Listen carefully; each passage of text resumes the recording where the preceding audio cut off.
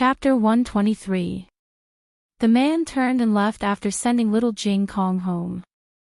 Gu Jiao didn't even have time to thank him. Gu Jiao asked little Jing Kong what happened.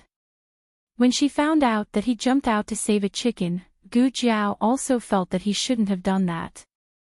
However, Gu Jiao was not in a hurry to express her opinion. Little Jing Kong frowned deeply and said, "Big brother said that I shouldn't have done that. Does Jiao Jiao also think that I did wrong?" Gu Jiao asked him, "What do you think?" Little Jing Kong puffed up his chest and said, "I think I did the right thing. If I was the one in danger, Jiao Jiao would also jump out to save me." "Great," he even used an idiom. Gu Jiao said, "But have you ever thought that maybe little Qi doesn't need you to save it?" "Ha!" Little Jing Kong didn't understand. Gu Jiao explained patiently, "Little Qi is very sensitive and small. A horse's hooves can't step on it easily, but a horse's hooves can easily step on you." Little Jing Kong suddenly realized something. He wasn't as sensitive as a chicken. Little Jing Kong secretly swore that he would practice even more diligently. He wanted to become more agile and protect his chicken. A few days later, Marquis Gu and his entourage arrived at the capital. The bumpy ride for more than a month made the three of them sick. Gu Jinyu had never sat in such a bad carriage. His whole body was so sore that it didn't feel like his own. Yao Shi didn't have any complaints. She was very glad that she sat in this carriage. If it were Jiao Jiao and Yan who had to suffer like this, her heart would ache. "It's been hard on you." Yao Shi held Gu Jinyu's hand and said guiltily. Gu Jinyu said warmly, "I'm fine. My younger brother's health is not good. He definitely won't be able to take such a jolt. I'm very happy that mother gave the carriage to elder sister and younger brother." Yao Shi patted Gu Jinyu's hand. "You're so sensible." Marquis Gu helped Yao Shi and Gu Jinyu off the carriage. The servants in the manor were very happy to see the Marquis and Gu Jinyu, but they could not help but be shocked when they saw Yao Shi next to the Marquis. Yao Shi had lived in the villa for 10 years and had not returned to the manor even once. The male servants guarding the door did not recognize her at all. Marquis Gu said coldly, "What are you standing there for? Hurry up and greet madam." The few of them looked at each other in dismay, then stepped forward and saluted in a daze, "Greetings, madam." "What madam? Did the Marquis have a mistress outside?" Yao Shi had long passed the age where she would feel embarrassed over such a small offense. Also, she had been taking Jiao Jiao medication for the past half a year, so her mood and body were both very good. Marquis Gu brought Yao Shi and Gu Jinyu into the manor. The servants had already sent the news to old Madame Gu's pine crane courtyard. Old Madame Gu had not seen her son for half a year and was rather worried. She sent someone to call Marquis Gu to Pine Crane Courtyard immediately. Marquis Gu had originally planned to bring Yao Shi to pay respects to the old madam tomorrow, but the old madam had urged him, so he could only change his route halfway to Pine Crane Courtyard. Old Madame Gu was overjoyed to see her son, but when she saw Yao Shi next to her son, old Madame Gu's smile froze. "Why is she back?" Old Madame Gu asked mildly. Gu Jinyu felt awkward for his mother. "Mother." Marquis Gu glanced at old Madame Gu, indicating that she should not embarrass Yao Shi like this. Old Madame Gu pretended not to see. Yao Shi saluted properly, "Greetings, mother." Gu Jinyu also saluted, "Greetings, grandmother." Old Madame Gu had originally found Gu Jinyu pleasing to the eye, but now that Yao Shi was here, she started to dislike Gu Jinyu as well. Yao Shi lived with Gu Yan at the Hot Springs Villa. Now that Yao Shi had returned, but Gu Yan was nowhere to be seen, old Madame Gu did not even think to ask. Marquis Gu tried to smooth things over, "Mother, your son has been running around and is exhausted. I will come to pay respects to you tomorrow." He did not say that Yao Shi and Gu Jinyu were tired, but only that he was tired. How could old Madame Gu not let her own son rest? This was the reason why old Madame Gu disliked Yao Shi. It was not entirely because Yao Shi did not come from a good family, but more so because as long as Yao Shi was here, her son seemed to be possessed and did not care about anyone. Marquis Gu pretended not to understand old Madame Gu's displeasure. He chuckled and said, "Your son will leave first." He then led Yao Shi and Gu Jinyu out of Pine Crane Courtyard. The three of them had just stepped over the threshold when they bumped into a woman dressed in luxurious clothes and jewels. The woman looked at the three of them, and a trace of surprise flashed in her eyes, but she quickly bowed and said, "Master, I'm here to greet you." "Madam." "Miss." Marquis Gu frowned. "Concubine Ling, why are you here?" The woman called Concubine Ling smiled and said, "I am here to deliver ginseng soup to mother." Did she need to dress up like this to deliver ginseng soup to old madam? Even Gu Jinyu could tell that she was here to stop Marquis Gu. Old Madame Gu's surname was Ling. The former Madame Marquis was old Madame Gu's niece. Concubine Ling was the former Madame Marquis' stepsister and could be considered old Madame Gu's niece. When Madame Ling died of illness, Marquis Gu married Yao Shi. Old Madame Gu was worried that Marquis Gu would not love his three sons with his ex-wife after he had a new lover, so she made the decision to take Concubine Ling as a concubine. Marquis Gu did not like Concubine Ling, but with old Madame Gu's support, Concubine Ling's life in the manor was very good.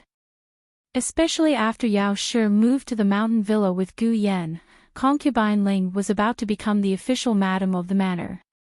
In addition, she was the aunt of the three young masters, so the three young masters were much closer to her than to Yao Shi. "Then go send her off," Marquis Gu said faintly and left with Yao Shi. The next day, Yao Shi said that she was sick and did not go to pay respects to old Madame Gu. Nanny Fong advised Yao Shi, "Madam, why do you have to do this? You should be thorough in your etiquette so that people won't gossip." Yao Shi smiled bitterly. "No matter how thorough I am, there will always be people who will find fault with me. If I don't go, old madam will not be bothered by it." Marquis Gu and Gu Jinyu went to Pine Crane Courtyard. Hearing that Yao Shi was sick, old Madame Gu snorted coldly. "She just doesn't want to see me." Marquis Gu hurriedly said, "Look at what you're saying. How could Yao not want to see you? Look, these gifts were all personally prepared by her. She respects you the most in her heart." The gifts were indeed chosen by Yao Shi and she had put in a lot of effort. However, Yao Shi did not do it for herself. She did it to prevent old Madame Gu from venting her anger on Gu Jinyu. Old Madame Gu pursed her lips. She did not like Yao Shi. It was good that Yao Shi did not come. She would not be annoyed when she saw her. "Where's Yan?" Old Madame Gu finally asked about Gu Yan. "Why didn't he come with you?" Marquis Gu did not dare to say that Gu Yan had arrived in the capital long ago. He smiled and said, "Yan-er's health is not good. I told him to come slowly. There are doctors accompanying him." And old Madame Gu did not ask further. Marquis Gu said, "I'll bring Jinyu into the palace in a moment to pay respects to your ladyship." At the mention of Consort Shu, old Madame Gu looked at Gu Jinyu with more kindness. "That's good. Your aunt has been thinking about you for a long time. She sent people to the manor to ask about you several times." Gu Jinyu smiled as if relieved of a burden. "Jinyu also misses aunt very much." As they spoke, a servant came to report that the second and third young masters had arrived. Old Madame Gu's face immediately showed unconcealable affection. If one were to ask who old Madame Gu doted on the most, it would be none other than her three precious grandsons. Even her own son, Marquis Gu, did not have as much weight as her grandsons in her heart. Gu Qingfeng and Gu Qinglin drew the curtain and entered. Grandmother. Father. The two cupped their hands and bowed. Gu Jinyu stood up and bowed to her two elder brothers. Second brother, third brother. Gu Qinglin glanced at her indifferently.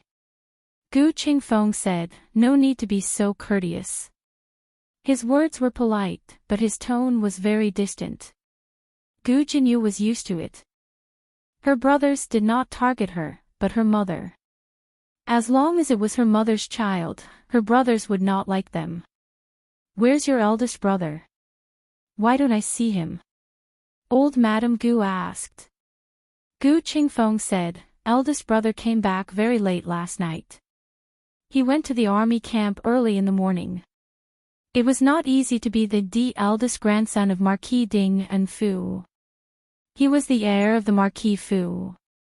He shouldered the rise and fall of the Marquis Fu. It was harder than other children. Old Madame Gu's heart ached for her grandson, but she could not really drag him back from the army camp. Marquis Gu saw that it was about time to cut to the chase. He cleared his throat and said to old Madame Gu, "Mother, I have something to tell you." "What is it?" Old Madame Gu looked at him in confusion. Marquis Gu glanced at Gu Jinyu and took a deep breath. He said solemnly, "It's about the background of the two children." Gu Jiao tidied up the house for a few days and finally fixed up the two courtyards. She planted green onions, rapeseed and lettuce in the small vegetable garden. She also planted some peas at little Jing Kong's request. The small vegetable garden only took up half of the courtyard on the left side. Gu Jiao was thinking of building a grape trellis on the right side and planting some gourds. Next year, she would plant some grapes and loofah during the sowing season. Xiao Lulang had already received the waist tag of the Imperial College and had also signed little Jing Kong up. The Imperial College was also divided into classes. According to their grades and age, they were divided into 4 classes: Heaven, Earth, Black, and Yellow. Outside of these 4 classes, there was also a very special class that specially recruited talented children. It was somewhat similar to the prodigy class in Gu Jiao's previous life. This class was only opened a few years ago. Xiao Lulang had never attended it when he was young. Gu Jiao stopped cutting vegetables. Wasn't the Imperial College closed for a few years? The elementary school isn't closed. Xiao Lulang added some firewood to the stove. Strictly speaking, the elementary school of the Imperial College does not completely belong to the Imperial College. It is separated from the Imperial College by an alley. When His Majesty closed the Imperial College, he did not mention anything about the elementary school. The elementary school took advantage of this loophole and has been open ever since. The elementary school had been open for a few years. It should be quite experienced in teaching prodigies. Gu Jiao asked, "What's the entrance exam about?" Xiao Lulang said, "Based on the results of the exams in previous years, the main exam is literacy, scripture writing, and arithmetic." Gu Jiao hummed. "There's no problem with these small clearances." Xiao Lulang nodded. However, to be safe, the two of them still spent a lot of money to buy the exam questions from previous years for little Jing Kong to do. Little Jing Kong's accuracy was very high, but his handwriting was slow and ugly. It was extremely ugly. Thus, Little Clear Sky's daily schedule had an additional item, writing calligraphy. Little Jing Kong was not happy. He suspected that his bad brother-in-law was depriving him of the joy of being a child. Xiao Lulang said to him, "Jiao Jiao also practices calligraphy every day. You two can practice together." Little Jing Kong happily agreed when he thought about being alone with Jiao Jiao. Gu Jiao had not dreamed for a long time. The last time she had a dream was before Xiao Lulang went to the provincial urban and rural examination. It had been 4 months since then. She had almost forgotten that she could dream. However, that night, when she returned to her room after practicing calligraphy with little Jing Kong, she soon fell into a strange dream. The reason why it was strange was because the person who appeared in her dream was neither Xiao Lulang nor herself. It was the man who saved little Jing Kong, whom she had almost forgotten. The man was wearing green armor and a blood-red cloak. He was sitting on a majestic warhorse. When the man passed by a secluded alley, he was ambushed. The assassins were all first-class masters. Even so, they were still no match for the man.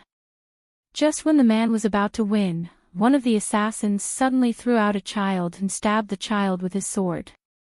In order to save the child, the man's right arm was cut off by the assassin. The assassin's sword was highly poisonous. Although the man's life was saved, his right arm was crippled. Strictly speaking, this assassination had something to do with little Jing Kong. This group of assassins had been secretly watching the man for a long time. They did not dare to make a move until they accidentally saw the man giving birth to a defenseless child.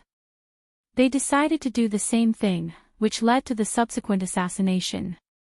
When Gu Jiao woke up, she had a strange expression on her face. She was getting more and more confused about her dream. Could she dream of people who were not related to her? However, no matter what, he had saved little Jing Kong's life. Moreover, the assassination was inspired by him saving little Jing Kong. She could not sit back and do nothing. The assassination would take place tomorrow evening. As for the location, she remembered that there was a lucky cloud in near where the man was assassinated. Chapter 124. The novel is updated faster. You can find all the novels that you can't find online. The next morning, she found Xiao Lulang and asked him where the Lucky Cloud Tavern was. Xiao Lulang was puzzled. Where did you hear about the Lucky Cloud Tavern? Gu Jiao's expression didn't change. I heard about it when I went to the market yesterday. Isn't the food in that tavern delicious? Xiao Lulang said seriously, it's a shady tavern. Ha! Gu Jiao was surprised.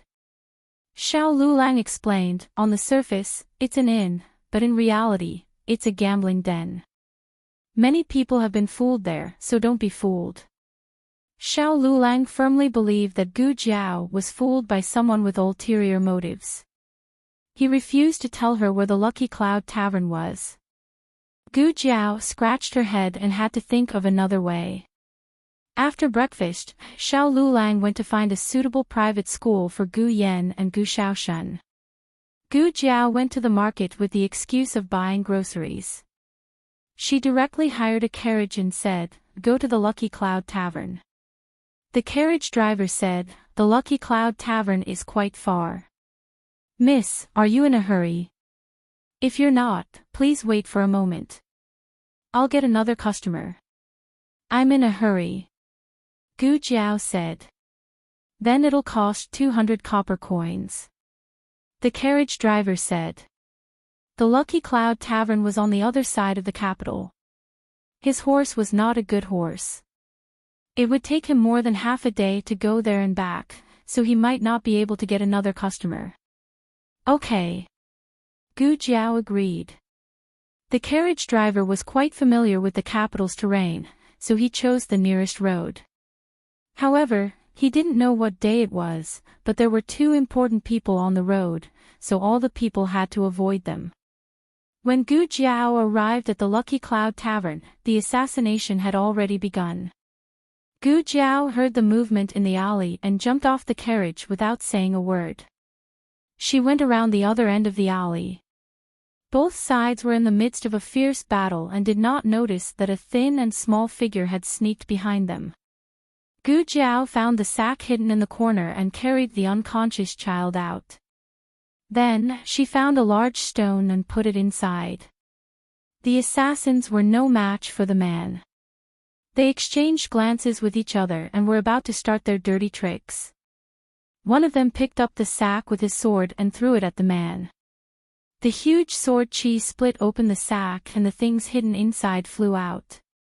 The assassins were all dumbfounded. Wasn't it the child's? How did it become a rock? The man was also puzzled. What kind of move was this? Was this the latest bewitching technique? Using stones. The man effortlessly split the rock into 2 halves. The best time for the assassination had passed. The assassins knew that they had no chance to kill the man today, so they did not continue fighting. After a few feints, they ran away one after another. The man did not chase after them. He put away his sword and was about to get on his horse when his ears suddenly twitched. He looked at the alley warily and asked, "Who is it?" His 5 senses were too sharp for him to be discovered.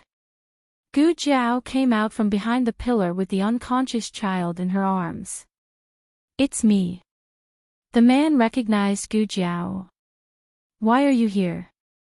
Gu Jiao shrugged. The man's gaze fell on the child in her arms. At first glance, it looked like the little guy from the other day. However, when he looked closer, he realized that the child had a buzz cut. The child's hair was very long and tied up. Moreover, the child's appearance was not as cute as the little guy from the other day. The man pondered for a moment and thought of the stone that flew out of the sack. He seemed to remember that the assassins were also very surprised at that time. Could it be? The man looked at Gu Jiao and asked suspiciously, "Did you swap the child out?" "Yes." Gu Jiao did not deny it. "I happened to pass by and saw them with a child. So, I followed them. Coincidentally, they were fighting with you, so I took the child out." She said it casually, but the man knew that the group of assassins were not ordinary. It was very difficult to follow them without being discovered. He looked at Gu Jiao with even more suspicion. "If I remember correctly, you live near the Imperial College. This place is in the east and the Imperial College is in the west. Why did you pass by here? What are you doing here?" Gu Jiao paused and looked at Shangyun Inn not far away. Gambling. The man was speechless. It was fine if she did not want to tell him. Of course, the man did not know that Gu Jiao came specially to save him. While the 2 of them were talking, the child's parents caught up with them. "My son. My son," the woman burst into tears. Gu Jiao returned the child to her and said, "He took a little knockout drug. It's not a big dose, so he'll be fine. He'll wake up when it's dark." "Thank you, miss." "Thank you, miss." The woman held the child and kowtowed to Gu Jiao. Her husband also knelt down and kowtowed. Gu Jiao looked at the man and said, "You don't have to thank me. Thank him. He was the one who chased the assassins away." The 2 of them kowtowed to the man again. After the 2 of them left, the man was about to leave as well. He grabbed the reins of the horse with one hand and held the saddle with the other. Just as he was about to get on the horse, Gu Jiao stopped him. "Don't you need to treat your wound?" The man's eyes suddenly flashed with a trace of vigilance. He drew his sword and pressed it against Gu Jiao's neck. "Who are you? How do you know that I'm injured?" Even the servants in the residence did not know that he was injured. Gu Jiao did not even look at the sword against her neck. She just calmly glanced at the man's waist and said, "You're bleeding." The man lowered his head to look. The clothes around his waist were soaked with blood and there was a large patch of red. Gu Jiao said, "Be careful of losing too much blood. This amount of blood, if it was a normal person, they would have already fainted." He had been fighting for a long time. Gu Jiao looked around. There was no one in the alley. She simply put down the small basket and took out a small medicine box. She said to the man, "Lift up your clothes and let me see." The man asked, "What do you want to do?" Gu Jiao lightly said, "I'm going to stop your bleeding." The man knit his brows. Gu Jiao did not want to open the medicine box in front of him. She gave him a look and said, "Turn around and lift up your clothes." "Are you a doctor?" the man asked. "Yes, I am." "Don't talk nonsense. You fight so well. How can a doctor be so wishy-washy?" Gu Jiao realized that the people here were more or less afraid of treatment. Of course, it could also be because they did not trust her enough. The man was a little hesitant. It was not that he did not trust Gu Jiao, but Gu Jiao was a woman. How could he lift up his clothes in front of a woman? Gu Jiao sighed. If he was not going to do it, then she would. She walked behind the man, took off his armor, and lifted up his shirt. The man did not react at all. "It was just stitched up, right?" Gu Jiao looked at the wound. "It's torn. It needs to be stitched up again." The man's wound was stitched up by the medical officer in the military camp. Few doctors among the people were proficient in this kind of surgery. The man still had some doubts about Gu Jiao's medical skills. But looking at Gu Jiao's serious face, he could not refuse in the end. Gu Jiao said, "Turn around." The wound extended from the man's back to his right waist. It was indeed easier to stitch it up if he turned around. The man frowned and turned around. "The anesthetic has run out." Gu Jiao did not understand why it had not been replenished until now. Gu Jiao closed the box and waited for a while. She silently repeated the words anesthetic in her mind. But there was still no anesthetic after she opened the box. Gu Jiao said to him, "I can only stitch it up for you. Bear with it." The man was stunned. He said to Gu Jiao, "Is it an anesthetic?" "I don't use that." "You can stitch it up." Gu Jiao did not explain the difference between local anesthesia and anesthetic. She stitched up his wound carefully. He did not make a sound during the entire process. He was a tough guy. But the two of them did not expect that when she was about to stitch up the wound, an assassin would turn back. The assassin had a bow in his hand. He knocked 5 arrows in a row. The man did not have time to react. He turned around and protected Gu Jiao with his arms. He planned to use his body to take the arrows. He saw Gu Jiao's eyes. They were calm and cold, filled with a flash of killing intent. Gu Jiao pulled out the dagger at his waist. With a sudden swing, she threw it at the assassin's chest. The assassin groaned and fell from the roof. His bow also fell to the ground. The man turned around in disbelief. Gu Jiao calmly squatted down and continued stitching up the man's wound. "It's done," Gu Jiao said. The man looked at Gu Jiao in a daze. He was still in a state of great shock. Gu Jiao blinked her eyes and looked at him. She suddenly realized, "Yes, I almost forgot about this." As she said this, she took out a bottle of medicine that she had concocted and handed it to him. "It's better than your medicine." Gu Jiao was not in a blindfolded contest. She had smelled the medicine when she was stitching up his wound. She carefully identified the ingredients and confirmed that it was not as good as her medicine. The man still had a look of disbelief. Was it not over yet? Gu Jiao looked at the assassin not far away. "He's not dead. We can still capture him and interrogate him. Or, do you want to arrest me?" "No." The man finally came back to his senses. "You were defending yourself. If you want to arrest someone, you should be arresting them." "Oh, then I'm leaving." Gu Jiao clapped her hands and carried the small basket on her back. She walked out of the alley with a calm expression. Gu Jiao had given the man too much shock. Even the assassins could not cause a ripple in his heart. He hesitated for a moment, but still urged his horse to catch up with her. "I'll send you home." Gu Jiao tilted her head and looked at him. The man paused. I also live in the direction of the Imperial College. It's on the way. Up to you. Gu Jiao arrived at Lucky Cloud Inn and got into the carriage that she had hired from the market. The man was actually worried that the assassins had not gone far and had their eyes on Gu Jiao. That was why he offered to send her home. Fortunately, there were no signs of the assassins until they arrived at Gu Jiao's house. They probably did not catch up with her. That was good. He did not want to implicate her. Gu Jiao paid the fare, and the coachman drove the carriage away. The man also left. Goodbye. Gu Jiao nodded. Goodbye.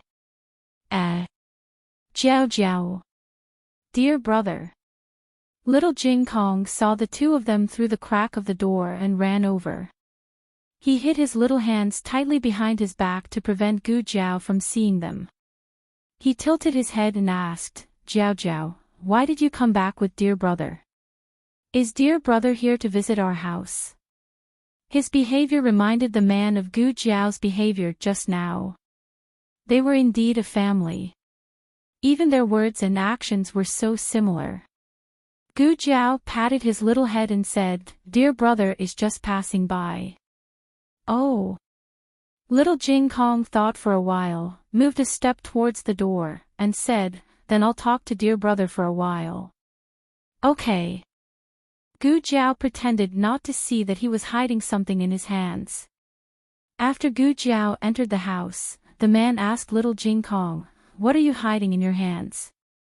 Little Jing Kong took out his little hands from behind his back and revealed a small box. He said quietly, Jiao Jiao's birthday is coming soon.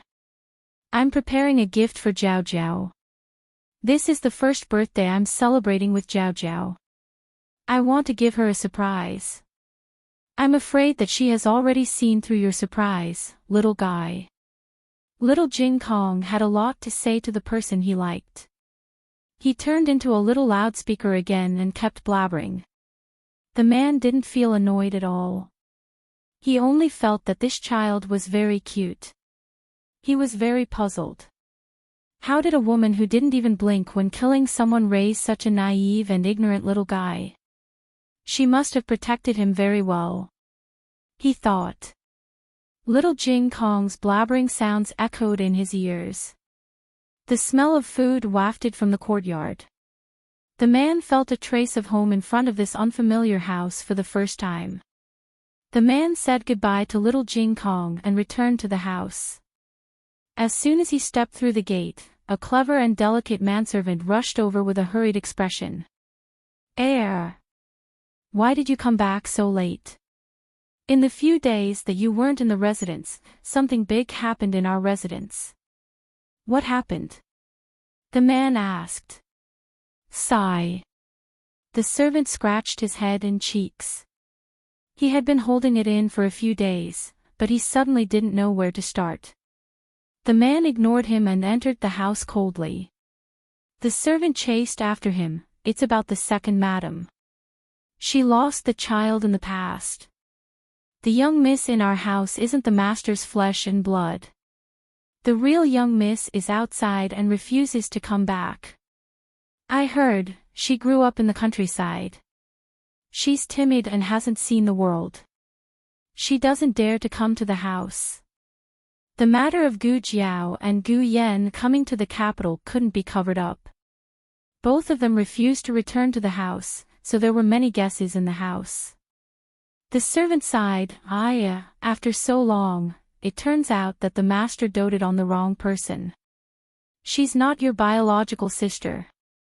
Gu Changqing's eyes were cold. I don't have a sister. I only have two younger brothers. Gu Changqing wouldn't recognize Yao Shi. He also wouldn't recognize the two children that Yao Shi had with his father. Chapter 125. Gu Changqing's body was injured. After returning to the manor, he did not alarm anyone. First, he had a servant call the manor doctor to his courtyard. The manor doctor was already accustomed to Gu Changqing's injuries. The heir was a person who did not care for his life. It would be abnormal if he didn't have some injuries when he came back. However, after examining the condition of the wound, the manor doctor was shocked. "Heir, may I ask who stitched it up for you?" Gu Chongqing asked. "What is it?" "The military camp doctor stitched it up once and the doctor outside stitched it up once." "Is there a problem?" The manor doctor said, "No, it was stitched up very well. I have never seen anyone who could treat a torn wound so well." "Which doctor was it?" Hearing the manor doctor say this, Gu Chongqing had an idea. "You can withdraw. Don't spread the news of my injuries. This small one understands." He had been the manor doctor for a few days and understood this heir's habits. He did not like to make a big fuss and cause the entire manor to panic. After the manor doctor withdrew, the servant brought over a basin of hot water and a set of clean clothes. Earlier, in order to not attract attention, he had used a cloak to cover the wound. Now, even the cloak was stained with blood. The servant helped Gu Chongqing take off his clothes while muttering, "Heir, how did you get injured this time? Ever since you were transferred to General Ran's command, you have been injured more than before. Is General Ran especially scary? How can there be no injuries when practicing martial arts? General Ran's rule is strict. This is a good thing. It is Shao country's fortune. Don't say these words again in the future." "Oh." The servant muffled a response. He put the blood-stained cloak into the basket and began to take off his outer and inner robes. "That's right, heir. Did you call the manor doctor over because you were worried? In the past, after you were treated in the military camp, you would not let the manor doctor see you a second time. Since you were worried about that person's medical skills, why did you let him treat you?" "That's right, why did he let her treat him?" Gu Chongqing couldn't answer either. She did not look very old and seemed to be about the same age as Gu Jinyu. It would be good if a girl of her age did not cry out in fright when she saw such a hideous injury, but she could still calmly stitch it up for him. Not only that, she had also killed an assassin. After killing him, she continued to stitch him up as if nothing had happened. He had lived for 20 years, but this was the first time he had seen such a strange woman. His small body seemed to contain a great amount of power. "Your Highness, concubine Ling wants to see you," a maid outside the door reported. The manservant looked at him and said, "Your Highness is injured. Why don't I go and help her?" "No need." Gu Chongqing changed into clean clothes and went to the flower hall to see concubine Ling. Concubine Ling was Madame Little Ling's younger sister. She did not look much like Madame Little Ling. She was more beautiful than Madame Little Ling, but unfortunately, neither she nor Madame Little Ling could compare to Madame Yao. Perhaps it was not only because concubine Ling had the same bloodline as Madame Little Ling, but also because concubine Ling had some of Madame Little Ling's desolation back then. Gu Chongqing was still polite to her. Gu Chongqing said, "It's so late. Concubine Ling, haven't you slept yet?" Concubine Ling smiled, "I'm old now. I don't always feel sleepy like when I was young. It's enough to sleep for 6 to 4 hours a day. These days, you always go out early and come back late. I haven't seen you for a long time, so I wanted to come and see you." Gu Chongqing said, "I've made you worry." Concubine Ling said earnestly, "Don't be too tired. You still have to take care of your body. There will be a long way to go in the manor, but you can't let anything happen to your body." "I know." Although he said so, Gu Chongqing didn't dare to forget the old duke's instructions before he left. He was the eldest grandson and also the eldest brother. He had the old madam, younger brothers and sisters, and the manor's 100 years of history.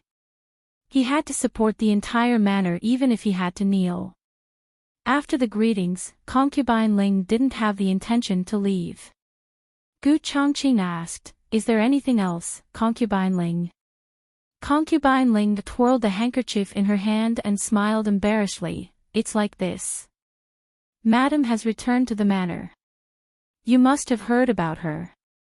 Gu Changqing looked at Concubine Ling. Concubine Ling, are you talking about the two children being swapped? Concubine Ling was slightly stunned, you know. Gu Changqing said, I just found out. Concubine Ling glanced at the manservant standing behind Gu Changqing and understood. She said, although Jinyu isn't your father's biological child, she has been raised in our manor for many years. We have developed feelings for her. If we send her away, not only will your father and madam be reluctant, even the old madam will be reluctant. Gu Changqing didn't think much about this matter. He didn't care, so he didn't fuss about it. Concubine Ling smiled warmly. Jinyu's birthday is coming soon. Do you need me to prepare a birthday gift for her? Gu Changqing said, Concubine Ling, just arrange it like in the past. Although he didn't recognize Gu Jinyu as his sister, he wouldn't deliberately embarrass her. He didn't have the hobby of bullying a young girl. Concubine Ling continued, Yen also came to the capital. As for Yen and that child, should we also send a birthday gift to each of them? Gu Yan moved to the villa before she was 4 years old. They hadn't seen each other for 10 years. Gu Changqing actually couldn't remember what Gu Yan looked like. He nodded, if you can send it, then send it together. It was just a matter of face. Concubine Ling smiled, okay, I'll prepare the gift for your father and let him bring it over. Gu Changqing didn't have any objections. Concubine Ling, you can make the decision for such a small matter. Concubine Ling reminded him to take care of his body before leaving. Gu Changqing knew how badly injured he was. The pain wouldn't go away for 3 to 5 days. However, he slept for a night. When he woke up the next day, he didn't feel much pain. He applied some of the medicine that Gu Jiao gave him. It was cool and the pain in his wound lessened. Gu Changqing felt that it was very magical. Where did that girl's medical skills come from? She was actually better than the medical officer in the military camp. There was no training for the next 2 days, but Gu Changqing still decided to go to the military camp. When he passed by Chuihua Pavilion, he happened to bump into Gu Jinyu accompanying Yao Shi for a walk in the garden. He saw the other, and the other also saw him. The scene was slightly awkward. When Yao Shi had first married into the Marquis Fu, Gu Changqing hadn't even been 10 years old. He was a half-grown brat, and he had just lost his mother. His heart was filled with resentment and he had spoken ill of Yao Shi many times. He had even threatened to chase Yao Shi out. In this Fu, if there was him, there would be no Yao Shi. If there was Yao Shi, there would be no him. He had even complained about Yao Shi in front of his grandfather and grandmother. Now that he was older, he would not be as insensible as he had been when he was young. However, he would not call Yao Shi mother. Not in this lifetime. Yao Shi nodded from afar. He also raised his hands in a faint greeting. They greeted each other politely and distantly. Logically, this awkward encounter should have ended, but Gu Jinyu suddenly walked down the pavilion and came in front of Gu Changqing. He curtsied and said, "Eldest brother, good morning." "Good morning." Gu Changqing's expression was indifferent. Gu Jinyu didn't seem to care. He raised a sweet smile and said, "Eldest brother, it will be my birthday in a few days. Will eldest brother return to the Fu on that day?" Without waiting for Gu Changqing to speak, Gu Jinyu continued, "Nyang Nyang said that she will also come. I hope that eldest brother will also come." Facing those eyes that were smiling but could not hide their unease, Gu Changqing did not reject him as thoroughly as he usually did. "I will return when I have time." Gu Jinyu smiled. "Many thanks, eldest brother." Gu Changqing said coldly, "Don't thank me too early. I might not have time." With that, he brushed past Gu Jinyu and left without looking back. Gu Jinyu thought to herself, it seemed that not being mother's child made eldest brother less angry at her. Before returning to the capital, she had worried that she would be looked down upon by the world after her identity was exposed. In the end, this was not the case. Imperial concubine Shu liked her because of her talent. Old Madam liked her because Imperial concubine Shu also liked her. What did it matter if she was father's flesh and blood? Once she became a county princess and had eldest brother's love, who would dare to look down on her in the future? Oh right, there was also Royal Princein. Last time when she entered the palace, she was so focused on solving problems for the fifth prince that she forgot to mention Royal Princein. This coming-of-age banquet was a great opportunity to meet Royal Princein. After taking a walk, Gu Jinyu found Marquis Gu and told him her thoughts. Marquis Gu was shocked. What? Send an invitation to Royal Princein. That's not appropriate, right? We are not familiar with Royal Princein. He did not dare to rush to establish a relationship with Royal Princein just because he had taken in Royal Princein and his sister for a few nights. Putting aside the interests between the major powers, Royal Princein alone was not someone he could establish a relationship with. The old Marquis might have some face. After all, the old Marquis had military achievements. But he was not his father. Gu Jinyu said confidently, "Father, trust me. The royal prince will definitely come." Marquis Gu could not resist his daughter's coaxing. In a moment of impulse, he sent the invitation to Royal Princein. Chapter 126. The newest chapter of this book is not finished. That night, Jun Wang received an invitation from Marquis Ding and Fu. Ever since Jun Wang ended his life as a hostage in the country of Qin and returned to the capital, he kept a low profile. Other than studying for the imperial exams, he did not interact with anyone. Everyone in the capital knew this in Jun Wang's personality. Normally, they would not take the initiative to interact with him.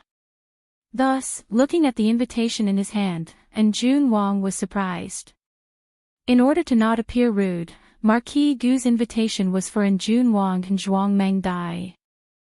Jun Wang was surprised, but seeing Zhuang Mengdai's name, he was not surprised. Marquis Gu really raised a restless daughter. He did not need to think to guess that it was done by Gu Jinyu who had swapped places. However, Jun Wang did not expect that Gu Jinyu had misunderstood his words, causing Gu Jinyu to have thoughts that she should not have. He only thought that she was trying to win over Zhuang Mengdai and use Zhuang Mengdai to invite him to the Fu to bask in his glory. He sneered and threw the invitation on the table. Wu Yang asked, "Jun Wang, what is Ding and Fu thinking? Why did they send you and young Miss Kai Dai an invitation?" The relationship between the two parties was a bit complicated. Last time at the villa was an accident. It was late and there were no inns nearby. He could not see at night and was afraid that his illness would be exposed, so he stayed at Ding and Fu's villa. However, behind Ding and Fu was Imperial concubine Shu. Behind Imperial concubine Shu was the Emperor. They were too close to the Zhuang family. Were they not afraid of causing the Emperor's suspicions? Jun Wang sneered, "If someone really asks, it's just a relationship between two young girls. It can't be considered a faction." Wu Yang curled his lips in disdain, "Don't go to this kind of Fu's banquet." When the old Marquis was on the throne, he did not have the right to have relations with our Zhuang family, much less now. Jun Wang faintly said, "Don't look down on Marquis Ding and Fu." The old Marquis had outstanding military service in the past but suddenly had his military power taken away by His Majesty. He even had to hand over the loyalists that he had secretly trained. "Do you think it's really like this? Isn't it?" Wu Yang asked. Royal Princein narrowed his eyes. "I've always suspected that the old Marquis had severed ties with His Majesty on the surface, but in reality, he took the opportunity to leave the capital to secretly cultivate troops for His Majesty. If Xian Ping Marquis Fu is the open spear in your Majesty's hand, then Ding and Marquis Fu is the hidden arrow behind your Majesty. Wu Yang expressed his doubts, but no matter how I look at Marquis Gu, he doesn't look like someone who can achieve great things. How long can old Marquis hold on by himself? Isn't your Majesty making the wrong bet? Royal Prince An's gaze was deep. Marquis Gu can't, but Gu Chongqing can. Wu Yang, Royal Prince An did not continue this topic. Instead, he asked, Miss Gu's birthday is also on the same day, right? Wu Yang naturally understood that the Miss Gu his master was referring to was not Gu Jinyu. He said, it should be. There's also young Master Gu. Royal Prince An nodded. Have you found out where they are staying in the capital? Wu Yang said, I've heard about it. Miss Gu's husband went to the Imperial College to register and left his address, but what? Royal Prince An asked. Wu Yang said, that residence was the one that Royal Prince wanted to buy. Unfortunately, it was bought by someone for 10 times the price. Royal Prince An had a bit of an impression. You're talking about the residence that is very close to the Imperial College and has 2 large courtyards? That's right.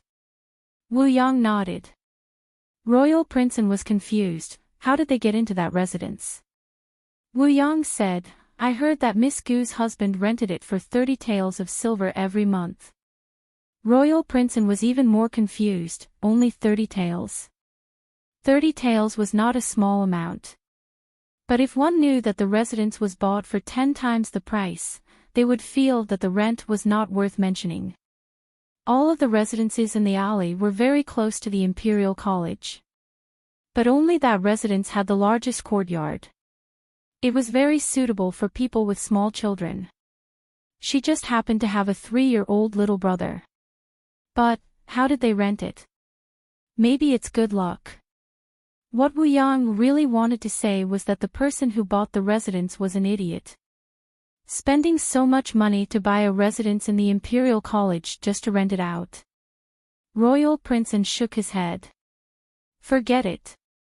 There's no need to look into this. It's not bad for them to live there. There are students from the Imperial College nearby. No one will recognize the Empress Dowager. There's one more thing. Wu Yang said. What is it? Royal Prince An asked. Wu Yang said with a strange expression, does Royal Prince still remember the recommendation quota for the county? This subordinate asked around. Miss Gu's husband got 2 first places in the county exam. His total score is first in the county. Royal Prince An said, I know about this. It's because his grades are good enough that I persuaded grandfather to think of a way to reopen the Imperial College. This way, his entire family can enter the college.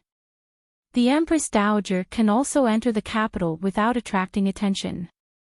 Is there a problem? Wu Yang said with a puzzled expression, the recommendation quota for the county wasn't his. He got in himself. Royal Prince An gave a puzzled sound. It was unknown if he was more surprised that the other party got first place in the provincial exam or more surprised about the quota. Who was the quota given to? He asked.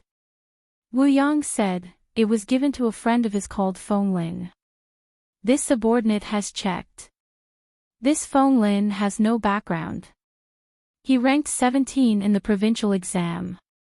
The provincial exam was taken in Song County. He didn't even get into the Imperial College. I don't know how he got the recommendation quota for the Imperial College. Royal Prince An sneered, it's enough to bribe the county magistrate. Wu Yang frowned, but the quota for the Imperial College is handed in first. The results of the provincial exam will come out later. Could it be that Xiao Lulang was confident that he could get first place before the results came out, so he bribed the county magistrate in advance and gave the quota that should have belonged to him to his good friend? Isn't this too outrageous? It was indeed outrageous. After all, even Royal Prince An didn't dare to make such a risky move. But Royal Prince An didn't believe that there was a hidden reason. After all, Wu Yang had also checked Xiao Yulong's background. He was an orphan from outside the city. He lost his father when he was young.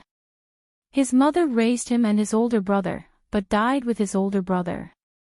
In the end, he was the only one left. He fainted at the entrance of the village and was saved by Gu Jiao. After they got married, he was registered in the village. He was appreciated by Principal Li. Principal Li even unilaterally announced that he was his direct disciple. He didn't say anything, but it was true that after he became Principal Li's disciple, his results improved by leaps and bounds. He was originally at the bottom of the class. Who would have thought that in less than a year, he would soar to the sky and become the provincial capital's top scorer? Royal Prince An smiled faintly. Back then, Principal Li and my fourth uncle were listed as the capital's 4 great talents. My fourth uncle had always been unconvinced. Why is Principal Li ranked higher than him? Now, we have an answer. Was it really Principal Li's credit? Why did Wu Yang feel that top scorer Xiao was the one who wasn't simple? But Wu Yang didn't say these words. He knew his royal prince's personality. He was resourceful and far-sighted. But at the same time, he thought highly of himself. He didn't think that anyone in the world could be smarter than him. In the blink of an eye, it was the 18th of October. The autumn air was crisp and the clouds were light.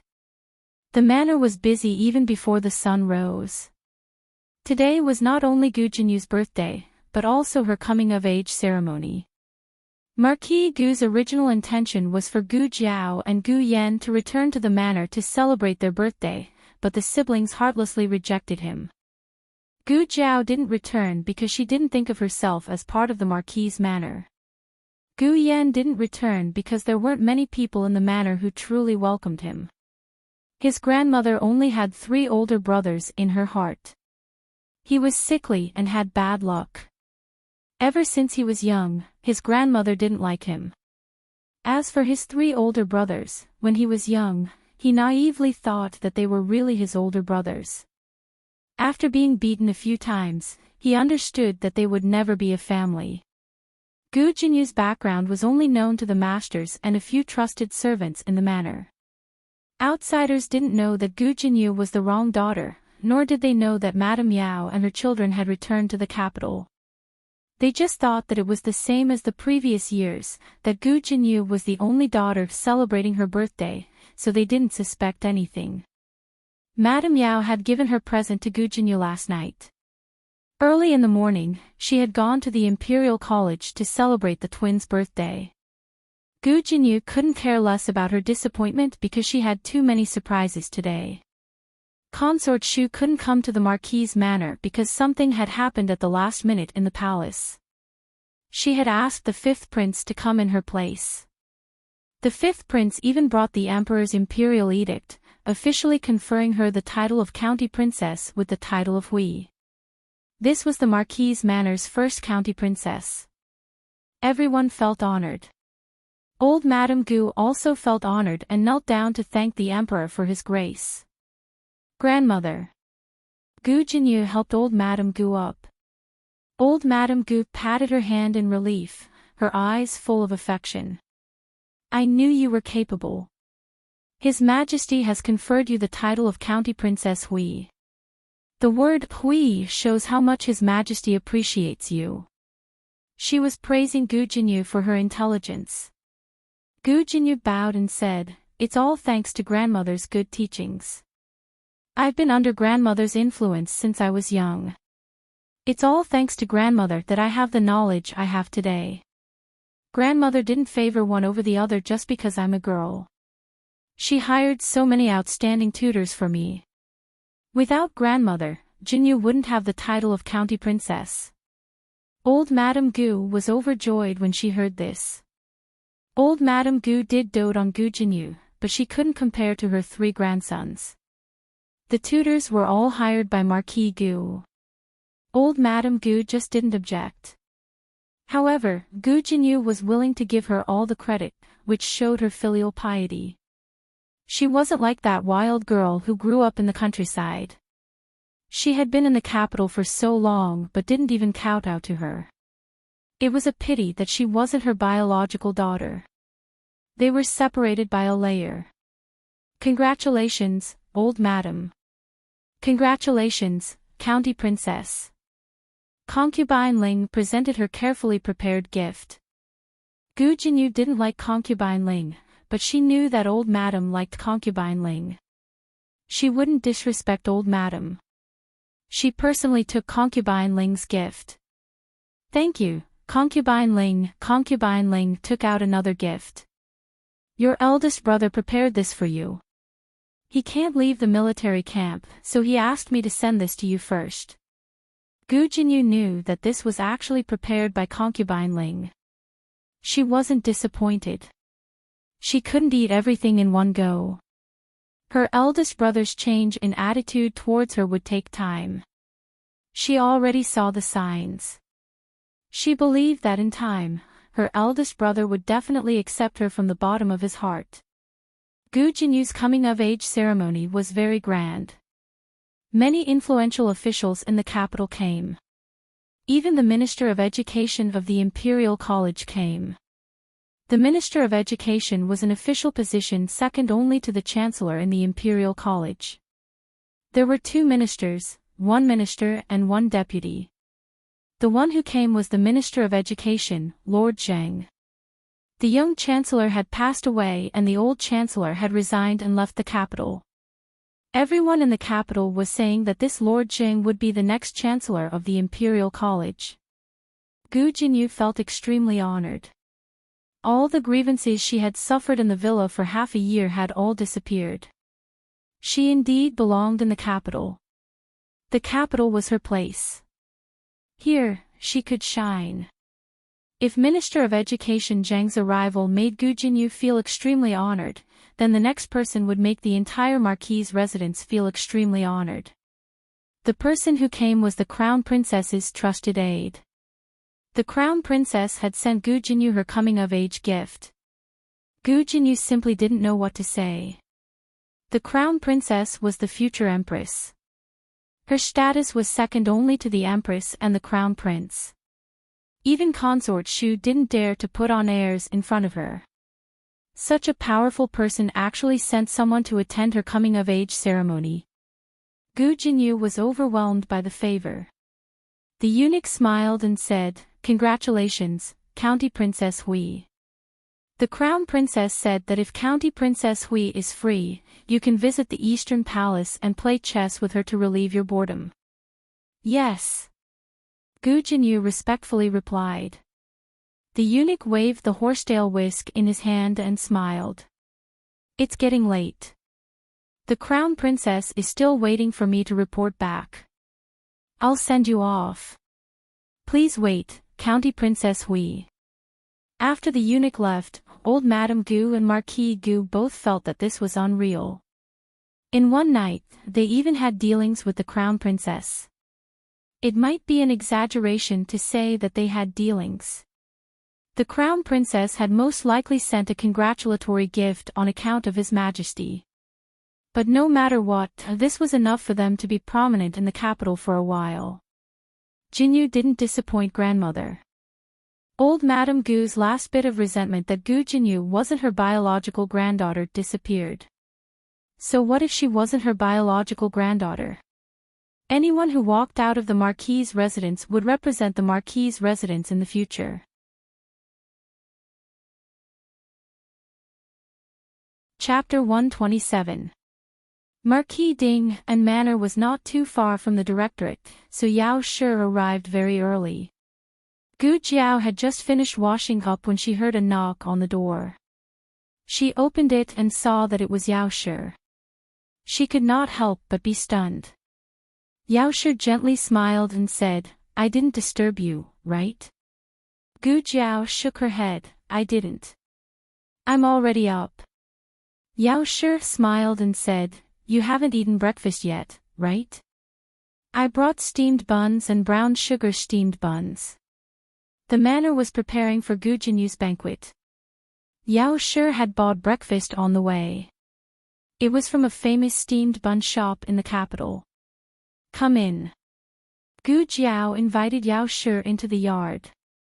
Xiao Lulang had also gotten up and was drawing water from the well. Yao Shi and Xiao Lulang had met a few times in the countryside. Unlike Marquis Gu's pickiness, Yao Shi was very satisfied with Xiao Lulang. He was handsome.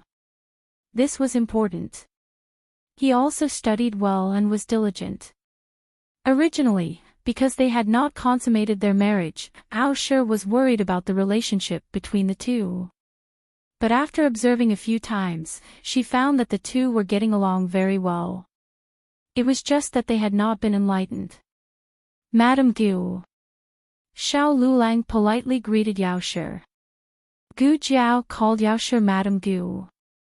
Xiao Lulang also called her this. Yao Shi did not care about the title and happily gave it to Xiao Lulang. Gu Jiao wanted to go to the kitchen to make porridge for the family, but she was rejected by Yao Shi. Yao Shi would let her do anything else, but today was her and Gu Yan's birthday. Yao Shi would not let her do anything.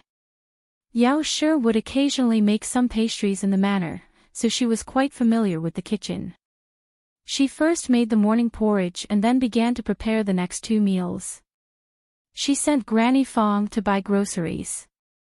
What to buy and how much to buy were all written down on the list. This was the first birthday that Yao Shi was celebrating for her daughter.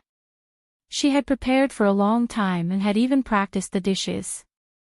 Yao Shi was still very popular in the family. Even the strange-tempered matriarch had been won over by her pastries. With her coming, everyone was quite happy. Gu Yan had nothing to do after breakfast, so he went to pick the corn cobs. However, he was stopped by little Jing Kong. Little Jing Kong took the corn cob and raised his little hand to stop her. He said sternly, "Today is your birthday too. You don't have to do anything.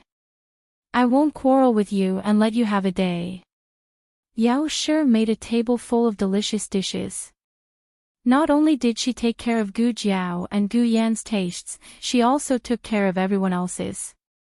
Gu Xiaoshan stared at the dishes that she could barely put down. She was so shocked that she was speechless. Was this the new year? Why are there so many good dishes? Braised pig trotters with soybeans. Gu Xiaoshuan's saliva immediately flowed down. This was his favorite dish. The pig trotters were shiny and oily. When you poked them with chopsticks, the skin was still springy. Gu Xiaoshan felt that he couldn't take it anymore. The pig trotters were first braised and then stewed in a clay pot. They were sticky and melted in the mouth. Xiao Lulang loved to eat fish, so Yao Shi made delicious crucian carp soup. The matriarch liked sweet things, so Yao Shi made brown sugar glutinous rice cake and only used half of the sugar. There was also a vegetarian meal for little Jing Kong. Yao Shi didn't forget to put it in little Jing Kong's exclusive small exquisite bowl. She had asked Gu Yan about these things. She remembered them one by one and prepared them carefully. This was also one of the reasons why everyone liked Yao Shi. She was always able to take care of people without making a sound.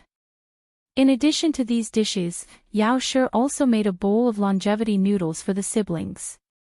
There were no extra ingredients for the longevity noodles. She only added a few green onions and drizzled a few drops of sesame oil. However, Gu Jiao felt that this bowl of longevity noodles was better than other noodles. There was an indescribable taste that warmed her heart and made her nose sour.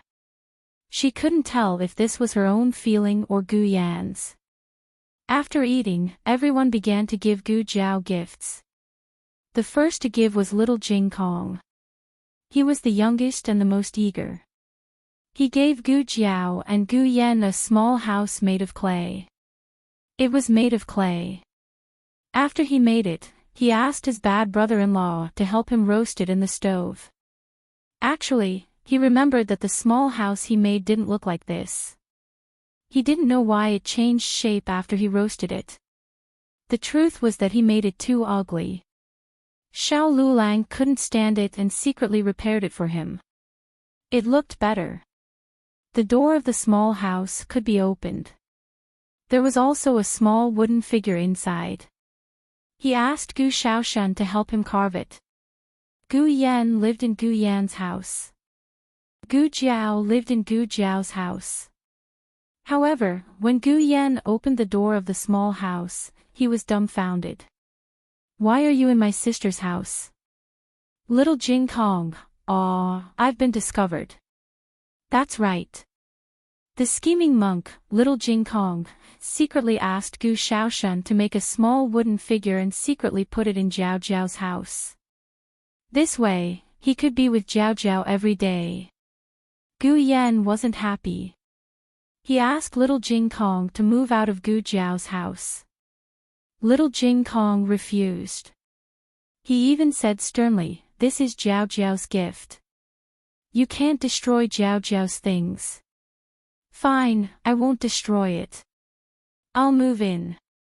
In the end, the three wooden figures, Gu Jiao, Gu Yan, and Little Jing Kong, all moved into Gu Jiao's small house. Gu Yan's small house was empty. Gu Xiaoshan gave 2 Buddhist scriptures that he carved himself. In exchange for helping him carve the wooden figures, Little Jing Kong took out his attire, put on the prayer beads, put on the monk's robe, took out a small wooden fish, and performed a ritual for the Buddhist scriptures sincerely. So these were Buddhist scriptures that had been blessed. Gu Jiao flipped through the Buddhist scriptures in his hands. He was in disbelief. Gu Xiaoshan was the most worry-free child in the family. However, because of this, he was easily neglected by his family. Gu Jiao didn't know that he could learn so many words in just a few months. Many of them were rare words. "Can you read all of them?" Gu Jiao asked. "Yes, I can." Gu Xiaoshan nodded. Brother-in-law said that if he didn't know how to read them, he wouldn't know how to answer if someone asked him what he carved. Therefore, even though it was very difficult, he still tried his best to remember these words, including their meaning. Gu Xiaoshan saw Gu Jiao's thoughtful expression. He scratched his head. "Sister, do you not like it?" Gu Jiao looked up and smiled. "I like it. I like it very much." Gu Yan gave Gu Jiao a bracelet. He had bought it with his hard-earned money. From the moment he refused to move back to the Lord Protector's mansion, his father cut off his monthly allowance. Gu Jiao gave him pocket money every month. However, Gu Jiao gave him money to buy a gift for Gu Jiao. He always felt that something was wrong. Therefore, he decided to earn it himself. He didn't have any work to do at his great-aunt's place. He didn't know how to copy books at his brother-in-law's place. He also didn't know how to carve at Gu Xiaoshuan's place. After thinking about it, he decided on Little Jing Kong. Little Jing Kong had a monthly rent of 30 taels of silver. His family was definitely a small local tycoon. Gu Yan's process of earning money was like this. Every day, he fed the chickens in Little Jing Kong 5 copper coins. Every day, he took the chickens in Little Jing Kong 5 copper coins. Every day, he cleaned the chicken poop 5 copper coins. Every day, he praised Little Jing Kong in fancy ways 10 copper coins. He worked for a total of 10 days and earned 250 copper coins. He originally liked a pair of pearl hair clips, but unfortunately, he didn't have enough copper coins. Therefore, he settled for the next best thing and bought a bracelet. The bracelet was strung with jade stones. Any stone in Gu Yan's house was worth more than these jade stones. However, he didn't earn them himself. Gu Jiao put on the bracelet. It looked very nice. Gu Jiao also prepared a gift for Gu Yan. Gu Yan didn't open it in front of everyone. He wanted to go back to his room and open it secretly. Little Jing Kong was very curious. He really wanted to know what Jiao Jiao gave Gu Yan. "Great aunt, where's your gift?" Gu Yan asked. "I didn't." The old lady turned her face away. Gu Yan muttered, "I clearly saw it. You secretly did it every day." Gu Jiao looked at the old lady. The old lady reluctantly took out a pouch and put it on the table. Then, she looked up at the sky and ignored everyone. "I did it blindly." Gu Jiao picked up the pouch. Little Jing Kong came over to take a look and said in surprise, "Wow! Great aunt! You know how to embroider ducks." "What ducks?" "Those are mandarin ducks. One is your sister. The other is your brother-in-law. There are also a few duck eggs." "No, it's mandarin duck eggs. Look at how this little stinky monk led her astray."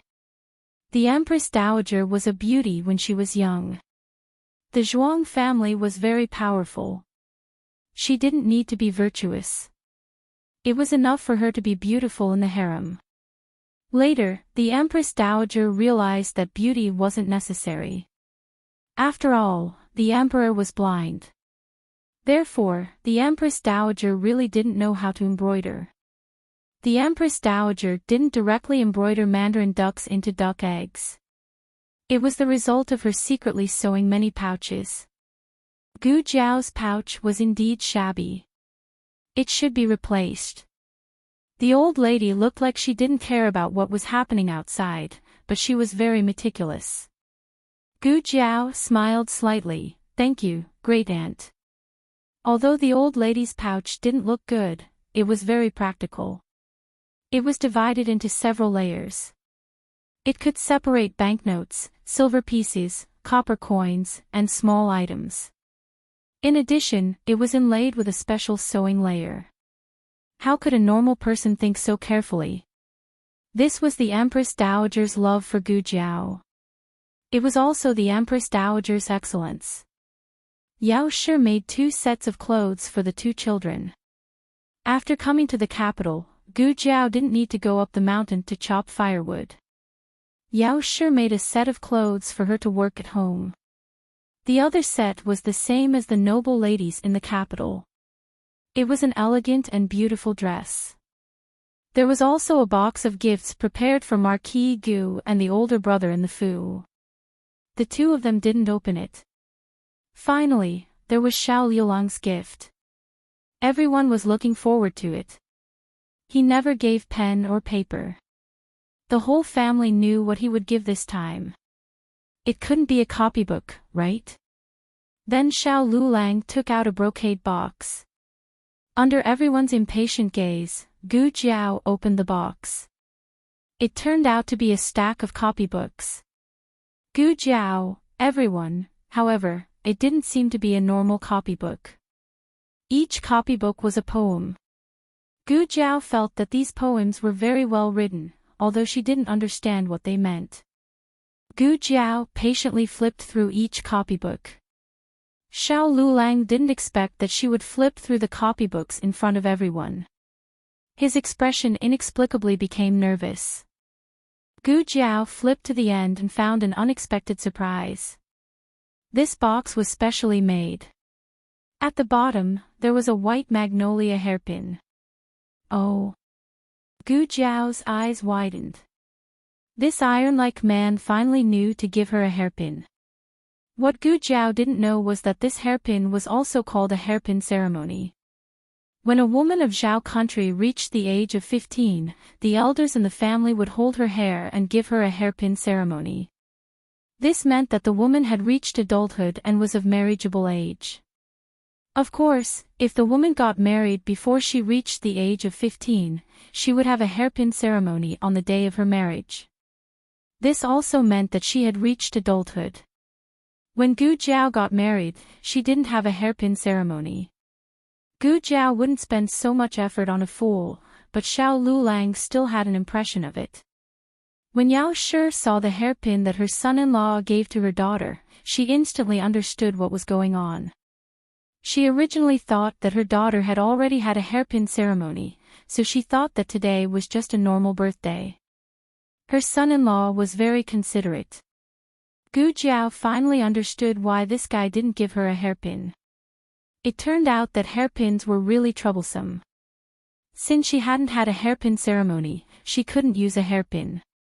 Yao Shi's eyes immediately turned red. "Jiao Jiao, I'll comb your hair." Yao Shi and the matriarch combed Gu Jiao's hair. Under everyone's witness, Gu Jiao completed her hairpin ceremony. The moon was in the sky. The bustling streets were left behind by the horses. Gu Changqing rode the horse to a quiet alley. He dismounted and led the horse into the alley. Unknowingly, he arrived in front of a familiar courtyard. The courtyard's door was half open. From time to time, the laughter of women and children could be heard. It was accompanied by the voices of young men. It was a joyous atmosphere. Gu Changqing paused at the door for a while. In the end, he didn't go in. He turned around and was about to get on the horse. But suddenly, little Jing Kong ran over. His small body squeezed through the gap in the door. "De Gige. Is it you?" Gu Changqing turned around and looked at him. "It's me." "Jing Kong, who is it?" Yao Shi opened the half-closed door and saw Gu Changqing outside. Her smile froze. Gu Changqing was very surprised to see Yao Shi here. He was even more surprised by Yao Shi's unguarded smile. Although it quickly froze, he still saw it. He never knew that the depressed Yao Shi could be so happy. She was smiling like a child. "You." Yao Shi wanted to say something but stopped.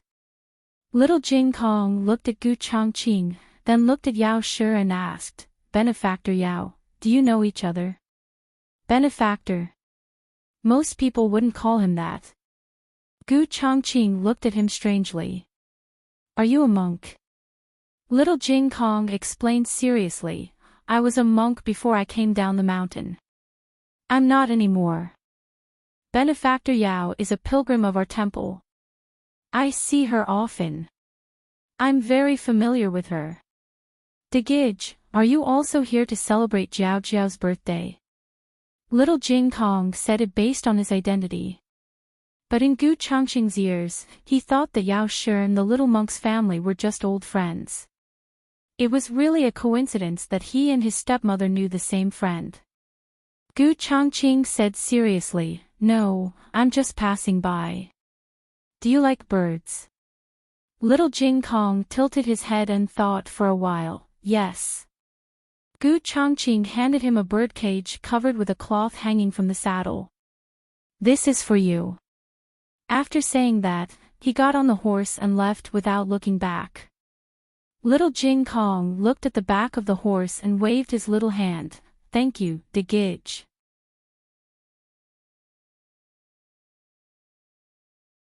Chapter 128. Novels that cannot be found on the internet will be available here. Yao Shi lifted the cloth of the birdcage to take a look. There was actually an eagle chick inside. Yao Shi asked Little Jing Kong how he knew that big brother. Little Jing Kong told her how he was saved. "I went to save Little Chi and was almost hit by a carriage. It was Big Brother who saved me. Big Brother is so amazing." As he spoke, his eyes were full of admiration for Gu Changqing. Yao Shi and Gu Changqing had not lived together for 10 years. Her impression of Gu Changqing was still from before he was 11 years old. At that time, Gu Changqing believed someone's slanderous words and believed that Yao Shi killed his mother. Gu Changqing did his best to oppose Yao Shi. His gaze towards Yao Shi was full of hatred. He also did not treat Gu Yan well. At first, Gu Yan did not understand and often went to find his 3 brothers. In the end, he always came back with bruises all over his body.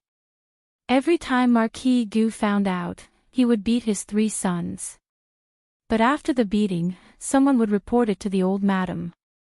The ones who suffered losses were Yao Shi and Gu Yan.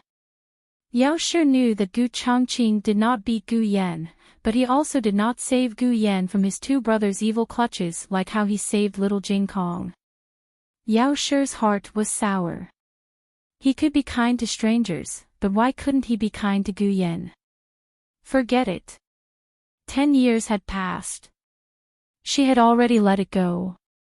Gu Yan had a Jiao. He lived a good life here in Jiao. He did not need to go back to the residence to look at anyone's face. He also did not need to suffer any unnecessary harm. Big brother is a good person. Little Jing Kong said as he hugged the birdcage.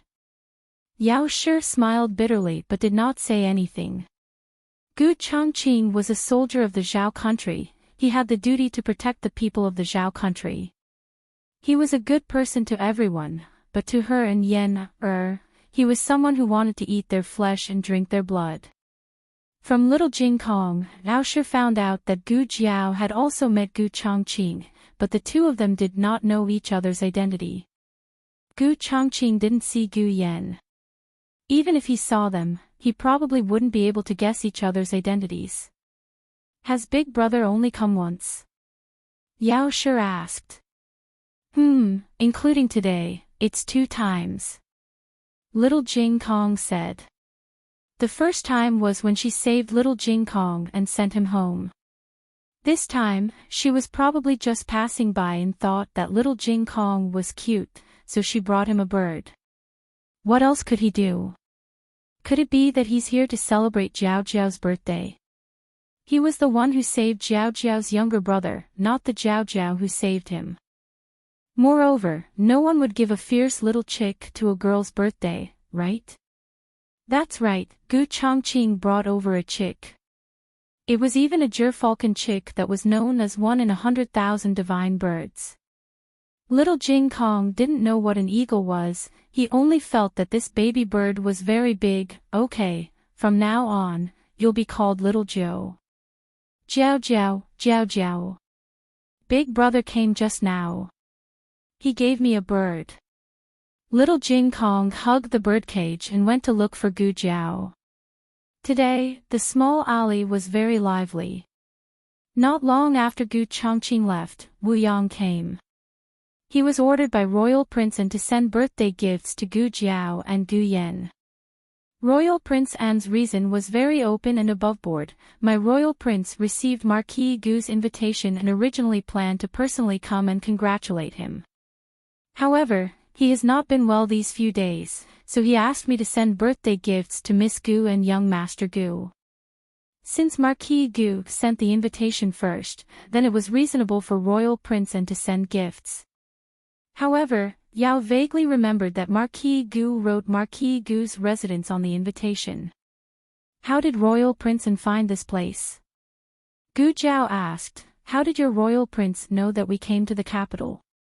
Wu Yang smiled. Royal Prince is also a student of the Imperial College. He saw the register of the Imperial College and knew that young Master Shao also came to the Imperial College. He spent some effort to find this place. Gu Jiao snorted and sized Wu Yang up. I suddenly feel that you look a little familiar. Are you the thief from that night? Wu Yang shook his head like a rattledrum. I'm not. I'm not.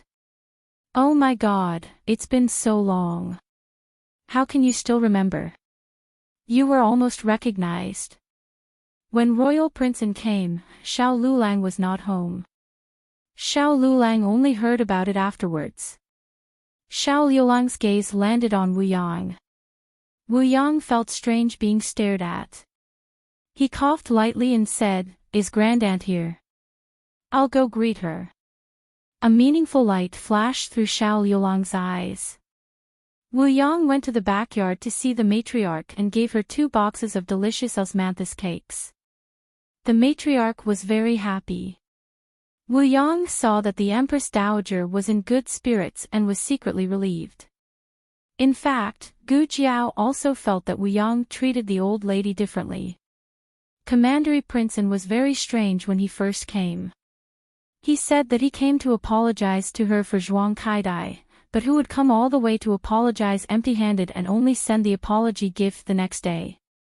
In fact, Royal Princeton was not unaware of his flaw.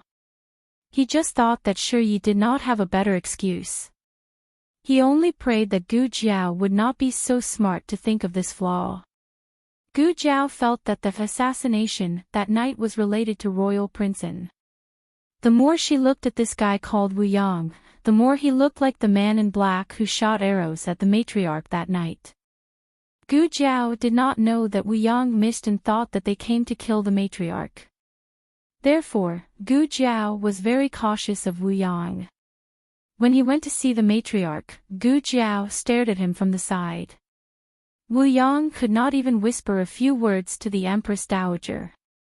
Halfway through, Gu Jiao asked little Jing Kong to call him over. However, he came back quickly. Wu Yang sighed and left resentfully. Royal Prince. In another alley near the Imperial College, Wu Yang got on the carriage and reported to Royal Princeton, "Does she like the gift?" Royal Princeton asked. Wu Yang was not sure. Wu Yang asked, "Royal Prince, why don't you personally give the gift to Miss Gu?" Royal Princeton sneered, "There are many people in the capital who are watching this prince. This prince has to be careful with every move. If someone discovers this place, the Empress Dowager will not be able to hide." On the twins' birthday, the whole family had a fulfilling and happy day. When it was close to midnight, Madame Yao returned to the residence. The residents had been busy for a day and everyone was exhausted. The masters had gone to rest early. The servants still had unfinished work and yawned as they worked. When Madame Yao entered the courtyard, she was surprised to find Gu Jinyu waiting for her in the room. Madame Yao thought about how she had spent the birthday with the twins but neglected Gu Jinyu for an entire day. She felt very apologetic. She walked over and stroked Gu Jinyu's hair. She said, "Sorry, mother came back late." She had originally planned to return after lunch, but she really could not bear to leave Jiao Jiao and Yen Er. She had stayed there for a few hours. If Nurse Fong had not reminded her repeatedly, she would not have known that it was already so late. Gu Jinyu's face did not show any grievance or anger. On the contrary, she was very happy. "Mother, do you know how many guests came today?" Madame Yao was stunned. Her daughter did not sleep in the middle of the night to wait for her. So it was not because she felt wronged that she came back late, but because the banquet was too lively and she was happy until now. Madame Yao sat down beside her.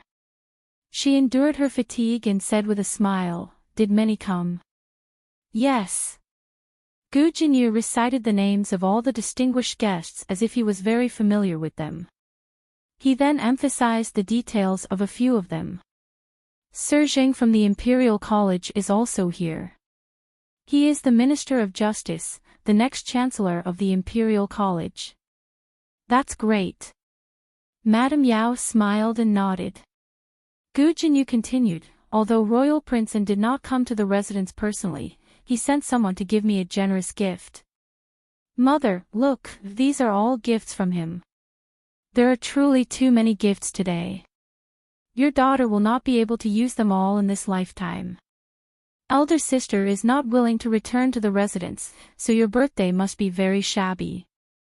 Tomorrow, I will choose some valuable gifts to send to elder sister." Madame Yao thought that there was no need. Turning her head, she saw that Royal Princeton had indeed given her daughter a valuable gift, but it could not compare to what Royal Princeton had given the Jiaozhou siblings. This time, there really was no need. Gu Jinyu continued to show off, "The Crown Princess also gave your daughter a birthday gift." This was something that Gu Jinyu was most proud of. However, Madame Yao remembered something. When Wu Yang was talking with the matriarch, he seemed to have called out, "The Empress Dowager."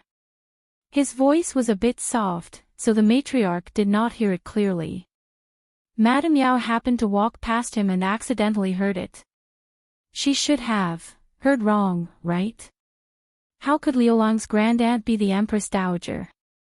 The Empress Dowager had not only personally made a pouch for her daughter, but also personally combed her daughter's hair for her coming-of-age ceremony.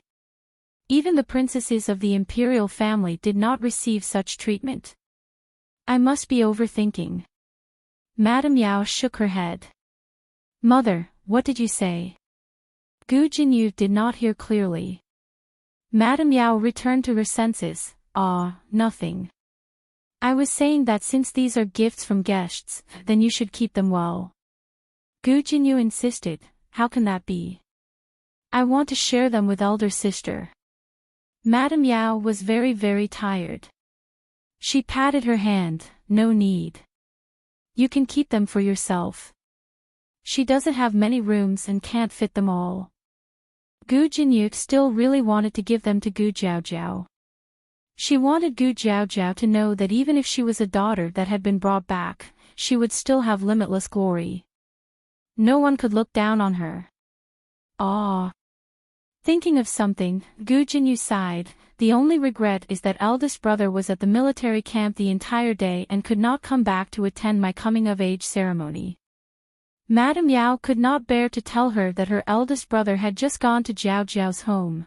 The directorate was not far from Marquis Ding and Fu.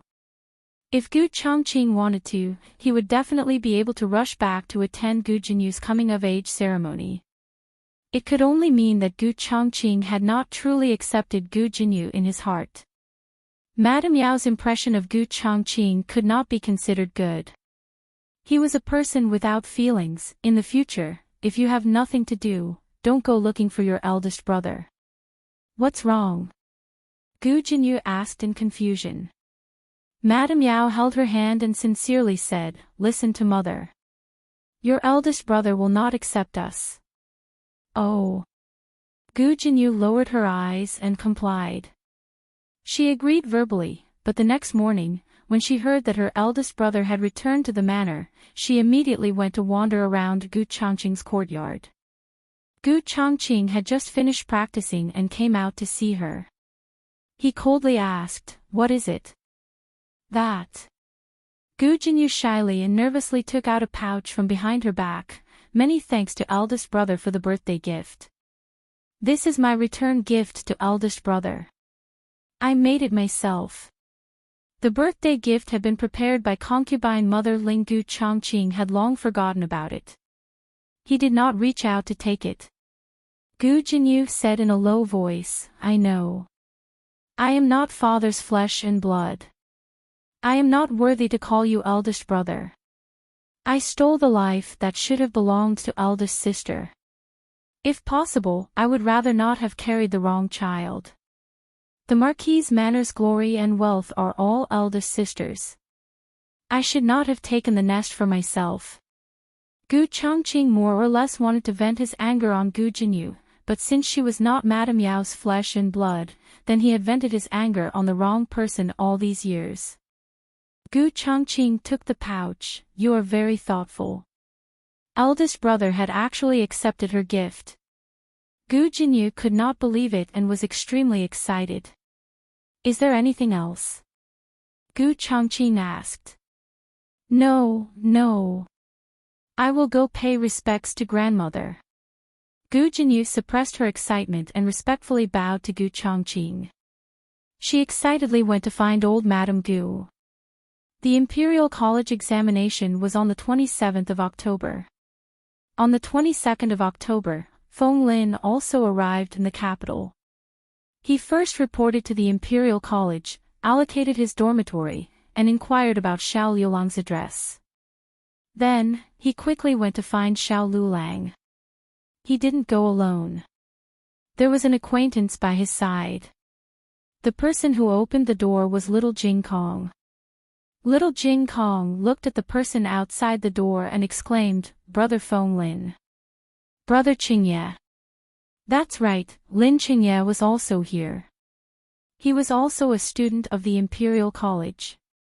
However, Lin Qingye was not admitted to the Imperial College on his own, nor was he recommended by the local county government.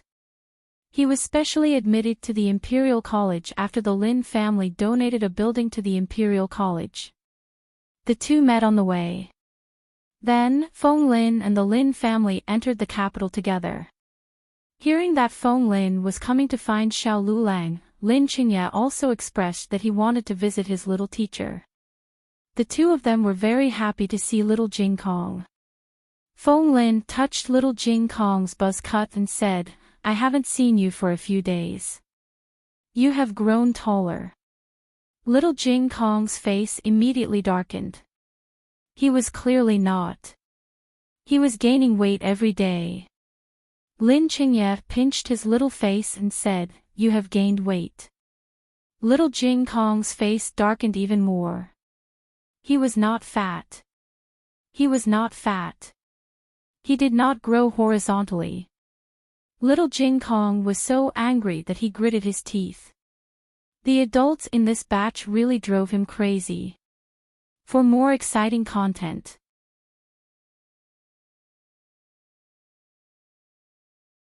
Chapter 129. The novel will be updated faster. Great Aunt Jiaonyang. I'm coming. I missed you so much.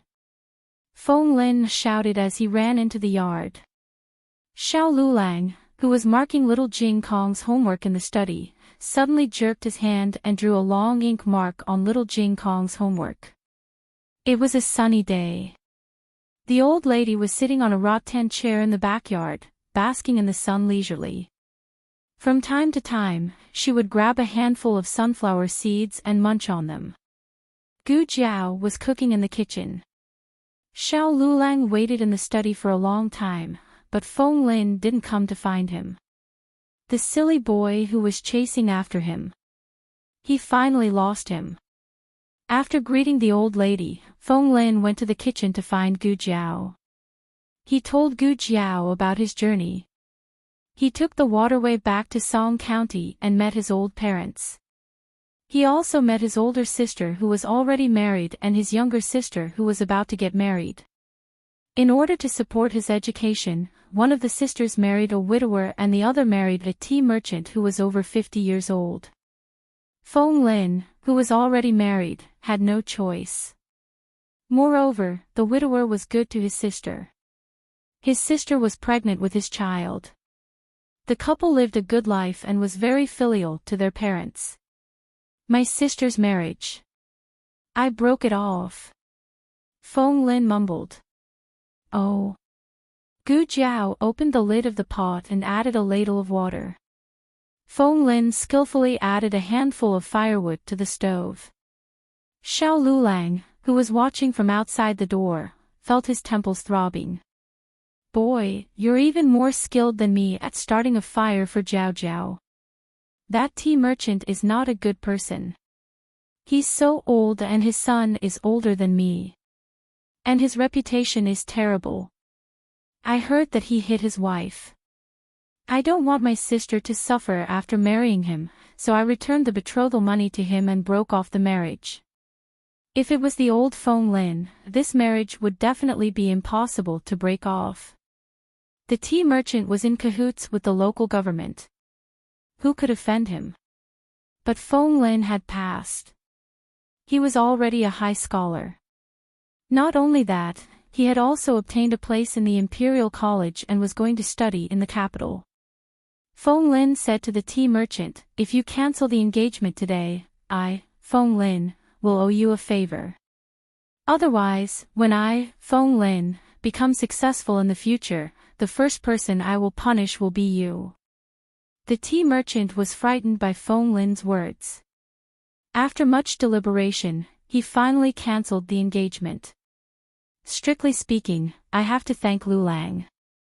If it wasn't for him, I probably wouldn't have been able to get in. Feng Lin was well aware of his own capabilities. Like Lin Qingye, he was not a gifted student. His grades were all obtained through hard work. Hard work was one aspect of it, but a good teacher was also a very important aspect. When Xiao Lulang was tutoring Lin Qingye, Feng Lin had listened to a lot and benefited a lot. There's also the spot for the Imperial College. I didn't expect that Lulang would give it to me. Isn't he afraid that he won't be able to become a top scorer? It's so risky.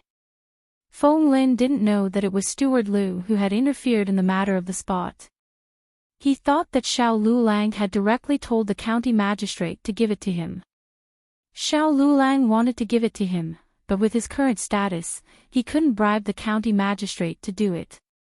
Fortunately, Steward Lu helped him. Xiao Lulang stood outside the door and glared at Feng Lin fiercely. Why don't you come and thank me? Can you thank me enough to thank my wife? Feng Lin was talking non-stop. Suddenly, he felt a chill on his back. He didn't know what was wrong with him. Gu Xiaoshan and Gu Yan went out. Little Jing Kong looked at the hands of the sundial in the courtyard. Usually, they would only go out for an hour, according to little Jing Kong's rules. Today, they were out for more than 15 minutes. Little Jing Kong's obsessive-compulsive disorder was acting up again. He frowned seriously. They had been playing for so long that they didn't have any sense of time. Little Jing Kong decided to find his two playful brothers. He knew where they went. They went to an orchard near the market. It was free to enter, but if they wanted to pick their fruits, they had to buy them by the weight. Their fruits were fresh and not expensive. The grapefruit from a few days ago was quite good. They must have gone to pick grapefruit again. Little Jing Kong went to the grapefruit tree in the orchard. As expected, he saw Gu Yan. Gu Yan was sitting on a high branch and hugging the trunk in front of him tightly. However, Gu Xiaoshan was nowhere to be seen. Little Jing Kong raised his head and looked at Gu Yan, who was on the branch. Brother Yan, why are you on the tree? Gu Yan said coldly, because I'm more powerful. Little Jing Kong didn't have the ability to distinguish sarcasm from irony. He only understood the meaning of the words. But you're obviously not powerful, he said seriously. Gu Yan was speechless. Where's Brother Xiaoshan? Little Jing Kong asked again. He couldn't climb up, so he went to get a ladder. Gu Yan wouldn't admit that he couldn't climb down, so Gu Xiaoshan went to get a ladder and a rope to help him climb down.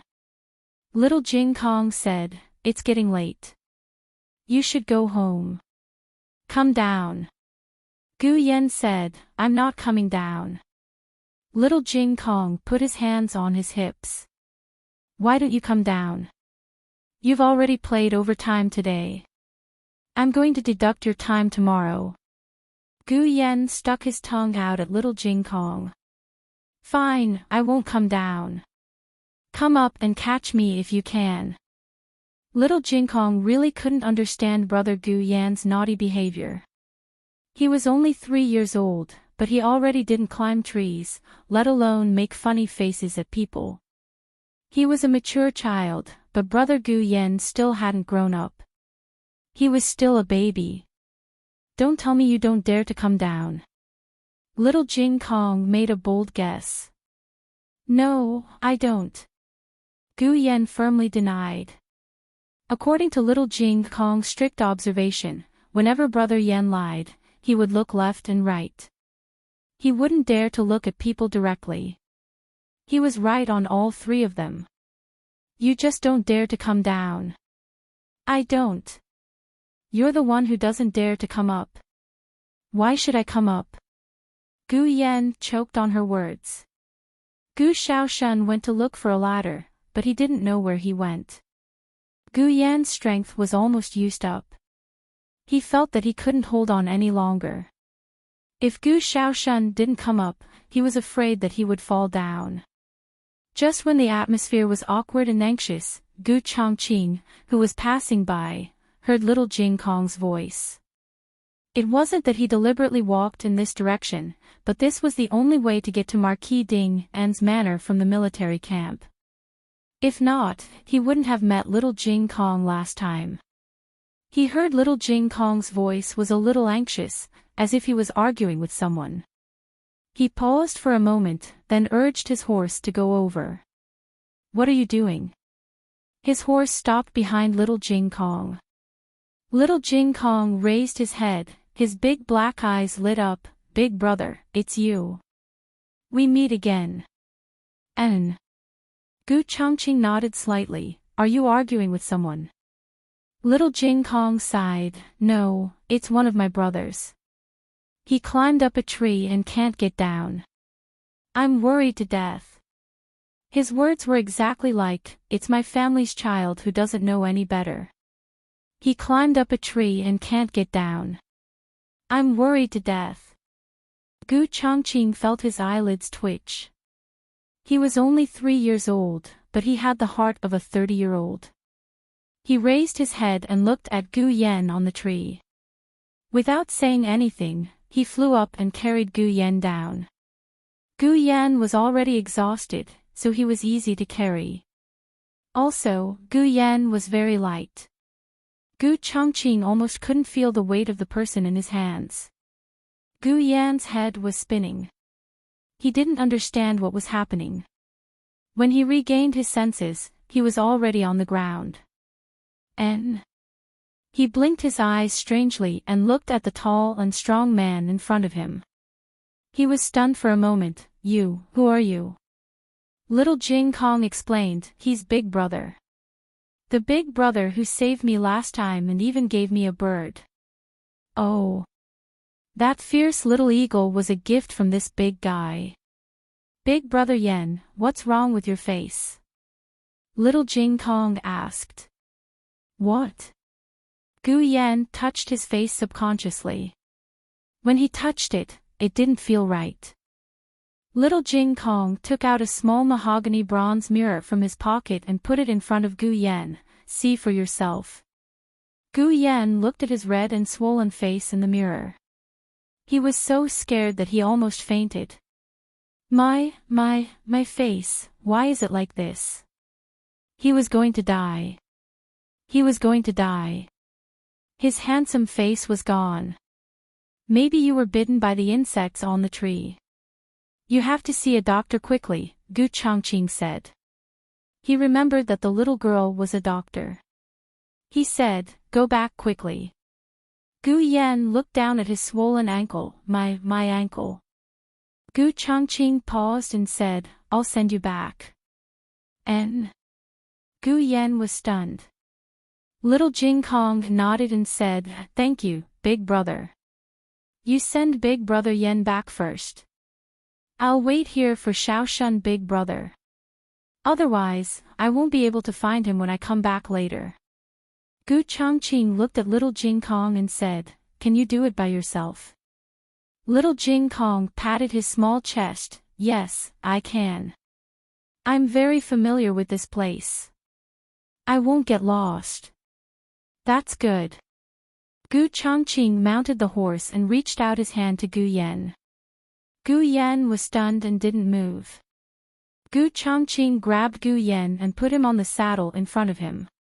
Then, he held the reins tightly with both hands and held Gu Yan in his arms. Gu Yan had never been so close to anyone since he could remember, except for Gu Jiao. But Gu Jiao was his sister. They were fraternal twins and were together before they were born. Gu Yan felt very uncomfortable. He wanted to get off the horse, but he couldn't say the words to scold him. He couldn't tell whether he was frightened by the other party's imposing manner or the condition of his feet and face really scared him. Gu Yan sat on the saddle like a little quail and tried to distance himself from Gu Chongqing. But the saddle was only so big. Gu Yan's back bumped into Gu Chongqing's chest from time to time. Gu Yan gasped in pain and whispered, "Is it made of iron? Why is it so hard?" The road wasn't long. They soon arrived at their house. Gu Chongqing dismounted first and then looked at Gu Yan with a bitter face. "Can you get off?" Gu Yan used his sleeve to cover his swollen face. It was so ugly. It was so embarrassing. "Turn around." I'll get off by myself, he said. Gu Chongqing didn't move. He just looked at Gu Yan coldly. Gu Yan's hair stood on end. He stuck half of his head out from behind his sleeve. I told you to turn around. Gu Chongqing directly carried him down. If this silly boy could get off, he would write his own name upside down. Gu Yan roared in his heart, "Oh! Even my own brother didn't carry me like this. Put me down." Gu Chongqing carried him into the courtyard and put him on a rattan chair. Gu Yan was so angry that smoke came out of his head. In the past, he would look good no matter how angry he was. But today, his face was swollen like a pig's head. Now that there was smoke coming out of his head, he looked like a cooked pig's head. He even had a death stare in his eyes. Gu Chongqing, who was usually reserved, couldn't help but laugh. Gu Yan couldn't beat him or scold him. His eyes were like daggers. Gu Chongqing suddenly narrowed his eyes. He stuck out his finger and flicked Gu Yan's forehead. Gu Yan was like a baby who couldn't sit still. He fell down. Baby Gu was stunned. Gu Chongqing directly laughed this time. If the people in the barracks saw this scene, they would be scared to death. Gu Chongqing, who was known as the Iron Face King of Hell, actually knew how to tease a child. He even made himself laugh. There was a saying in the barracks, when the King of Hell laughs, the King of Hell's palace opens. Gu Chongqing would only laugh when he killed someone. Those who saw him laugh were all dead. Gu Yan hummed and turned around. He slapped Gu Chongqing's butt. Gu Chongqing went to the orchard and saw little Jing Kong with another 13 or 14-year-old boy. That boy must be Xiaoshuan's brother. Gu Chongqing didn't show up. He rode his horse to the barracks. In the blink of an eye, it was the day of the Imperial College entrance examination. The preliminary exam was originally on the same day as the Imperial College. However, due to various reasons, the preliminary exam was brought forward by 2 days. It was on the 25th. There were 2 exams. One was arithmetic, and the other was poetry. It sounded simple, but the questions were very difficult. The number of questions was also very large. Xiao Lulang and Gu Jiao sent little Jing Kong to the examination hall. "Don't be nervous," Xiao Lulang said to the little guy. Little Jing Kong raised his small chin and said, "I'm not you. I won't be nervous." Gu Jiao squatted down and checked his small bag again, just like how you usually do at home. "Pay attention to your writing. There's no need to rush." The reason why she deliberately emphasized this was because little Jing Kong's only shortcoming was that his writing was too slow. Gu Jiao was worried that if the number of questions was too large, he would be anxious. Little Jing Kong patted his small chest. "Don't worry, Jiao Jiao. My handwriting is already very fast and very good now." Xiao Lulang looked at his arrogant little face and laughed. "You're so good. What rank do you plan to get?" Little Jing Kong said seriously, "I'll definitely get the first place." Most of the children who came to take the exam were 6 to 8 years old. Little Jing Kong was the youngest one. If it wasn't for the exam fee being as high as 1 tael of silver, Gu Jiao suspected that they wouldn't even allow such a young child to take the exam. Little Jing Kong took the exam and found his seat. He was the youngest candidate, but he was also the calmest one. The preliminary exam wasn't held in a booth. Instead, dozens of children sat in a large classroom with a large distance between them. When the bell rang, the invigilators in each examination hall began to distribute the exam papers. Little Jing Kong didn't feel any pressure to fill in the first few pages. However, when he reached the last 3 pages, he was dumbfounded. What are all these weird scribbles? They were Qi's folk rhyme, Chen's 5 characters 8 rhyme poems, and Zhao's 7 characters quatrains. They were all questions written in different languages. Gu Jiao and Xiao Lulang, who were outside the examination hall, heard the news. When they heard that there was a 3-language exam this year, they felt guilty. They had made a mistake. They forgot to teach little Jing Kong a foreign language.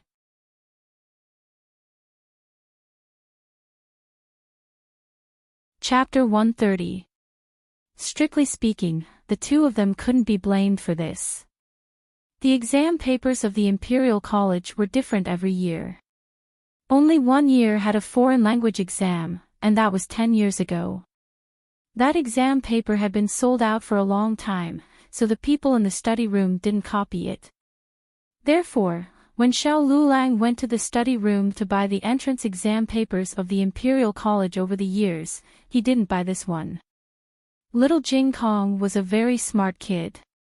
He could learn everything that was taught to him seriously. If he didn't pass the exam, it would be the fault of the two adults.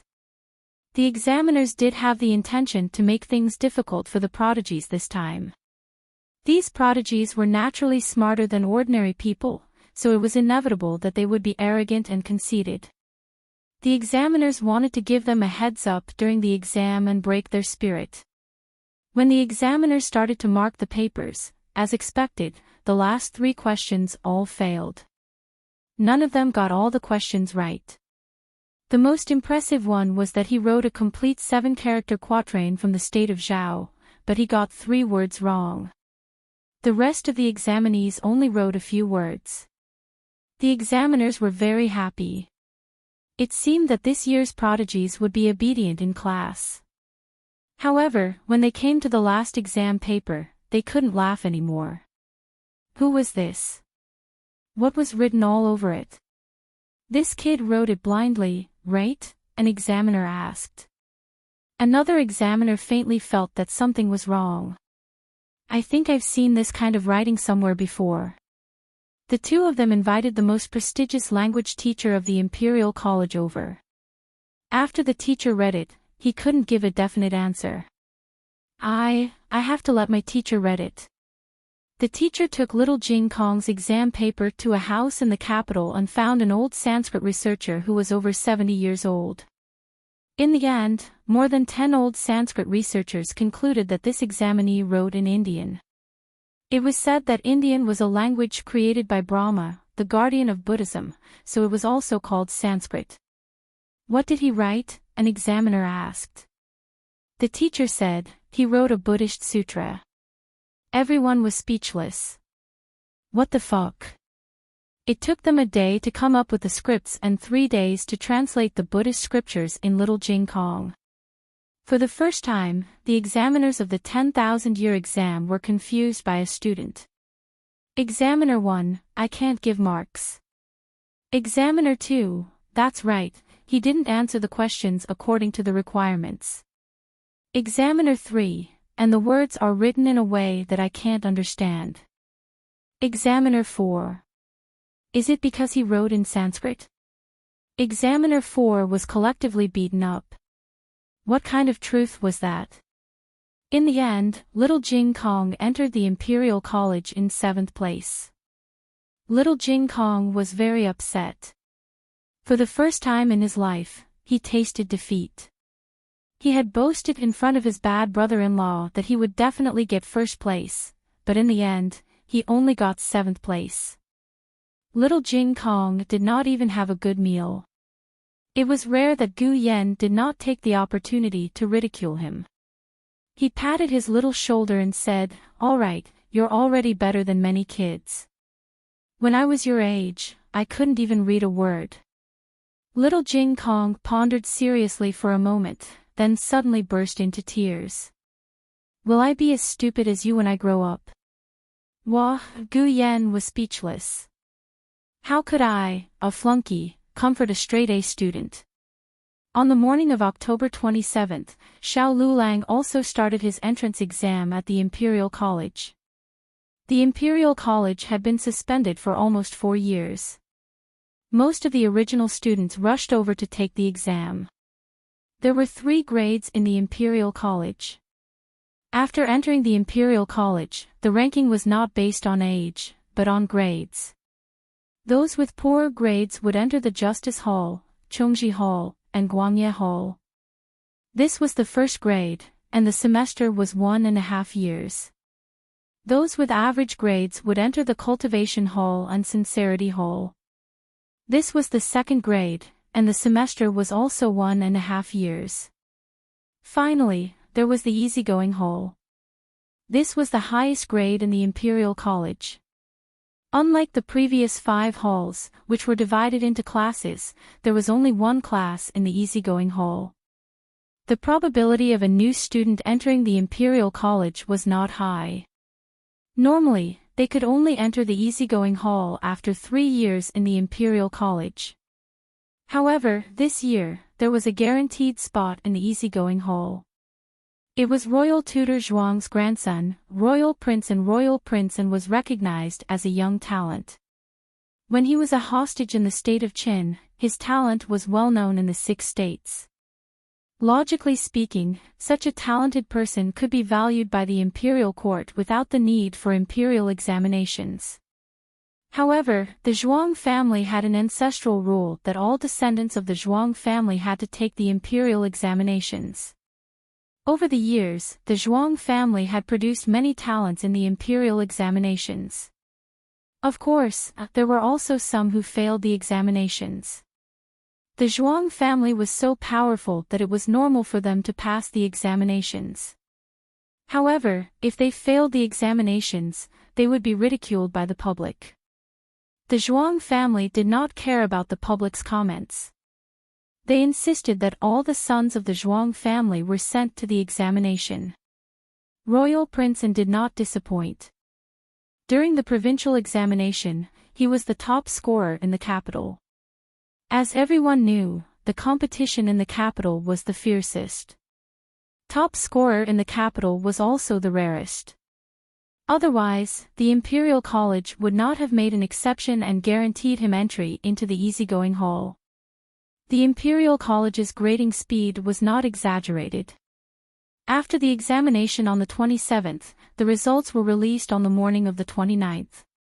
This year's new students generally performed well. However, some of the older students who had been delayed for a few years due to the closed-door examination were slacking. Studying was like rowing a boat against the current. If you did not improve, you would fall behind. However, not all of the older students were like this. The quality of the Imperial College's teaching was unquestionable. As long as they put in some effort, their results would not be too bad. Unsurprisingly, most of the students who entered the Easygoing Hall were older students. However, when they were sorting out the last set of papers, they found an unfamiliar name. Xiao Lulang. Shang Sai asked. Where did this student come from? Has there ever been a student called Xiao Lulang in the Imperial College? Could it be a new student? Li Sai asked. Shang Sai frowned. How could a new student do so well? This result could be ranked among the top in the Easygoing Hall. The 2 Sai officials checked Xiao Lulang's student record and found that he was really a new student. Moreover, he had surpassed the top scorer in the Yuzhou region in the provincial examination. Li Sai smiled. This is the first time a new student has entered the Easygoing Hall, right? He was inexplicably looking forward to it. Zheng Sai said coldly, don't forget, Prince An is also a new student. This student called Xiao Lulang was just lucky. The title of the new student king will definitely be Prince An. Li Sai did not dare to refute this. Even though Prince An did not participate in the entrance examination, anyone with a discerning eye could see that his talent was above the older students in the Easygoing Hall. If he took the exam, would the first place belong to anyone else? Of course, this new student was also dazzling enough. Li Sai kept an eye on him and looked through his student records and information. Then, he realized something. He can't be the examinee who wrote in favor of removing the vassals and scolded the emperor so badly, right? At the time, the matter was a bit big. All of the invigilators in Yuzhou were shocked. The main invigilator who was sent to Yuzhou to preside over the provincial examination was Li Sai's good friend. After he returned to the capital, he told Li Sai about the article in private. Li Sai's eyelids twitched when he heard it. Did that student not want to live? He dared to slander the emperor like that. He did not dare to give too high a score for this test. He was afraid that if the emperor wanted to see it, the emperor would be angry and fall ill. However, he could not stop him from doing too well in the first and third tests. Overall, he still had to understand the yuan. Therefore, this was a very strong student. He definitely did not enter the easygoing hall by luck. However, Li Sai could not explain so much to Jing Sai. The Imperial College's examination did not have a ranking. It only showed the student's class. Xiao Lulang entered the easygoing hall. Feng Lin entered the second-grade sincerity hall. Lin Qingye also entered sincerity hall. The difference was that Feng Lin was in Class A of Sincerity Hall, while Lin Qingye was in Class B. On the other side, Gu Yan and Gu Xiaoshuan's private school was also settled. It was in the Qinghe Academy near the Imperial College. The procedures were completed and they could enter the school next month. Gu Jiao made a table full of delicious dishes and called Feng Lin and Lin Qingye to the house to celebrate the start of the school year. The capital became cold at the end of October. It was said that the first snow had already fallen on the mountain top of the Hugua Dragon Temple. It would probably snow in the city soon. The silver charcoal that Gu Jiao had stockpiled earlier was put to use. She bought a few hand heaters and put the silver charcoal in them. They could be warm for 2 hours. When they came back at noon, she would replace them with new charcoal. Now the price of charcoal had risen again. Fortunately, Gu Jiao had the foresight to stockpile enough charcoal and save a lot of money for the family. On the first day of school, little Jing Kong wanted to send them to the Jiaojiao. Gu Jiao sent him and Xiao Lulang to the Imperial College. After that, she sent Gu Xiaoshun and Gu Yan to the Qinghe Academy. When she returned to the house in Bai Shui Hutong, the old lady had just woken up and was sitting on a rattan chair in the backyard playing with the baby eagle that Gu Chongqing sent. This baby eagle was picked up by Gu Chongqing at the bottom of the cliff. It should have fallen from the cliff not long after it was born. As for whether it fell on its own or was slapped down by its mother's wings, it was unknown. In short, its mother seemed to have forgotten to pick it up. Even so, it did not accept its fate. It stubbornly struggled to stand up. Its small body seemed to hide a great power. A thin little figure quickly appeared in Gu Chongqing's mind. He brought the baby eagle back and brought it to the Hutong.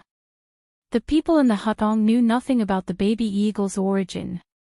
They only thought that it was a gift from his big brother, just as little Jing Kong said. The baby eagle was very fierce. Whoever fed it in the family would be pecked by it. But the old lady had a unique skill. The old lady opened the chicken coop. Little Jing Kong's 7 chicks swaggered out. They were very brave chicks. Without any fear, they entered the cage of the young eagles. Then, they lined up just like how little Jing Kong would usually sneak them out. Each of the chicks took a mouthful of raw meat and fed it to the young eagles. The baby eagle had 7 chicks. It was very obedient and waited to be fed. The old lady looked at it happily. Gu Jiao came over and said, "Great aunt, I'm going to the military camp to give something to second uncle Guo." When they left the village, Xuaningxiang asked them to give a letter and a few thick winter clothes to second uncle Guo. There was also a protective talisman that Xuaningxiang got from the temple. Gu Jiao also added a jar of pickled vegetables and jerky that she made herself. The old lady nodded, "Go ahead." There were several military camps in the capital. The Gu family was going to Hushan military camp. It was not too far away. If they were fast, they would arrive in half an hour. Gu Jiao hired a carriage. When they arrived at the military camp, the soldiers were training. They could hear the vigorous voices of the soldiers from afar. The carriage stopped outside the military camp. A soldier came over and stopped the carriage. "Who are you?" Gu Jiao got out of the carriage and said to him, "I'm looking for someone." "He's Deputy General Hu's subordinate. His name is Zhou Erzwang. Go Wa's father was Zhou Dezhuang." The soldier looked at Gu Jiao from head to toe and said impatiently, "Visitors are forbidden in the military camp. Leave quickly." Gu Jiao said, "Just for a while." The soldier said coldly, "That's not allowed." Gu Jiao said, "I've brought something for him. I'll leave after giving it to him." The soldier became more and more impatient. "Leave it here. I'll send it to you later." In Zhou Erzwang's letter, he mentioned that some soldiers would embezzle the things that were sent to them. Gu Jiao still wanted to hand it to him personally. "When will they finish training?" "I'll wait for him here."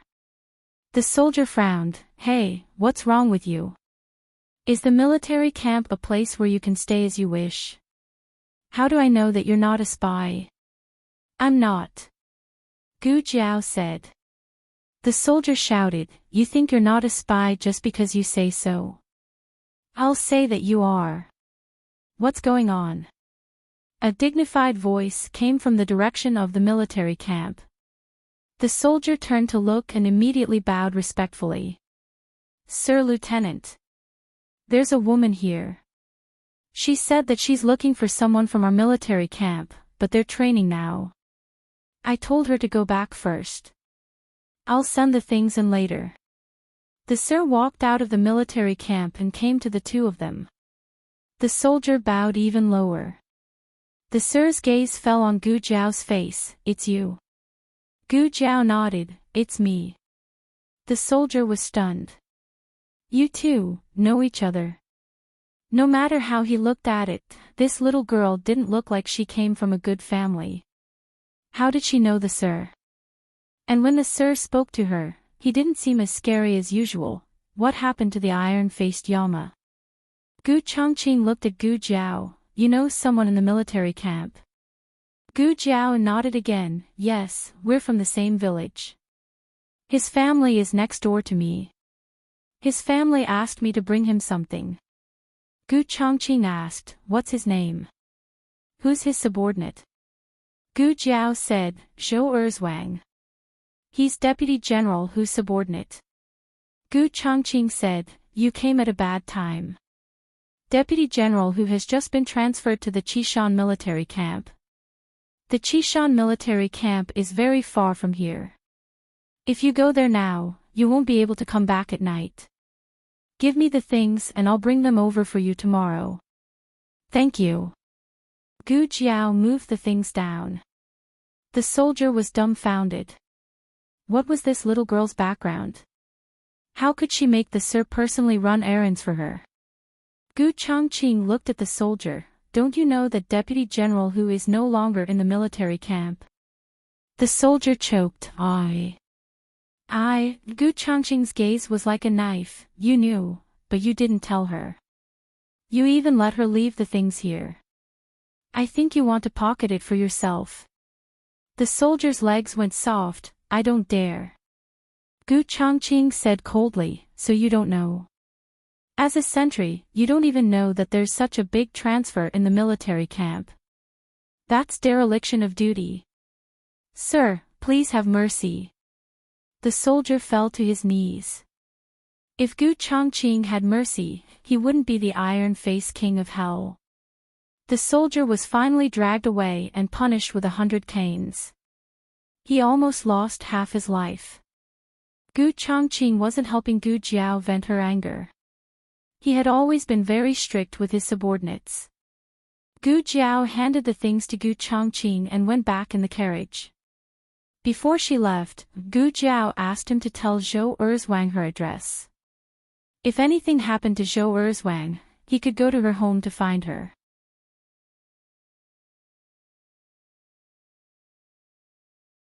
Chapter 131.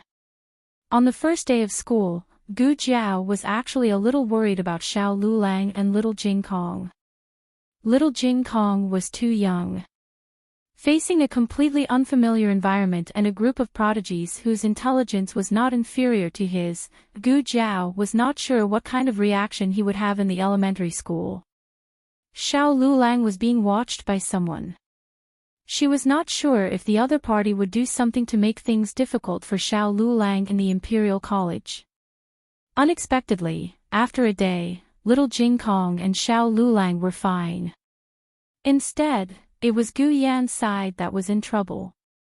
The cause of the incident was when Gu Yan and Gu Xiaoshun entered the school. The two had the same foundation and were assigned to the same class. Qinghe Academy was an academy with excellent teachers. Thus, many young masters from aristocratic families would come here to study. Among them were the two young masters of Marquis Ding and Fu, Gu Qingfeng and Gu Qinglin. Qinghe Academy originally had many students from the Imperial College. When the Imperial College reopened, everyone returned to the Imperial College. Qinghe Academy suddenly had many empty spots. Gu Qingfeng and Gu Qinglin both transferred over. However, the two were older than Gu Yan and Gu Xiaoshun. They also studied more than the two, so they were assigned to another class. The two classes happened to face each other. There was a small garden in between. Gu Qinglin was waiting for his second brother in the garden. Coincidentally, Gu Yan walked past him with a bag of books in his arms. Gu Qinglin glanced at Gu Yan and felt that he looked familiar. It was as if he had seen him somewhere before. Then, he heard someone call him, Gu Yan. Gu Qinglin's expression immediately changed. Gu Yan, Gu Yan. Wasn't that sickly younger brother called Gu Yan? No wonder he looked so familiar. He looked like their father. Gu Qinglin knew that Yao Shi's twins had also come to the capital. However, they had not returned to the manor and were being raised outside. He did not expect to run into them so quickly. Strange, didn't the imperial physician say that this sickly child wouldn't live past 15? She was already 15 years old, so how could she still be so lively? Gu Qinglin walked over with a whoosh and blocked Gu Yan's path. Your name is Gu Yan. Gu Yan was only 4 years old when he left the capital. He had long forgotten what his family looked like, so he did not recognize Gu Qinglin. However, this did not prevent Gu Yan from sensing Gu Qinglin's ill intentions. Gu Yan frowned slightly. Who are you? Gu Qinglin rudely poked Gu Yan's shoulder with his finger and rudely said, Boy, I'm asking you a question. You'd better answer honestly. Is your name Gu Yan? Gu Yan was not intimidated by his imposing manner. He looked at him fearlessly. So what if I am? So what if he wasn't? What does it have to do with you? This calm appearance made Gu Qinglin very unhappy. Gu Qinglin originally planned to teach him a lesson if he was his sickly younger brother.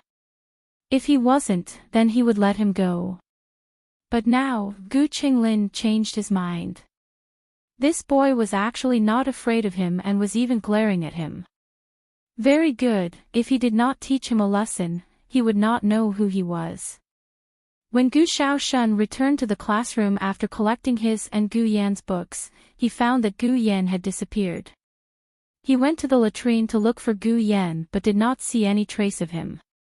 Gu Xiaoshun wanted to ask his classmates, but they all entered the school on the same day and did not know each other. Gu Xiaoshun scratched his head. Could it be that he went back first?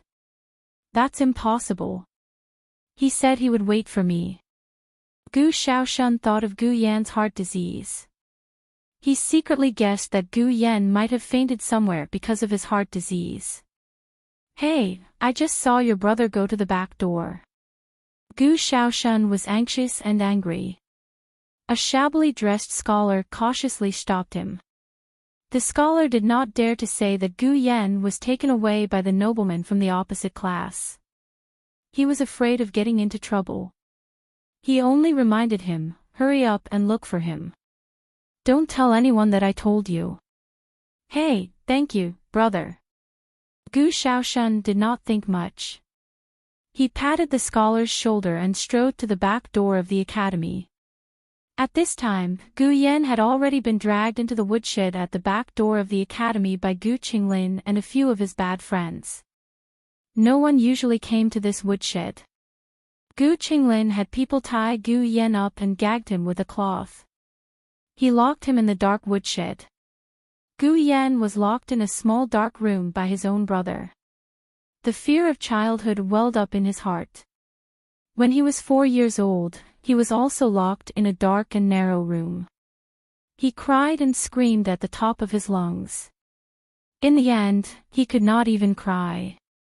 That kind of fear and despair was something that he could not forget no matter how many years passed. Gu Yan fell on the dirty and cold floor. He only felt that there was an invisible hand in the darkness pressing down on his chest. He began to gasp for breath. The secret guard that the old Marquis gave him was sent to do something else. He was not by his side. If not, Gu Changqing would have guessed his identity from the old Marquis's secret guard. Gu Qinglin and the others had already left. It was as if no one had ever come here. Gu Yan let out a desperate cry. Unfortunately, no one could hear his voice. Gu Xiaoshun was anxious and angry.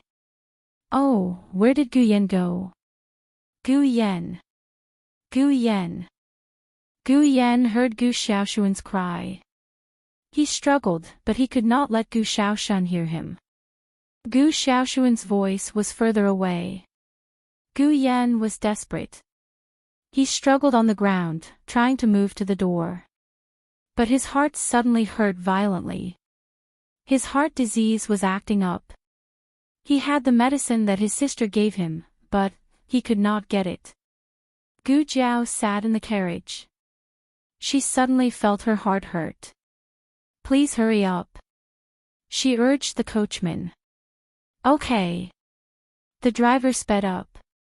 But the thing that Gu Jiao did not want to see the most happened. The crown princess is out. Everyone, please leave. The entire street was filled with imperial guards who were holding wooden boards to avoid the carriage. The carriage's path was immediately blocked. Gu Yan felt like he was going to die. He lay on his side on the ground. His hands and feet were tied. He struggled until he lost all his strength. He looked fearfully into the darkness and choked, "Sister, I'm in so much pain." On the way back to the classroom, one of Gu Qinglin's friends asked, "Second young Master Gu, will something happen to that boy?" Gu Qinglin did not care and said, "What can happen? Can't you see that he's alive and kicking? I'm just locking him up for a few hours to teach him a lesson. Let's see if he dares to glare at me the next time he sees me." That's true. The few of them laughed as they escorted Gu Qinglin back to the classroom. Gu Yan's breath became weaker and weaker. He could not even feel the pain anymore. He knew that he could not fall asleep. Otherwise, he might never wake up again. But he was too tired.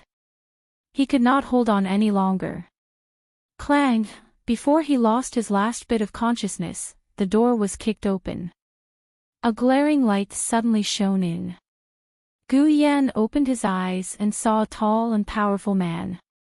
He stood in front of him against the light like a god. Gu Changqing broke the ropes that tied his hands and feet with his bare hands. He bent down and carried him out of the room. Gu Yan leaned into the other person's arms. He was a little dazed. He grabbed the other person's clothes as if he was grabbing onto his last life-saving straw. He opened his mouth. Gu Changqing lowered his head. "What did you say?" Gu Yan said weakly, "Medicine." Gu Changqing put Gu Yan down and began to look for medicine on him. After a while, he found a small porcelain bottle. He poured out 2 pills and fed them into Gu Yan's mouth. Gu Changqing took off the water pouch from the saddle and fed Gu Yan some water. Gu Yan's face was not so pale. His heart did not hurt as much, but he was still very weak. He did not even have the strength to speak. Gu Yan recognized him. He raised his hand and grabbed his clothes. He only used 2 thin fingers to grab a little, like a weak and wronged cat. Gu Changqing sighed helplessly. "I'll take you home first." Gu Changqing happened to pass by and heard a weak whimper. At first, he thought it was a cat. Later, he felt that something was wrong, so he jumped over the wall and came to the woodshed. He was a martial artist. His hearing was excellent. If it were someone else, they would not have been able to hear Gu Yan's movements. Gu Yan sat on Gu Changqing's horse again. Last time, he still had the strength to keep a distance from him. This time, it was all over. He was like a snail without a shell. He leaned weakly on Gu Changqing's chest. Gu Yan still felt that his chest was very hard. But it was also very warm. Gu Yan suddenly felt a trace of stability and peace of mind. This was the first time Gu Yan had this kind of feeling from someone other than Gu Jiao. Gu Yan did not have the strength. To prevent him from falling, Gu Changqing held the reins with one hand and held his waist with the other. The strength in his arms was different from that of Jiao Jiao. It was the masculine strength that only belonged to men. When Gu Changqing sent Gu Yan home, Gu Yan was already asleep. Gu Jiao just arrived at the door and bumped into the two. Gu Jiao looked at Gu Yan. Her eyes suddenly became cold. Gu Yan's breath had stabilized. But his clothes were dirty and his face was scratched. It was obvious that something bad had happened. Gu Changqing said, "I found him in the academy's woodshed. You can ask him the details when he wakes up." Gu Jiao took Gu Yan and thanked Gu Changqing. "Thank you." Gu Changqing sat on the horse and said expressionlessly, "You also saved me. We're even." Gu Jiao did not say anything. She carried the sleeping Gu Yan back to the house. When old Madame Fu saw her baby Yan in this state, she was so angry that her hair stood on end. Which bastard did this? She had never guessed that it was Gu Yan who had fallen down by herself. Gu Yan was not so careless. Moreover, there would not be bruises on his wrists from falling. Gu Jiao took out her stethoscope and listened to Gu Yan's heartbeat. Then she found Gu Yan's small medicine bottle. She put 2 emergency pills in it, just enough for 1 dose. Now that the medicine was gone, it meant that his heart disease had acted up. Fortunately, he took the medicine in time. Otherwise, he would be looking at a cold corpse now. Gu Shaoshun did not find Gu Yan in the academy. He asked for leave from the headmaster and ran home to look for Gu Yan, only to find that Gu Yan was injured. How did this happen? He asked. "I just went to get a book." Gu Jiao said, "Go back to the academy for class first and ask for leave for Gu Yan." Ah. Oh. Gu Shaoshun did not dare to disobey his sister. He went back to the academy. Gu Jiao did not go anywhere. She sat by the bed and waited for Gu Yan to wake up. "Who did this?" Gu Jiao asked. Gu Yan lowered his eyes and clenched his fists.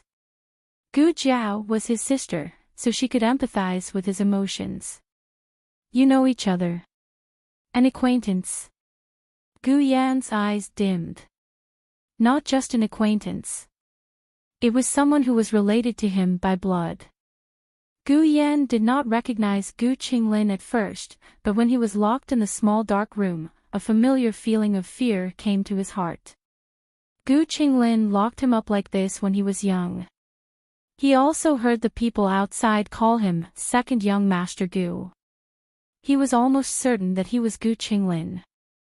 However, Gu Qinglin was in a good mood after teaching Gu Yan a lesson. He was even more energetic in class.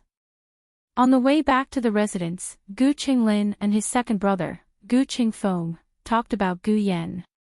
What did you say? Madame Yao's son is also in our academy. Gu Qingfeng was very surprised. It should be him. Gu Qinglin said. Gu Qingfeng frowned. What do you mean by should be? Yes means yes, no means no. Gu Qinglin thought for a moment and said, isn't that sickly child not going to live past 15? He's already 15. Even if he doesn't die, he should be dying soon. But that Gu Yan doesn't look like he's dying. Gu Qingfeng said, maybe it's someone with the same name. Then why did you lock him up? Gu Qinglin snorted coldly. Who told him to glare at me? You. Gu Qingfeng didn't know what to say. Gu Qinglin chuckled. Second brother, do you hope that he's that sickly child, or do you hope that he's not? Gu Qingfeng said, is it up to me to hope? If he's that sickly child, you'll kill him by locking him up like this. Gu Qingfeng felt guilty. That can't be. Gu Qingfeng glanced at him. Don't you remember when you locked him up when he was young? He almost died. Father was so angry that big brother and I got beaten up together with you. Gu Qinglin pursed his lips. You say it like you didn't beat him up. When Gu Yan was still living in the residence, Gu Qingfeng and Gu Qinglin were the main forces who bullied Gu Yan. Although Gu Chongqing also hated Gu Yan, he didn't bully people younger than him. He usually targeted Madame Yao directly.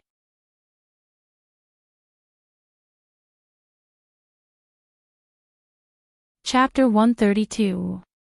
Gu Qinglin wanted to teach the other party a lesson, but he didn't dare to really kill him. He hurriedly asked the coachman to drive the carriage back to the academy, and sneaked into the woodshed from the back door to take a look. There were signs of a struggle in the woodshed, and there were even a few drops of blood on the ground. The rope was broken, and it didn't look like it was cut by a sharp weapon, but more like it was torn apart by someone. Gu Qinglin held the rope and said to Gu Qingfeng, second brother, look, that kid still has the strength to break the rope. I told you he's fine. Gu Qingfeng also breathed a sigh of relief. It's best that he didn't die. Whether he's that Gu Yan or not, don't casually find trouble with him in the future. You're not a child anymore, don't be as willful as before. If big brother finds out, he'll punish you again. I know, if you don't say anything and I don't say anything, who dares to tell big brother? Does he dare? Gu Qinglin glared at the coachman. The coachman hurriedly lowered his head. I don't dare. Gu Qinglin smiled proudly. All right, second brother, let's go back. Don't let it slip. Gu Qingfeng shook his head and sighed, and sat on the carriage back to the residence with his younger brother. The two of them thought that this matter was over, but early the next morning, Gu Qinglin felt a chill on the back of his head. He choked on cold water and even fell while walking. He said sullenly, what luck. The two of them entered the academy together. Gu Qingfeng was slightly more studious than Gu Qinglin, and went to the teacher to hand in his homework first. Gu Qinglin looked like he was idle, and couldn't sit still as if there were nails on the stool. He went to the latrine. Just as he walked to the latrine, one of his friends from yesterday came over. That person's face was still injured, and his eyes were full of fear. Third young Master Gu, someone is looking for you. Who's looking for me? Gu Qinglin glanced at him. Did you fight with someone? That person smiled awkwardly. It's good that it was a fight. He was simply being pushed to the ground and rubbed against by someone. Gu Qinglin relied on his awe-inspiring elder brother to do whatever he wanted in all the major academies. No one dared to provoke him, so he naturally did not think that fighting with others was scary. At most, he would call a few more people and beat the other party up. Gu Qinglin wanted to see who was so arrogant as to trouble him to meet him personally. That person brought Gu Qinglin to the woodshed where they had locked up Gu Yan yesterday. Outside the woodshed, there were already people kneeling on the ground. They were all Gu Qinglin's friends who had been at the crime scene yesterday. Everyone stared at the bird's nest head with a swollen nose and swollen face. His head was crooked and his mouth was slanted. His whole body trembled. Gu Qinglin's first reaction was confusion. His second reaction was anger. These were all his people. It didn't matter if he hit them, but if others hit them, it meant that they didn't give him, Gu Qinglin, face. Who did it? He roared. Everyone wanted to say something but stopped. They looked at him sympathetically and lowered their heads, not daring to say anything. Although they usually called each other brothers and went through fire and water together, that was under the premise that their lives were not in danger. Now that their lives were about to be lost, third young Master Gu, you're on your own now. Gu Qinglin rolled up his sleeves and said arrogantly, which coward is it? You don't have the guts to come out and see me, right? As soon as he finished speaking, a white hand reached out from the woodshed and grabbed Gu Qinglin's collar. She dragged him in without any hesitation. Gu Qinglin didn't even have time to scream before he heard the door close with a bang. You know that I'm, if you hit me again, I'll, woo. Gu Qinglin's initial clamor gradually turned into a whimper for mercy. However, no matter how much he begged, Gu Jiao did not let him go. When Gu Yan was so helpless, did this guy let Gu Yan go? Gu Yan, who didn't cause any trouble, was bullied by him. How could he, who had no reason to cause trouble, be let off? Gu Qinglin was beaten until he screamed like a pig being slaughtered. The group of scoundrels outside could feel the pain just by hearing it. They originally thought that they were pitiful, but after seeing what happened to Gu Qinglin, they realized that the girl had gone easy on them. Why aren't you calling for help? Gu Qinglin roared. Calling for help? Who would dare? This girl could smash their heads with one punch. Gu Jiao beat Gu Qinglin until he couldn't even recognize his own father. Then, she lifted his chin with a cold stick, forcing him to look into her cold eyes in the dark. In the future, do you still dare to touch my little brother? What little brother? Gu Qinglin's brain was about to explode. It took him a while to realize who Gu Jiao was referring to. His hair stood on end. You're that guy's sister. His name was also Gu Yan, and he also had an older sister. This time, he couldn't be mistaken, right? That guy was the bastard child of his father and the Yao family. This detestable brat was also the same. My little brother almost died. You'd better experience it for yourself. Gu Jiao pressed the wooden stick against his throat. He was pressed down until he couldn't breathe. I didn't want to kill him. Gu Qinglin swore that he only wanted to teach Gu Yan a lesson. Who knew that he really almost died? Gu Jiao didn't care about this. Her little brother almost died, so he also wanted to go to hell. Gu Qinglin didn't go to the classroom after class. Gu Qingfeng searched for him for a long time but couldn't find him. He thought of the small woodshed where Gu Qinglin locked up Gu Yan and ran there to take a look. Sure enough, he found Gu Qinglin tied up and covered in bruises. Third brother. Third brother. Third brother. Gu Qinglin's dull eyes finally focused. He hugged Gu Qingfeng. Second brother. Second brother. Second brother. His whole body trembled so much that it scared Gu Qingfeng. You. What happened to you? Who dares to bully you?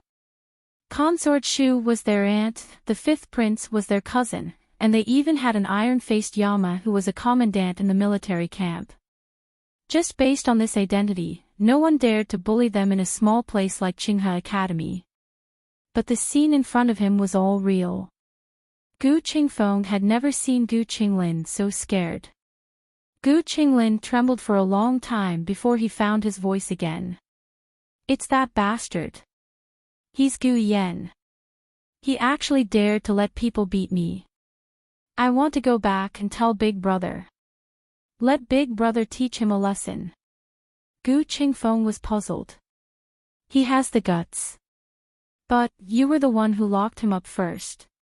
Even if you tell Big Brother may not stand up for you. Gu Qinglin felt wronged. What's wrong with me locking him up? He's the son of that vixen. He deserves to be locked up. And I only locked him up. I didn't beat him up. Look at how his sister beat me up. Gu Qingfeng looked at his little brother carefully. He was really pitiful. His sister. The girl who grew up in the countryside. Other than her, does he have another sister? The light in the small woodshed was too dim. Gu Qinglin actually didn't see Gu Jiao's face clearly, but he heard that Gu Jiao's voice was very young, about the same age as Gu Jinyu. She should be Gu Yan's twin sister. Gu Qingfeng was puzzled. Wasn't there a rumor in the manor that the girl grew up in the countryside, was timid and afraid of trouble, and didn't even dare to return to the manor? She actually had the guts to beat Gu Qingfeng up. Doesn't she know who you are? Gu Qingfeng asked. How would I know if she knows? Gu Qinglin was beaten black and blue. How could he remember to ask her? What about your friends? Gu Qingfeng asked again. Gu Qinglin choked. Second brother, don't mention them. A bunch of useless trash. They can't even beat a country girl. Gu Qingfeng gasped. He knew his younger brother's bad friends. A few of them had some skills. How could they lose to a girl? No matter what, the other party must have beaten Gu Qinglin until he was scared. Otherwise, Gu Qinglin wouldn't really think of using his elder brother to support him. Gu Qingfeng also felt that the other party had gone too far. If she really wanted to get back at him, she could have just locked Gu Qinglin up.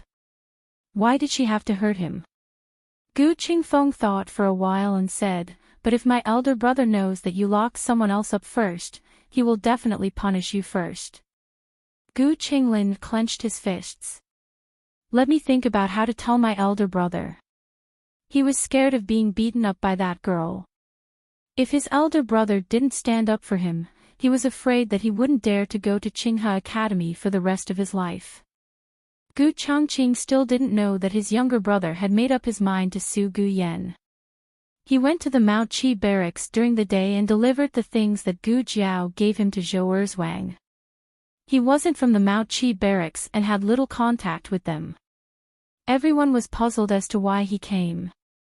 When they found out that he was delivering things to a small squad leader, they couldn't help but feel surprised. Deputy General Hu called Zhou Erzwang to his tent. How do you know Gu?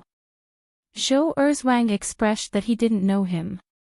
Deputy General Hu frowned. You don't know what he gave you personally. Do you know how long it takes to come here from the Mao Qi barracks? Zhou Erzwang was confused. I really don't know him. Deputy General Hu saw that Zhou Erzwang didn't seem to be lying, but Gu wouldn't run errands for a small squad leader for no reason. If Zhou Erzwang didn't have a background, then the person who asked Gu to run errands had a background. Zhou Erzwang suddenly said, "Oh, my neighbor in the countryside is quite good at studying." This time, he passed the autumn imperial examination and came to the Imperial College to study. My sister-in-law asked them to deliver the things to me. So, that student from the Imperial College got to know Gu.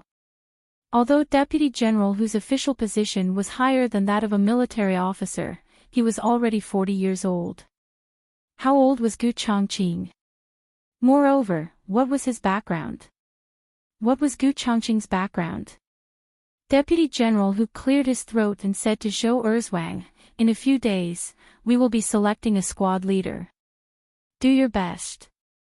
This meant that he was going to promote Zhou Erzwang. Zhou Erzwang's name sounded stupid, but he wasn't stupid. He understood tacitly and said, "Rest assured, General Hu. I will do my best. Okay, you can go now.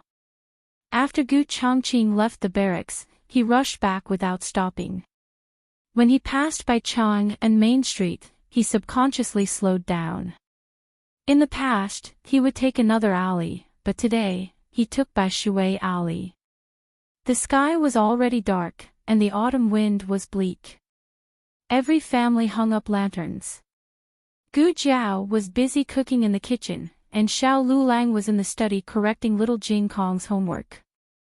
Because of his failure in the exam, little Jing Kong's daily schedule after school was not only added writing practice, but also learning 6 languages. Today, he learned a nursery rhyme from the Chen state. Xiao Lulang picked out the key words in the rhyme and asked little Jing Kong to write down each word from memory 10 times. Little Jing Kong went to the yard to practice after he finished writing, leaving teacher Xiao alone to correct his homework. Little Jing Kong's small body was curled up on a tree. His hands were holding his feet behind him. This movement was very difficult, but little Jing Kong was obviously used to this kind of discomfort. Gu Xiaoshan was carving wood at the side, and Gu Yan was lying on a rattan chair to recuperate. He was still very weak, and his face was pale. In fact, Gu Changqing had already noticed something wrong when he gave him the medicine. He might have some kind of hidden disease. Although he looked no different from a normal person, once he got sick, he might die. So if he had come a little later yesterday, the other party would have. Gu Changqing frowned. He could not figure out who on earth was, and what kind of deep hatred did they have to tie up a weak young man and put him in the woodshed. Gu Changqing did not disturb anyone in the house, and left silently for the Lord Protector's mansion. Gu Qinglin's servant had been waiting for him at the gate of his yard. Seeing him come back, the servant rushed to him. "Prince." "Oh no. Third young master has been bullied. Please go and see third young master." Gu Changfeng went to Gu Qinglin and Gu Qingfeng's yard. Gu Qinglin lay on the bed. He had purposely not allowed the manners doctor to treat his injuries so that he could show his miserable state in front of his eldest brother. Gu Changqing looked at his miserable brother, and his face turned cold. "What trouble did you get into this time?" Gu Qinglin cried, "I didn't get into trouble this time. I just transferred to another school 2 days ago. What trouble can I get into, brother? Am I that immature in your eyes?" Gu Changqing was not moved at all. "If you didn't get into trouble, why did he beat you?" "How would I know?" Gu Qinglin had already made up his mind to insist that he was innocent, and that he did not even touch a finger of the other party. He was not afraid that his brother would investigate, because once his brother found out that the other party was Gu Yan, he would say that Gu Yan must have found someone to beat him up because of what happened when they were young. This reason was simply too flawless. "Where did he beat you up?" Gu Changqing asked. This could be said truthfully. Half-truths and half-lies would make it easier to convince people. Gu Qinglin choked. "The woodshed of the academy. If you don't believe me, you can go to the woodshed. There are marks all over the ground." When he heard the woodshed, Gu Changqing's eyes turned cold.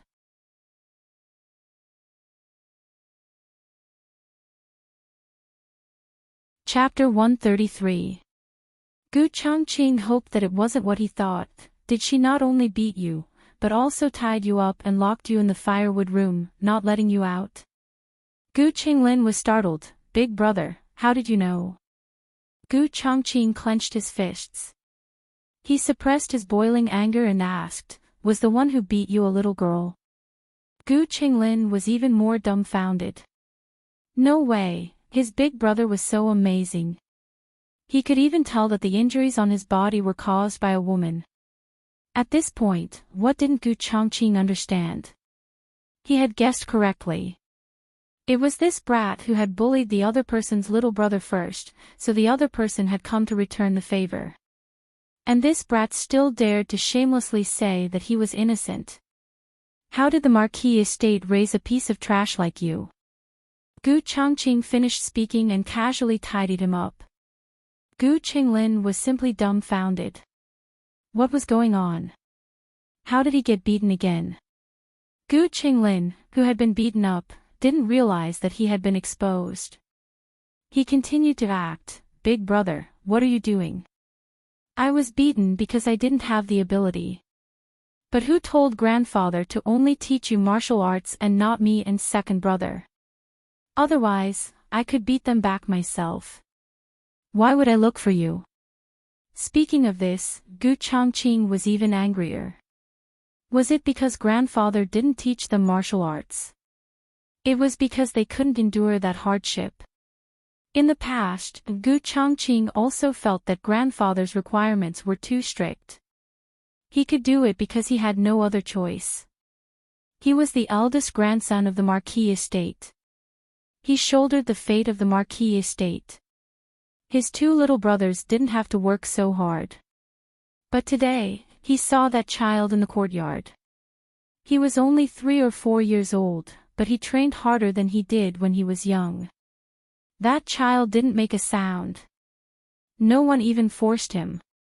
With this comparison, Gu Changqing felt that he really was someone else's little brother. Gu Changqing looked at Gu Qinglin, his last trace of sympathy gone. "Go kneel in the study." Gu Qinglin suspected that he had misheard. "Big brother, what did you say?" Gu Changqing said coldly, "I told you to kneel in the study room." Gu Qinglin exploded. "Why do you want me to kneel? I've already been beaten up to this extent, and you're still punishing me. Are you really my big brother?" Gu Changqing looked at his younger brother, who not only did not repent, but also spoke arrogantly. For a moment, anger rose in his heart. When her mother passed away, her 2 younger brothers were still very young.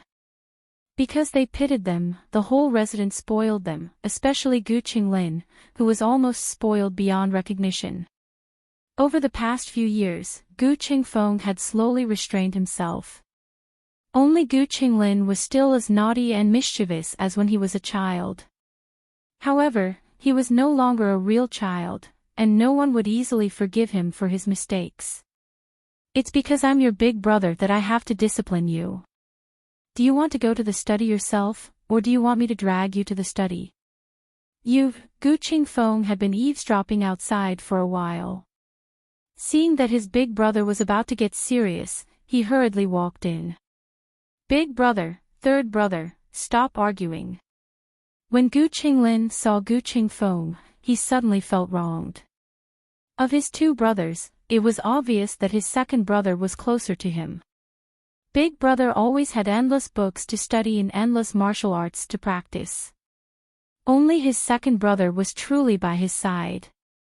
He said, "Second brother, be the judge. Big brother wants to punish me." Gu Qingfeng whispered, "Don't talk so much." When big brother was punishing third brother, he had already guessed what big brother had guessed. He had long felt that this method was not reliable. If big brother was so easy to fool, he would not have earned the title of Iron Face King of Hell in the military camp. Gu Qingfeng desperately tried to signal third brother with his eyes. However, Gu Qinglin was in a fit of anger and could not see anything. "Big brother, you're punishing me for a wild brat. You'll regret it." "What are you going to say? Do you know who he is?" The last sentence was covered by Gu Qingfeng's hand in time, and he could not say the correct pronunciation. Gu Qingfeng was so scared that he broke out in cold sweat. Was third brother planning to expose Gu Yan's identity? If he told big brother that he had already recognized that brat as Gu Yan, it would be no different from proving that he was the one who started it. Moreover, the whole family knew that Gu Yan had a heart condition. Wasn't locking him up in a small dark room the same as asking for his life? This wasn't bullying, this was murder. Even if Gu Qinglin did not want to kill at that time, could Gu Qinglin explain himself clearly? Would big brother believe him? Big brother punishing you is for your own good. Look at you, you caused trouble and still came home to speak rudely to big brother. Gu Qingfeng glared at Gu Qinglin, giving him 10,000 signals with his eyes. Gu Qinglin understood this time and did not say anything. Gu Qingfeng secretly sighed and said to Gu Changqing, "Big brother, third brother did cause trouble and deserves to be punished. However, look at how badly he is injured. He has already been taught a lesson. If he is punished to kneel again, he won't be able to take it. Let him recover first." Big brother was strict, but he still loved third brother very much. Gu Qingfeng secretly made a reassuring gesture to Gu Qinglin. Unexpectedly, before he could finish the gesture, a quarrel broke out outside the courtyard. A manservant rushed in with a hurried expression, "Third young master. Not good. Madam is here. She wants to see you. We can't stop her anymore." Gu Changqing's impression of Madame Yao was correct. Madame Yao had always been a weak woman, but now, the servants in the courtyard could not stop her. It was as if she had gone crazy and barged in. She arrived in front of Gu Qinglin's bed and ignored Gu Qingfeng and Gu Changqing in the room. She raised her hand and gave Gu Qinglin a resounding slap. Gu Qinglin was stunned by the slap. This was much more shocking than being beaten by Gu Jiao. His understanding of Gu Jiao was limited to the rumors of the servants. In the end, he had no idea what kind of person Gu Jiao was. But he understood Madame Yao too well. Madame Yao was easy to bully. Otherwise, she would not have brought Gu Yan to live in the farmstead. Don't talk about hitting him, Madame Yao did not even dare to scold him. Gu Qinglin stared at Madame Yao in disbelief. Madame Yao's eyes were too frightening. It was as if she wanted to skin Gu Qinglin alive. Gu Qinglin actually felt a trace of fear. Gu Changqing's shock was no less than his two younger brothers. He had seen Madame Yao smile like a child, and now he saw Madame Yao. He suddenly felt that he had never truly understood this stepmother of his. "Why did you hit him?" Gu Changqing asked. Madame Yao sneered, her eyes filled with tears. "Why did I hit him? As the big brother, do you not know? It doesn't matter how you target me, but why did you bully my Yen her? It wasn't easy for him. It wasn't easy for him to live until today." Madame Yao had just gone to her daughter's place and found out that her son had been bullied. Neither of them were willing to tell her. She secretly asked Gu Shaoshun and begged Gu Shaoshun before Gu Shaoshun told her. Gu Shaoshun actually did not know much. He did not know who had saved Gu Yan. He only knew that Gu Yan had been in danger at the time and had almost lost his life. It had been done by someone called Gu Qinglin. Gu Jiao had also asked him what Gu Qinglin looked like and which class he was from. Madame Yao's heart felt like it was being cut by a knife. She could not imagine her own son being tied up and locked in the woodshed, struggling until his hands were covered in blood. She was a mother. Her heart would hurt. Madame Yao's tears fell down in large droplets. "You don't have to acknowledge him as your younger brother. You can just treat him as a completely unrelated stranger. He has his older sister. He will not come back to fight with you.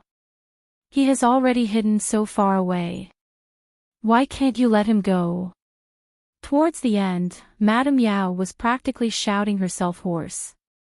"When you bullied him when he was young, I took into account that you were children. But you are not children now. Why do you still treat him like you did in the past? Don't you know that he has a heart condition? Must you kill him before you are willing to let him go? Why? Just because you hate me. What did I do wrong? I have never harmed your mother. I have never wanted to take away your father. Your mother's death has nothing to do with me. Why must you place these debts on my head?" Madame Yao had never defended herself against the rumors in the outside world. She had always silently endured them. However, today, when she learned that her son had almost died at the hands of his half-brother, Madame Yao could no longer control herself. The emotions that she had accumulated over the past 10 years completely exploded at this moment. She no longer had her usual demeanor. She was like a crazy woman who could fight with her life at any moment. In the end, she was just a mother. A mother who had been separated from her daughter for more than 10 years and bitterly held on to this day by her sick son. Nothing could happen to her child. That would be taking her life. If one had to die before she could stop, then she would do it. She would kill Gu Qinglin. She would take him down with her. Madam. Gu Chongqing grabbed Madame Yao's wrist and said to Madame Yao, "You're tired. Go back to your courtyard to rest first. I will properly discipline third brother here. Someone come. Send Madame back." He gave the order. The ones that came were not rough grannies, but hidden guards. The hidden guard grabbed Madame Yao's arm. "Don't hurt her," Gu Chongqing said. "Yes." The hidden guard complied. No matter how irrational Madame Yao was, she knew that she could not beat a hidden guard. She turned around in a daze and allowed the hidden guard to take her soulless body out. Gu Chongqing put away the dagger that he had taken out from Madame Yao's sleeve. He turned his head and coldly looked at Gu Qinglin. Gu Qinglin's heart skipped a beat. "Big brother. Listen to my explanation. I recognized him. But I didn't do it on purpose. I didn't want to kill him. I thought it wasn't him. Gu Qingfeng face-bombed. It was over. The thing he was most worried about had happened. He really could not explain it clearly.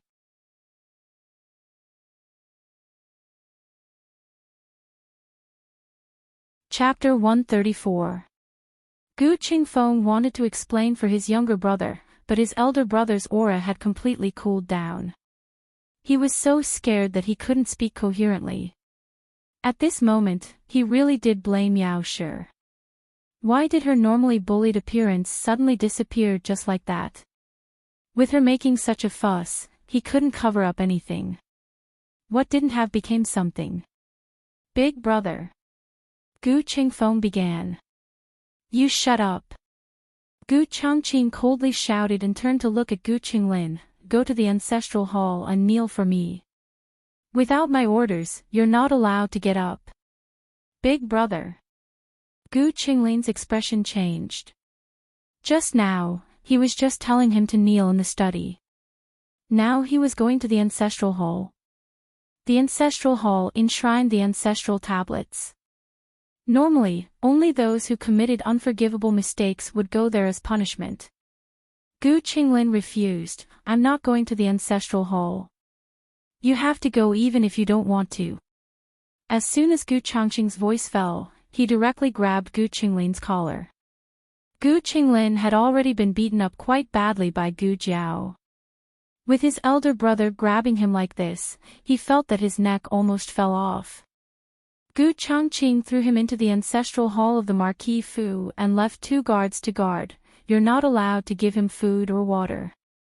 Gu Qingfeng grabbed his elder brother's arm. "Big brother, third brother's injuries are not light. Punishing him like this, aren't you afraid that he'll be bitterly disappointed?" Gu Chongqing coldly said, "If he's bitterly disappointed, won't others be bitterly disappointed?" Gu Qingfeng argued, "That brat is an outsider. Are you going to punish your own brother for an outsider? Did you forget that before mother died, she asked you to take care of me and third brother? You swore in front of mother's bed that you would not allow anyone to bully us. But look, what did you do?" Gu Chongqing looked at him deeply. "You also go and kneel." Gu Qingfeng was stunned. After Gu Chongqing locked his 2 younger brothers in the ancestral hall, he turned around and returned to the courtyard. In the meantime, Gu Qingfeng and Gu Qinglin's manservants came to deliver food to the 2 of them, but they were all stopped by the guards at the door. The servants had no choice but to seek help from Pine Crane Academy. "What did you say?" "Lin, and Feng have been locked up in the ancestral hall. Old Madame Gu had just asked someone to remove the headband and was about to rest when she heard the news. She quickly asked the servant to comb her hair again. Gu Qinglin's personal servant said with a long face, "That's right, old madam. The two young masters have been locked up. Third young master is still injured. I'm afraid he'll lose his life if he's locked up for a night without eating or drinking." Old Madame Gu was furious. She hurriedly asked Nanny Kai, her subordinate, to go to the ancestral hall to bring her out. Not long after, Granny Kai came to report, "Old madam, the two guards said that they can't release her without the heir's order. This is outrageous." Old Madame Gu slammed the table and said to Nanny Kai, "Where is the heir? Call him here. The heir just went out. He's not in the residence." Nanny Kai said. Old Madame Gu thought of her precious grandson and felt pain and anger in her heart.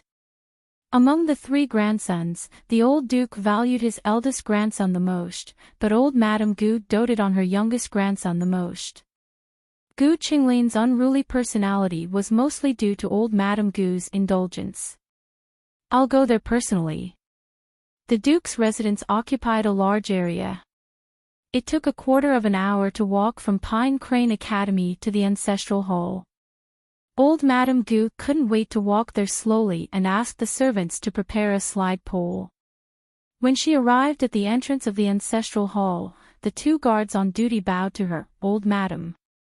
Old Madame Gu held Nanny Kai's arm with one hand and pointed at their noses with the other. "You still recognize me? I thought you were the ones in charge of the Duke's residence. Hurry up and release second young master and third young master." The two guards didn't move. Old Madame Gu's eyes were like torches. "What? Are my words useless now?" One of the guards said, "This is the heir's order. We dare not disobey. I'm his grandmother." Old Madame Gu was so angry that she leaned back and asked the servant beside her, "Where's the Duke?" The servant said, "The Duke is not in the residence either." Duke Gu had left the imperial court for so long, and his official business had piled up like a mountain. He had been busy dealing with it these few days. Old Madame Gu felt her liver hurt from anger. "Then can I go in and see them?" The heir had only said that no one was allowed to send food or drinks, but he didn't say that no one was allowed to visit. The two made way for old Madame Gu. Old Madame Gu entered the ancestral hall in a hurry. Gu Qingfeng was kneeling on the mat obediently. Gu Qinglin was too badly injured to kneel. He was half lying on the ground, looking as miserable as one could imagine. Old Madame Gu's heart throbbed in pain. She rushed over and knelt on the mat to hug her precious grandson. "Lin, what happened to you? Who hurt you like this?" When Gu Qinglin saw old Madame Gu, tears welled up in his eyes. "Grandmother, you have to seek justice for your grandson." Gu Qinglin told old Madame Gu about his painful experience. He knew that his grandmother doted on him and believed everything he said. Thus, he spoke without thinking about logic. I didn't touch him at all. He recognized me as his third brother and hated me for bullying him when he was young, so he asked his older sister to beat me up. That girl grew up in the countryside and farmed a lot. She was so strong that she didn't know how to control her strength. I took into account that she was my younger sister, so I didn't hit her.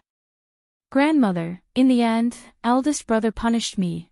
Eldest brother didn't believe me. Grandmother. Gu Qinglin's tears and snot were all over his face as he cried miserably.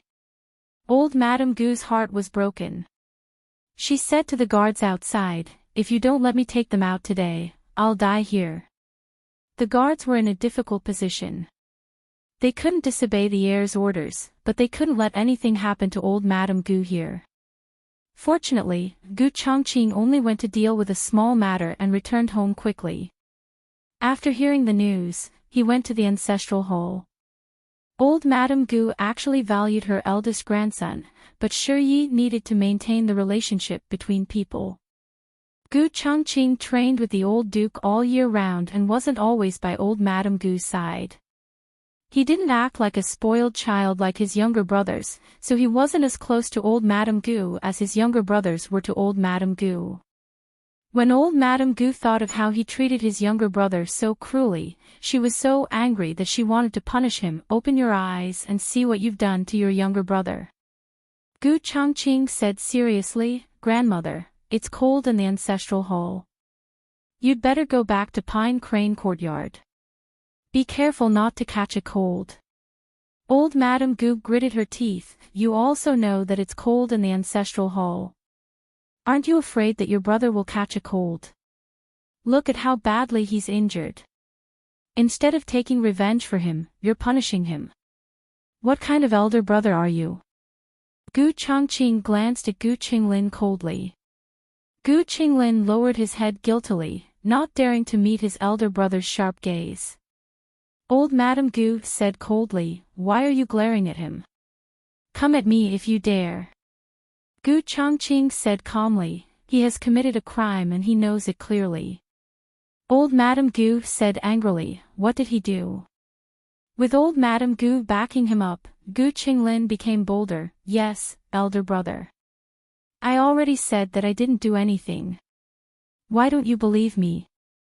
Gu Changqing's gaze was cold. Gu Yan almost lost his life. Old Madame Gu was unhappy. Yao said that her son almost lost his life. Did he really almost lose his life?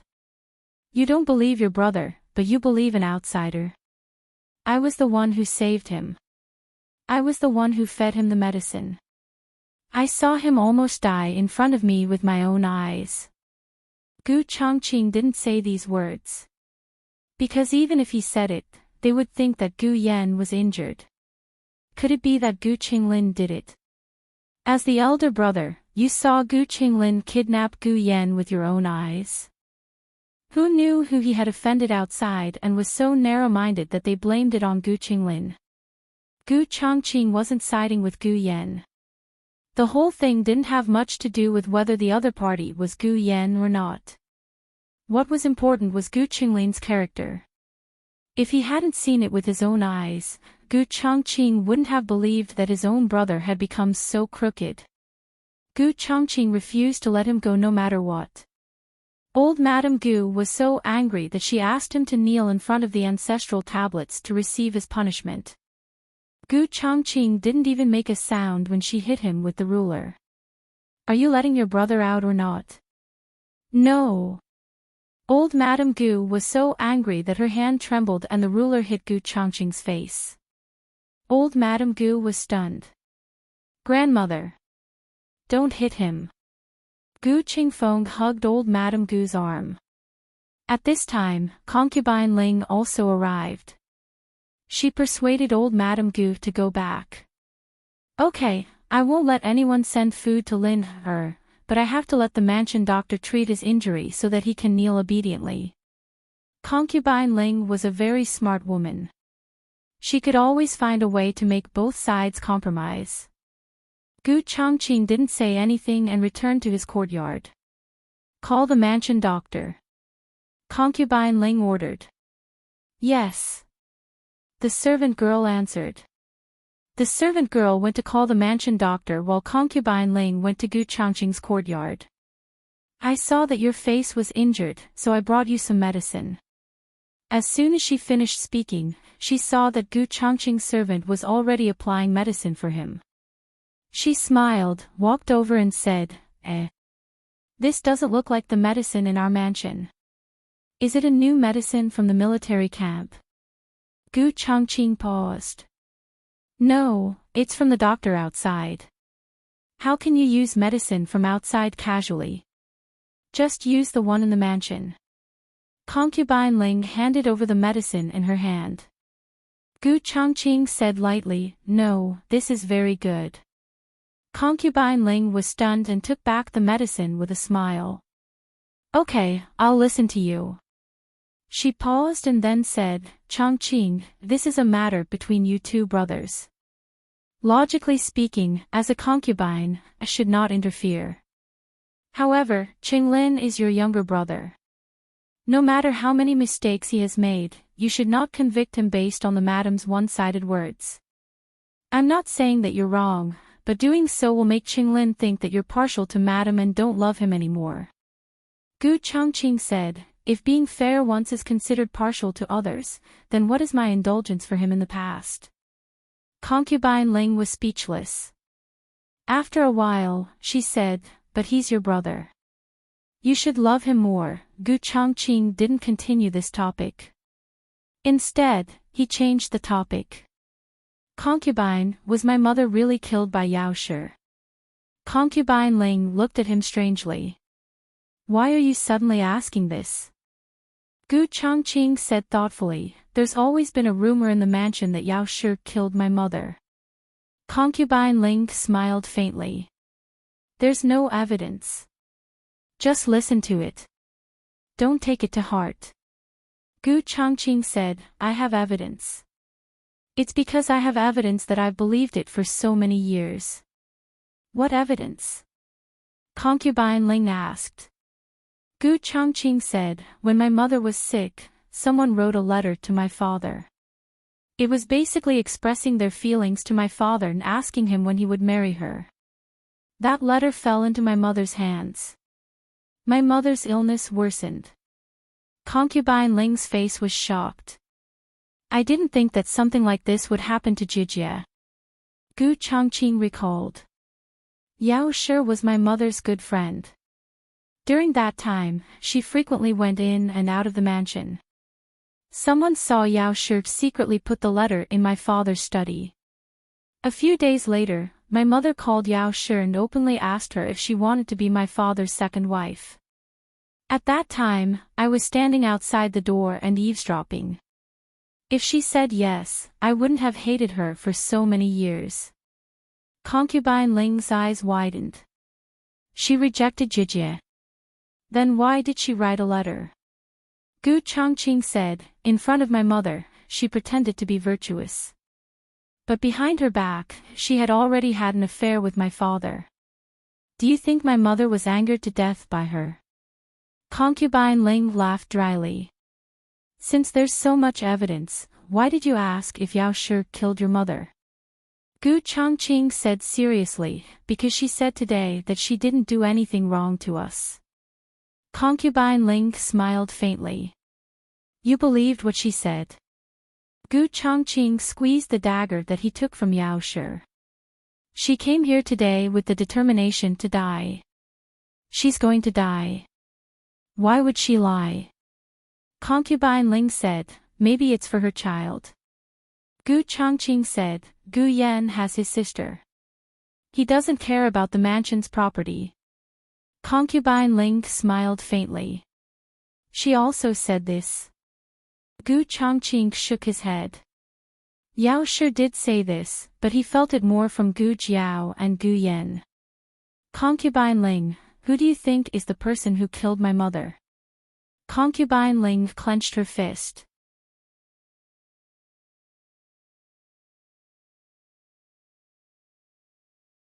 Chapter 135. Old Madame Gu threw a huge tantrum in the ancestral hall, causing the entire household to know that Gu Changqing had locked his two younger brothers in the ancestral hall. Marquis Gu did not know about this. He had been busy with the Ministry of Works and had not returned to the manor for a few days. Lord Gu, the Ministry of War is urging us again. An official under Marquis Gu said. Marquis Gu sat in his chair and looked at the mountain of documents on his desk. He felt a headache coming on. Urging us all day long. Aren't they already in the process of forging? It's only been a few days. The official suffered an unexpected calamity and was scolded on both sides. He felt bitter. The Ministry of War said that our speed is too slow. They can't wait 2 months.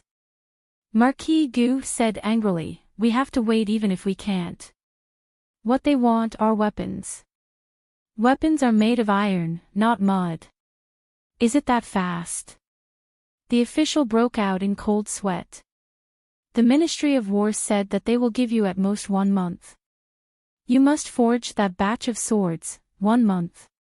He's daydreaming. It was not that Marquis Gu did not want to forge the swords for the Ministry of War, but their current technology was limited. If they could obtain the latest water row technology from the Liang Kingdom, perhaps the amount of iron they could forge would increase greatly. The official said, but the Ministry of War said that even the civilian blacksmiths can make such a small amount of weapons.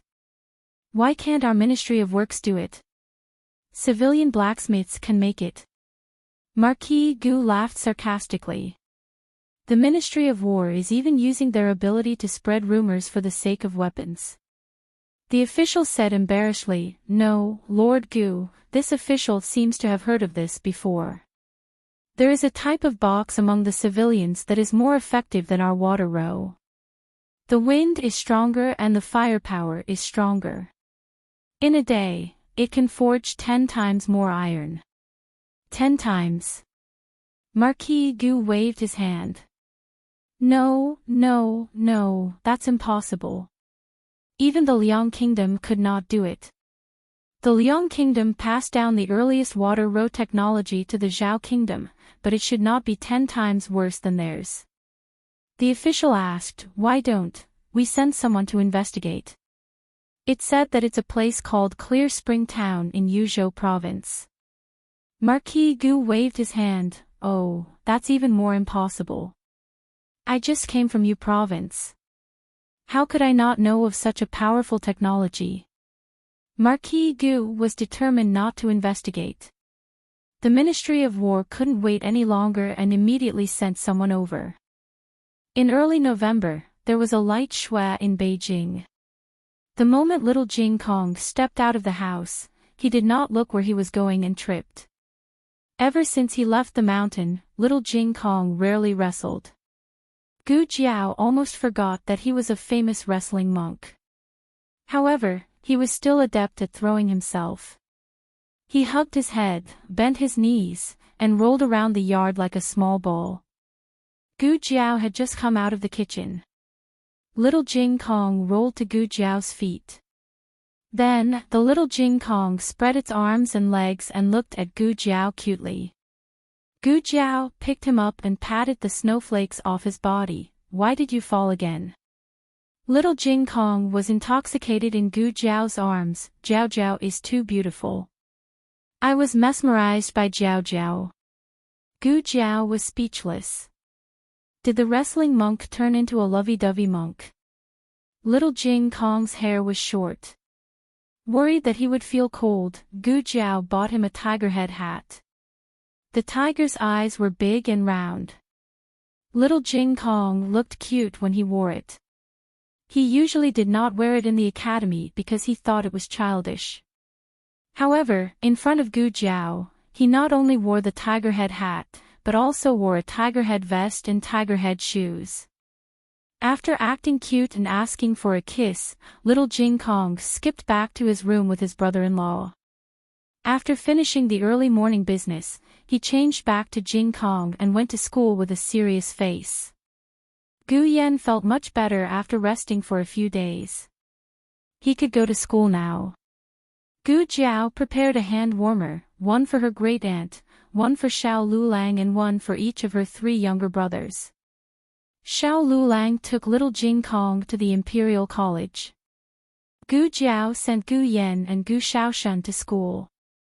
Gu Yan looked around when he walked out of the alley. Gu Jiao asked, "Who are you looking for?" "No one." Gu Yan looked up at the sky. How could he say no? For the past few days, he had been running to the door and looking at the end of the alley. Gu Jiao was his sister. How could she not know what he was thinking? However, that person had not appeared since he saved Gu Yan. Gu Jiao sent them to the academy. Then she went to Chang'an Avenue. She had been here for a long time. She had familiarized herself with the nearby terrain. She had thought about it. Although they still had 1,000 taels of silver, the price of goods in the capital was so high that they could not just sit at home and eat. She bought some herbs in the market and made some medicine for wounds. She planned to sell it in the nearby clinic. When she walked to the first clinic, she saw an acquaintance, Little Six. The young man who was called Little Six turned around in a daze. His eyes lit up. "Miss Gu. You came to the capital?" Gu Jiao nodded. "My husband came to study in the Imperial College. We all moved here." Little Six hurriedly bowed. "Congratulations, young Master Xiao." "Congratulations, Miss Gu." Little Six was the coachman of the second boss. He had run many errands for Gu Jiao when they were in the clinic. He was also the one who got the iron tools for cutting the mountain. "Where is the second boss?" Gu Jiao asked. Little Six's face darkened. "The situation of the second boss is not very good. I can't explain it in a few words. He is in the tavern over there.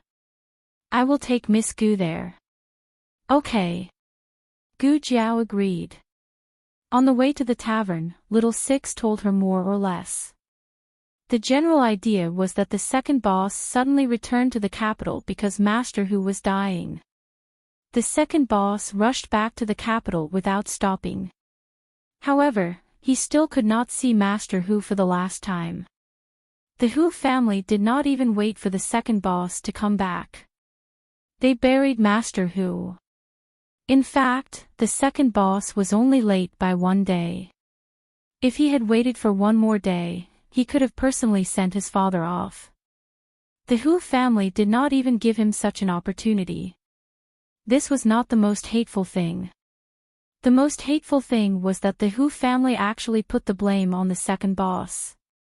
They slandered that the second boss was indifferent to the old man's illness and did not come to the funeral. The Zhao kingdom ruled the world by filial piety. The second boss' reputation was ruined when he was accused of being unfilial. He was driven out by the Hu family. Little Six wiped his tears. He could not help but feel sorry for the second boss. "I know." Gu Jiao arrived at the door of the tavern and said to Little Six, "Go and bring some hot tea over." "An." Little Six choked with sobs and turned to find the hot tea. Gu Jiao entered the room and a pungent smell of alcohol hit her nose. After not seeing him for several months, the once high-spirited second boss was now like a sloppy drunkard. He was paralyzed on the floor without any image. Beside him were countless empty wine bottles. He stared blankly at the ceiling, motionless, as if he was dead. Gu Jiao stepped over the wine bottle and squatted down beside him. She opened the small medicine box and took out 2 hangover pills. "Here." The second boss did not move. At this time, Little Six brought hot water into the room. Gu Jiao took the hot water and asked Little Six to help the second boss up. She forced him to take the hangover pills. Little Six looked at the disheveled and unkempt second boss and choked with sobs. "Master, Miss Gu came to see you." The second boss sat on the floor with a dull expression. Gu Jiao looked at him and calmly asked, "How did your father die?" The second boss suddenly came back to his senses and looked at Gu Jiao in a daze. The emotions that he did not dare to vent in front of his family suddenly broke down. His tears fell down uncontrollably. He held his head and cried until his whole body trembled. Gu Jiao did not disturb him. She quietly waited for him to finish crying. Little Six's eyes reddened as he left. After a long time, the second boss finally calmed down. He used his sleeve to wipe his tears and smiled at Gu Jiao. "Girl, why are you here?" "I came to accompany my husband to study at the Imperial College." "Ah, Master Xiao has passed the high school. Congratulations. What happened to you?" Perhaps it was because of the hangover pills or because he had cried all his tears, but he felt a lot better. He smiled as if nothing had happened. "It's nothing. I've been muddle-headed for a few days. I've made a fool of myself." "Are you still going back to the Hu family?" Gu Jiao asked. The second boss was stunned. After a while, he smiled bitterly. I can't go back. Was your father good to you? The second boss thought for a long time. He was good before. Before his mother passed away, the family of 3 lived a happy life. Since he had a stepmother, he also had a stepfather. So you blame your stepmother? The second boss wanted to say, how many stepmothers in the world are good? But when he was about to say it, he remembered that Gu Jiao's mother was also a stepmother. He said, if my stepmother was half as kind as the Marchioness, I wouldn't be like this. But it's no use. No matter how kind she is, her 3 stepsons still don't like her. So you think I'm wrong? No, you're not wrong. I won't comment on the matters of the Marquis family. But for your matters, the one who's wrong is your father. He was so heartless to you. Why do you feel sad for his death? Gu Jiao wasn't blaming the second boss. She really didn't understand. She didn't have this in her emotional reserves. Whoever was good to her, she would be good to them. Whoever bullied her, she would bully them back, even if the other party was her own father. She looked at the second boss strangely. Second boss already knew that she was different from the others. Her way of thinking was different from theirs. He bitterly smiled and patiently explained, actually, I don't know how to explain it. Maybe. I just remember how he treated me well in the past. Gu Jiao still didn't understand. Maybe she wouldn't understand in this lifetime. What do you plan to do if you don't go back to the Hu family? I don't know. Gu Jiao seriously thought about it. How about selling medicine with me? The second boss, he didn't comfort her. Thank you. At first, the second boss thought that Gu Jiao really wanted to drag him to sell medicine in the streets. Later, he realized that Gu Jiao wanted to open a medical center. The second boss would provide the capital, and Gu Jiao would invest in the technology. They would each own 50% of the shares. If other people advised the second boss like this, the second boss would definitely not agree. He didn't have the confidence or the will to fight. Gu Jiao was different. She had a kind of power that made people believe in her. The second boss made up his mind, okay. Let's do it. However, the second boss was expelled from the Hu family. He didn't have much money on hand. Even if he bought the cheapest shop nearby, he would need at least 3,000 taels. I can lend you some. Gu Jiao said, but there will be interest. The second boss, I keep feeling that something is wrong. At noon, Xiao Lulang came back for lunch. Gu Jiao told Xiao Lulang about the money. There were still 1,000 taels left at home.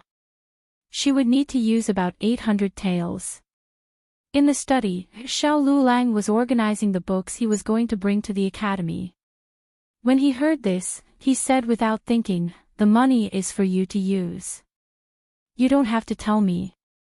So generous. Gu Jiao said, oh, aren't you going to ask me what it's for? What is it for?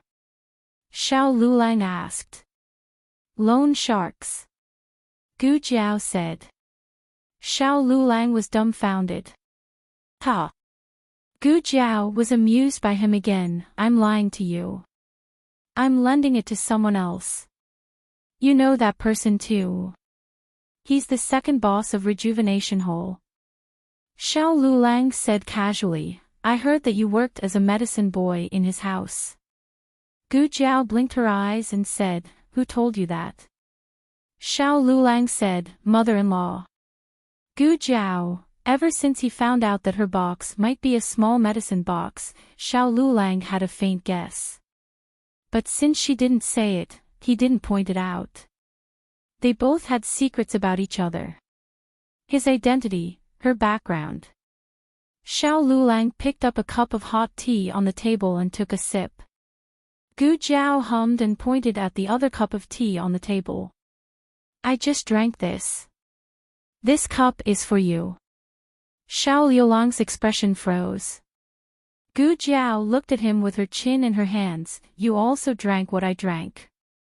Rounded up, did the two of us indirectly do that? Xiao Liulang's handsome face turned red. He put down the teacup and said seriously, what nonsense are you talking about? I didn't drink from the same place as you just drank from. Oh. Gu Jiao raised her eyebrows. Don't blush if you can. I'm going to cook. Okay. Xiao Liulang's expression was serious. Gu Jiao looked at him one last time and turned to cook. The clanking of pots and pans came from the kitchen. Only then did Xiao Liulang let out a sigh of relief as if a heavy burden had been lifted from his shoulders. He pressed down on his somewhat disobedient chest and fixed his gaze on the teacup. He slowly picked up the teacup and took a sip carefully. Brother-in-law. Little Jing Kong suddenly jumped in. Xiao Liulang choked with guilt. He almost choked to death.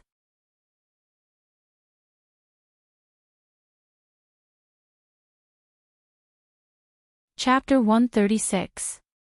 After Xiao Liulang entered the Imperial College, he attracted quite a bit of attention.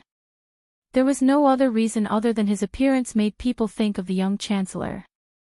All the teachers who had seen the young chancellor were amazed that there was someone who looked so similar in this world. However, although they looked similar, the young chancellor had already passed away. They had all attended his funeral so naturally, they wouldn't confuse the young man in front of them with him. Furthermore, Xiao Liulang only looked similar at first glance. Upon closer inspection, his gaze and temperament were completely different from the young chancellor. Other than that, his temperament, behavior, and even his handwriting and essays were different from the young chancellor. How much effort did a person have to put in to be able to be reborn? Furthermore, if he was the young chancellor, why didn't he return to the Xiao family? He was still a cripple. If it was in the previous dynasty, people with serious illnesses wouldn't be able to participate in the imperial examinations. It was only after the change of dynasty that the old uniforms were abolished. There weren't many students who had seen the young chancellor, so it didn't cause too much of a commotion. Why is County King free to come to the Imperial College today? In the Imperial College's Mingjing Hall, Xing Sai received County King An, who was wearing a brocade robe. Although County King An was a student of the Imperial College, he had special privileges and didn't have to come to school every day.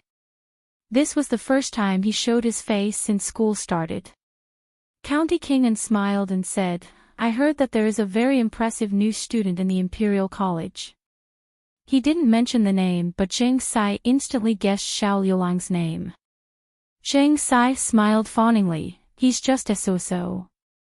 Compared to you, County King, it's like the difference between heaven and earth. County King An smiled faintly, you can't say that. He's someone I have high hopes for. Zheng Sai was stunned. County King An smiled, our Zhuang family originally wanted to recommend him into the college, but he got in himself. Zheng Sai actually thinks that this kind of person is just a so-so. Zheng Sai broke out in a cold sweat. This Jun Wang really didn't play by the rules.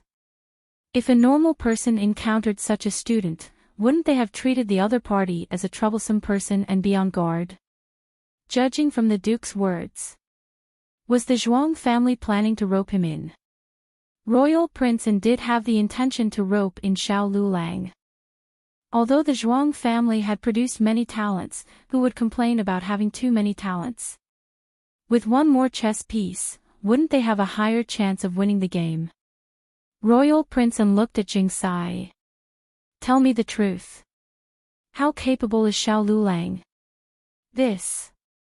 Zheng Sai hesitated for a moment, then said, in terms of true talent, he is indeed outstanding, but this official still has the same words, he can't be compared to you. You don't have to compete with me, Prince An said casually. Zheng Sai paused for a moment, then cupped his hands and said, then if we exclude you, he would be the #1 freshman this year. Royal Prince An's red lips curled up. Very good. Train him well. Our Zhuang family wants this person. Zheng Sai put on a fake smile. It's his good fortune to be chosen by the Zhuang family. To be honest, Zheng Sai didn't like Xiao Lulang very much. It was mainly because this fellow didn't respect him enough. Every time they met, he had the illusion that he didn't know who was the teacher. Royal Prince, then this officials. Zheng Sai looked at Royal Prince and meaningfully. Royal Prince and said, the Imperial College will be reopened. The position of Chancellor naturally can't remain empty. I will report this to my grandfather and ask him to put in a good word for Zheng Sai in the Imperial Court if necessary. Zheng Sai thanked him profusely. Thank you, Royal Prince. Thank you, Grand Tutor. Gu Jiao didn't hide the fact that she wanted to join the partnership and open a medical center from her family. Of course, she didn't say how much she wanted to invest. She only said that if she invested 800 taels, she would be able to open a medical center. Her family expressed their strong support for this. After dinner, the matriarch found Gu Jiao and threw her a money bag. What's this for? Gu Jiao asked.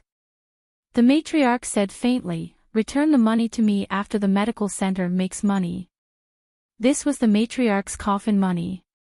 Inside it was the money that Gu Jiao usually gave to her as a filial piety, the money that she earned from selling the wound medicine, and the money that she earned from telling people how to exorcise evil spirits and reading palms. It wasn't a small amount. It was a total of 50 taels. Gu Jiao, I wouldn't have known if I didn't open a medical center. You can make a lot of money in secret. Gu Xiaoshan also gave the money that she usually didn't bear to spend to Gu Jiao. Gu Yan didn't need to say anything. He gave all his pocket money to his elder sister and also got 10 taels in advance from the little monk. Since then, he started to work part-time for the little monk to pay off his debts. After Xiao Lulang entered the Imperial College, he earned a small sum of money by doing homework for the rich children.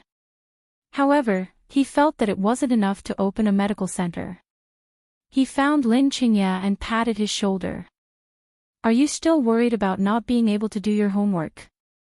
Are you still losing your hair because you can't write 8-legged essay? Gold medal tutoring. Try to reach the Huiyuan level. The price is favorable. If it's ineffective, half the money will be refunded. Lin Qingya, when he met with the second boss again, Gu Jiao's money was no less than the second boss's. The second boss was quite puzzled. After all, the second boss had been the boss for so many years. He still had some connections. Gu Jiao didn't need to worry about the manpower. The biggest problem now was where to open the medical center. For Gu Jiao's sake, it was best to open it near the Imperial College. Gu Jiao found Zhang Bao. Zhang Bao took the two of them to see the shops and houses on Chang'an Avenue and Xuanwu Avenue. Chang'an Avenue had a larger flow of people and was more prosperous. However, the good shops had all been rented out. The remaining shops were either too expensive or too inferior. No wonder they couldn't be rented out. Then let's go to Xuanwu Avenue. Zhang Bao said. Xuanwu Avenue wasn't as lively as here. It was better to do business here. Zhang Bao smiled. Xuanwu Avenue is more convenient to go to the Imperial College. Business won't be bad. Let's go take a look. Gu Jiao said. Okay. The second boss sighed. The three of them went to Xuanwu Avenue.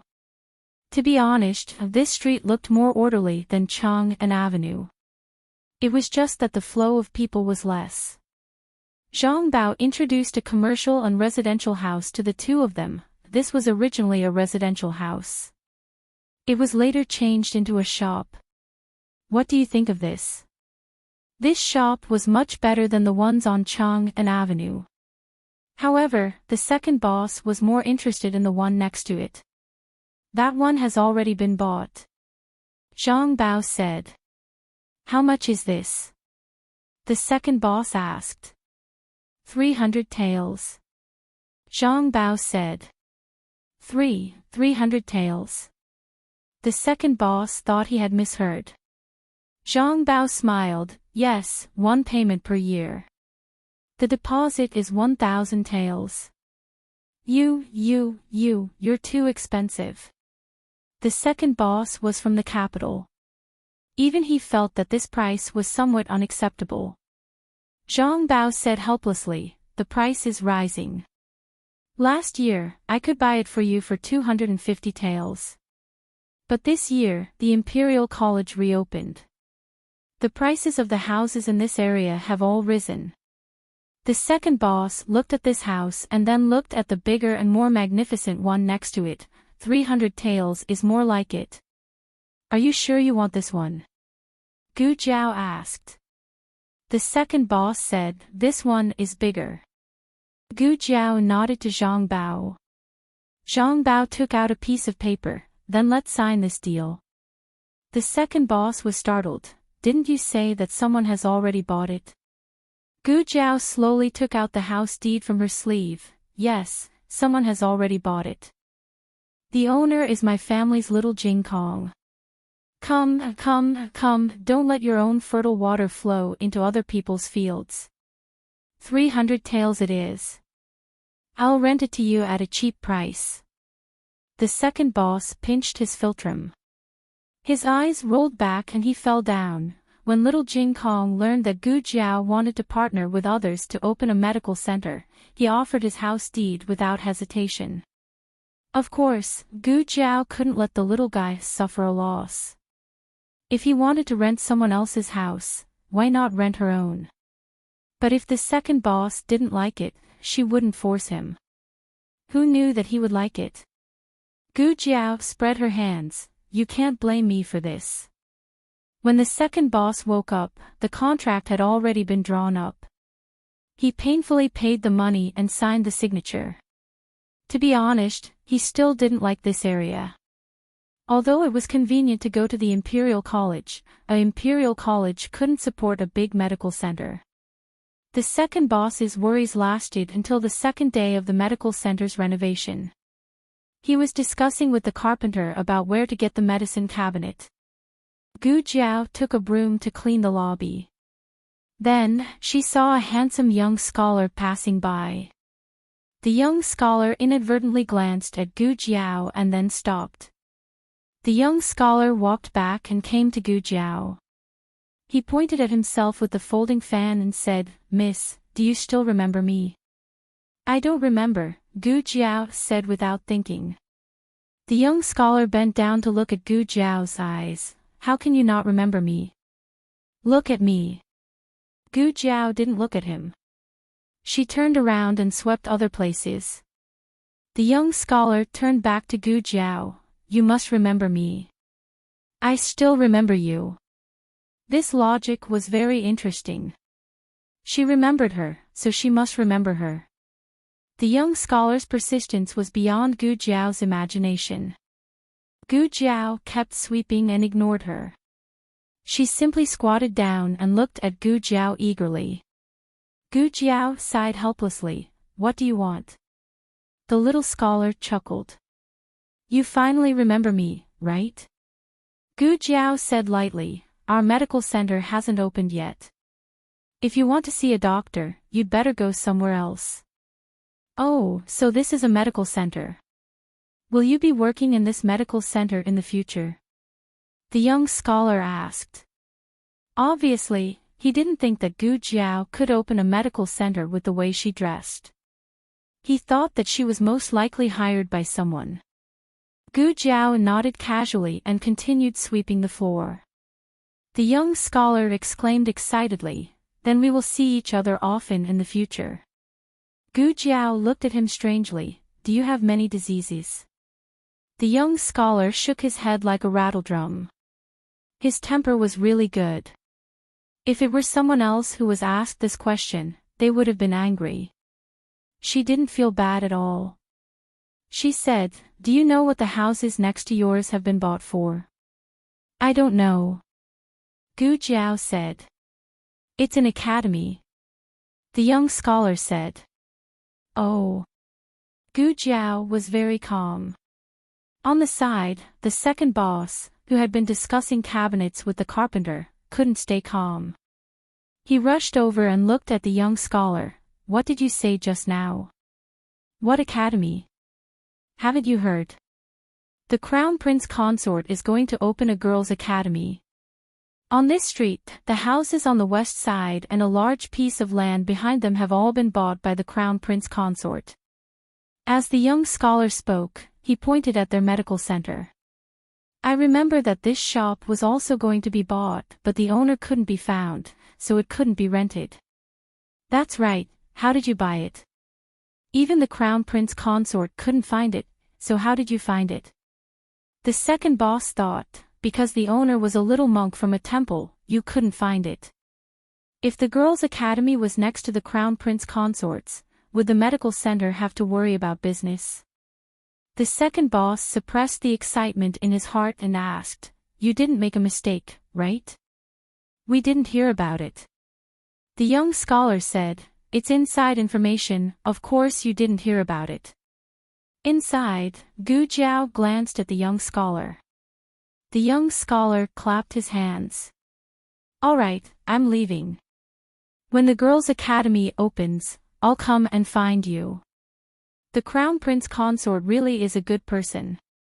She stood her ground against all opposition and opened the first girls' academy since the founding of the country of Zhao. In the future, women can also go to the academy to study like men. Don't you think this Crown Prince Consort is very outstanding?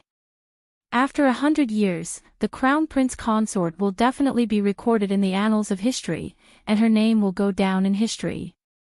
Gu Jiao didn't care if anyone could go down in history, but with a girls' academy, their medical center would have business. The second boss couldn't stop smiling. This location was good, too good. It was as if he could already see the shining silver flowing towards him. The news that the Crown Prince Consort was opening a girls' academy quickly spread through the noble circles. While the country of Zhao did not believe that it was virtuous for women to have no talent like the previous dynasty, women could only hire tutors to teach at home. The former Crown Prince Consort was like this, and now Gu Jinyu was like this. But today, Gu Jinyu received an invitation to enroll. Gu Jinyu finally learned that the Crown Prince Consort had opened a girls' academy near the directorate. It seems that she sent me a present on the day of my graduation not because His Majesty had conferred the title of County Princess on me, but because she wants me to go to school at her academy. She knew it. How could the high and mighty Crown Prince Consort think highly of a little county princess like her? The girls' academy had just opened, and there were not many who were willing to send their daughters there. She had a very good reputation in the capital. If she entered the academy, there would definitely be many people who would follow her.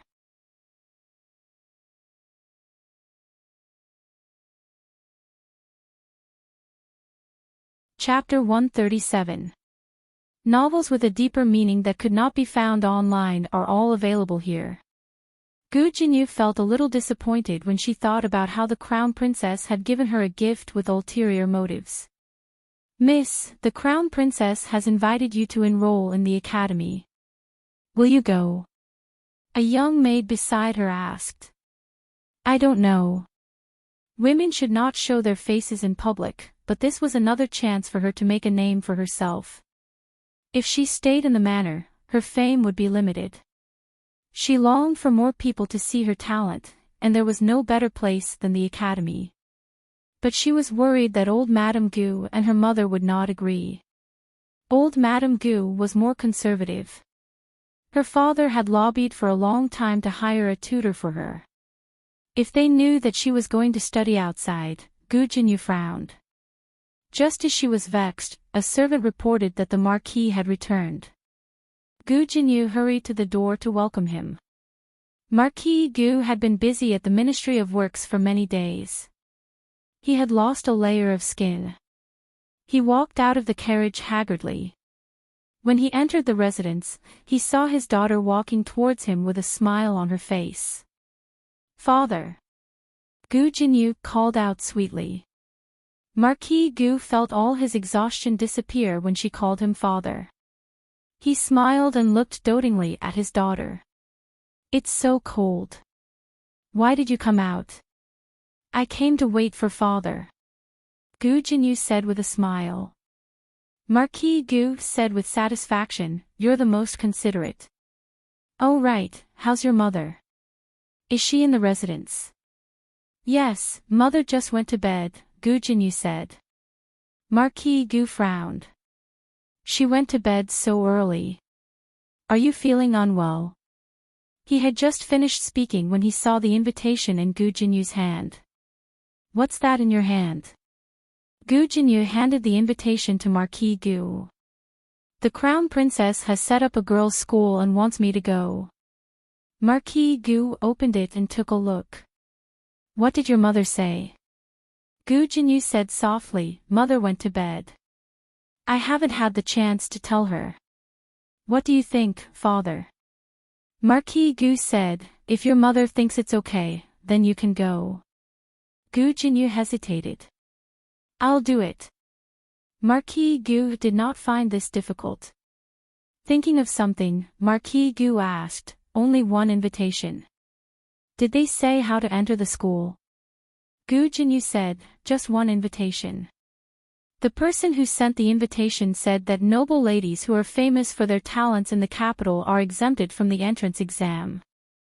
If anyone else wants to enroll, they just have to pass the exam. There's still a test. Marquis Gu frowned deeply. That girl only knew how to farm and was illiterate. How could she pass the exam? Is there a way to get another slot? He asked. Gu Jinyu asked innocently, does father want elder sister to enroll as well? I'll ask. If it's possible, I'll ask Crown Princess to give elder sister a spot. If there's no more, I'm willing to teach elder sister how to read and read. I'm just afraid that even if you're willing, she won't appreciate it. Forget it. Keep the card properly. Marquis Gu returned the card to Gu Jinyu. Seeing that she was hesitating to speak, he could not help but ask, what's wrong? Gu Jinyu said in a low voice, father hasn't been back for a few days. He probably doesn't know that something has happened in the manor. Marquis Gu asked, what happened? Gu Jinyu lowered her eyes and pinched her handkerchief as she said, third brother and second brother were locked up in the ancestral hall by eldest brother. Marquis Gu sucked in a breath of cold air. What did they do? No, your second brother doesn't do anything anymore. Is it your third brother? What did he do again? Gu Jinyu looked troubled, it seems. Third brother and elder sister got into a quarrel and elder sister beat him up. Third brother is seriously injured. Why does that girl beat up everyone she catches? Marquis Gu's teeth hurt. He rolled up his sleeves and said coldly, has that girl returned to the manor? Elder sister, eldest miss hasn't returned to the manor. Gu Jinyu was only halfway through her sentence when Nanny Fong, who had appeared nearby, interrupted her. Nanny Fong bowed to the two of them and said neither obsequiously nor haughtily, third young master bullied little master and caused little master's heart disease to act up. Eldest miss was angry and taught third young master a lesson. Third young master only suffered superficial wounds. Compared to little master, it's not worth mentioning. They were indeed superficial wounds. The kind that would keep him bedridden for a month. Gu Yan was already alive and kicking. Gu Qinglin's torment had just begun. Every night, he was in so much pain that even medicine didn't help. Nanny Fong sighed, third young master has always been spoiled. He also cries for his parents when he suffers from superficial wounds. Poor little master. When his heart disease acts up, he doesn't cry or make a fuss. How disheartened must he be, but everyone thinks he's fine. Gu Jinyu's face was burning. Nanny Fong's words not only mocked Gu Jinyu, but also put a label on Gu Qinglin. Later, even if Marquis Gu saw a wailing Gu Qinglin, he would only think that he was spoiled. Marquis Gu frowned. Has Yen met Qinglin? Nanny Fong sneered. It's a coincidence that the three young masters entered the same academy. On the first day of school, third young master recognized little master, but little master didn't recognize him. He was kidnapped to the woodshed and locked up for an entire day. Later, his heart disease acted up and he narrowly escaped death. Marquis Gu was furious. Unfilial son. Make him kneel in the ancestral hall. After saying this coldly, Marquis Gu didn't even look at Gu Qinglin's injuries. He got into the carriage and went to Jade Water Alley to see Gu Yen. Only Nanny Fong and Gu Jinyu were left on the lawn. Gu Jinyu opened her mouth. Nanny Fong curtsied. Second young miss, it's getting late. You should go back and rest. This servant also needs to go back and serve madam. Nanny. Gu Jinyu stopped her. I was going to say it just now. Nanny Fong nodded. This servant understands. Although second young miss isn't the Marquis' estate's biological daughter, madam raised her. How could second young miss not help madam but someone else? Wouldn't that be too cruel and unscrupulous? Gu Jinyu's face paled. Nanny Fong smiled faintly. This servant is a servant and doesn't know how to speak. Please forgive me, second young Mississippi. Gu Jinyu didn't know what to say. She felt like she was being scolded, but Nanny Fong didn't say anything against her. Nanny Fong was Madame Yao's trusted aide. Only Gu Yen could be angry with her, but as a good girl, Gu Jinyu couldn't. Nanny, you're exaggerating. Gu Jinyu said. Nanny, go take care of my mother. Nanny Fong said earnestly. Second young miss, you should remember madam's words. Don't interact with the late madam's three sons. They won't accept second young miss and won't be your support in the future. Forgive this servant for speaking bluntly, but second young miss can only rely on madam and eldest young Mississippi. Gu Jinyu smiled faintly. I'll remember, Nanny. A girl who grew up in the countryside and only knew how to dig for food in the fields. What right did she have to be her support? Because of that crippled husband who understood Yuan in high school. Nanny was indeed old. Marquis Gu went to see Gu Yen. Gu Yen was fine, but he still pretended to be dying. Marquis Gu was furious. When he returned to the estate, no matter how old Madame Gu came to find him, he was determined not to ask Gu Chongqing to release Gu Qinglin. Old Madame Gu sent someone to deliver charcoal to Gu Qinglin. What charcoal? Just freeze him to death. Gu Qinglin's charcoal was confiscated by his biological father just like that. Xiao Lulang also heard a little about the girls' school when he was in the Imperial College. This matter was actually slightly different from the rumors in the circle. It wasn't initiated by the Crown Princess. As early as 10 years ago, Empress Dowager Zhuang had proposed to open a girls' school, but it was unanimously opposed by the emperor and the cabinet ministers. This matter was left unsettled. Now that the matter was brought up again, it was most likely the emperor's idea.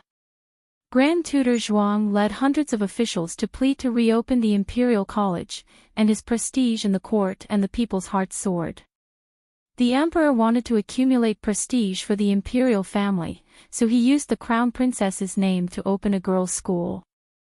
Since it was opened by the court, the quality of the girls' school must not be too bad. During dinner, Xiao Lulang talked about the girls' school at the dining table. Little Jing Kong exclaimed, "Girls' school. Does that mean Zhao Zhao can go there too?"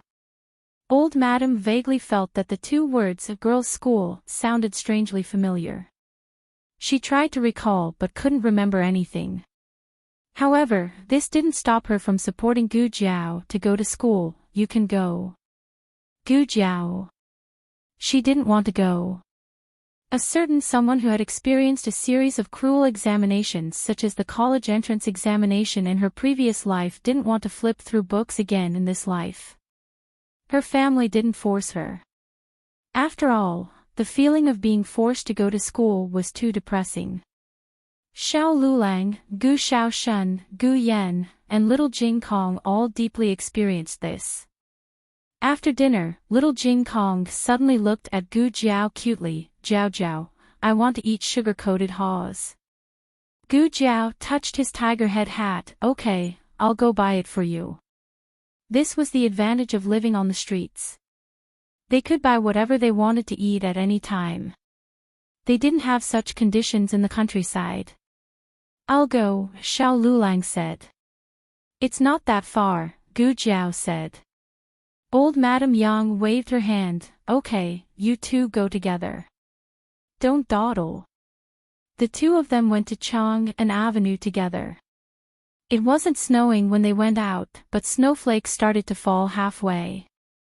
Gu Jiao looked at the flying snow above her head and sighed. The snow in the capital comes so early. Xiao Lulang said, it's not early this year. Sometimes it snows by the end of October. Oh. Gu Jiao asked, did you live in the capital for a long time? The two of them rarely asked each other's secrets. It was the first time such a topic was brought up so calmly. Yes. Xiao Lulang nodded. Gu Jiao didn't ask further. Some topics were brought up unexpectedly, but they shouldn't be discussed too deeply. She looked at the busy streets. The capital is so nice. Xiao Lulang looked at her. You like the capital? Yes. Gu Jiao said, the capital is lively. She actually didn't really like bustling places, but being in a lively environment made her feel more clearly that she was still alive. The snow was very heavy, but the wind stopped, and the snowflakes fell quietly. She remembered that there was a snowy night like this in town. They went out to buy osmanthus cakes and sat in front of a stall to eat 2 bowls of steaming glutinous rice balls. Life was hard at that time. She couldn't even bear to buy a poached egg for herself and only asked the boss to give him one. Although the truth was that Gu Jiao didn't like to eat poached eggs, Xiao Lulang didn't know that, so he was touched until now. Aya, how can you walk? Gu Jiao bumped into someone. It was a young man who was in a hurry. The young man was almost knocked down. He fiercely said to Gu Jiao, be careful. Gu Jiao, oh. She really did bump into someone. She was not an unreasonable person. She was occasionally very obedient. She apologized. The young man didn't say anything else and walked away, muttering. People came and went on the streets of Chang'an. If one wasn't careful, they would bump into someone.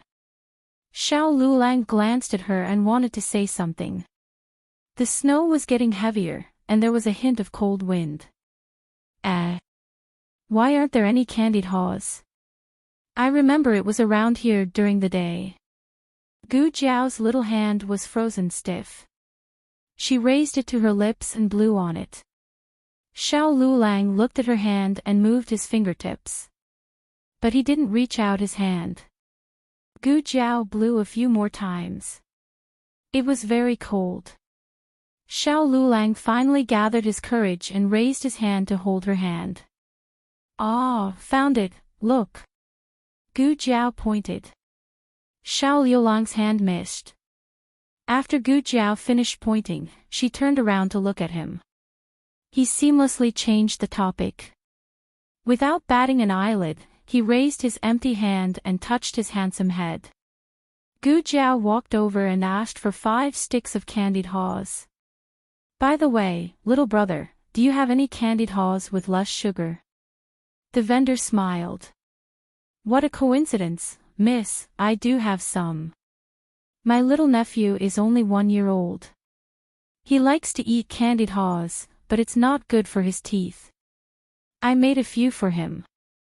They look bright red, but they don't have much sugar. Then, can you give me 2? Gu Jiao asked. Okay. The vendor took 2 sticks of unsweet candied haws and gave them to Gu Jiao. The total is 70 copper coins. I'll give you a small one. Thank you. Gu Jiao took the candied haws and grabbed them all in one hand. They were so big that she almost couldn't hold them. Xiao Lulang saw that she was struggling and said to her, I'll do it. Gu Jiao shook her head. No need. I'll take them. After saying that, she turned around and walked back. Xiao Lulang followed with his walking stick. As they walked, a soft little hand suddenly reached over and held his hand. Xiao Lulang was stunned. Gu Jiao tilted her head and blinked. If you take the candied haws, you won't be able to hold my hand. Didn't you want to hold my hand just now? Xiao Liulang's face turned red. He suddenly felt that his heart was full.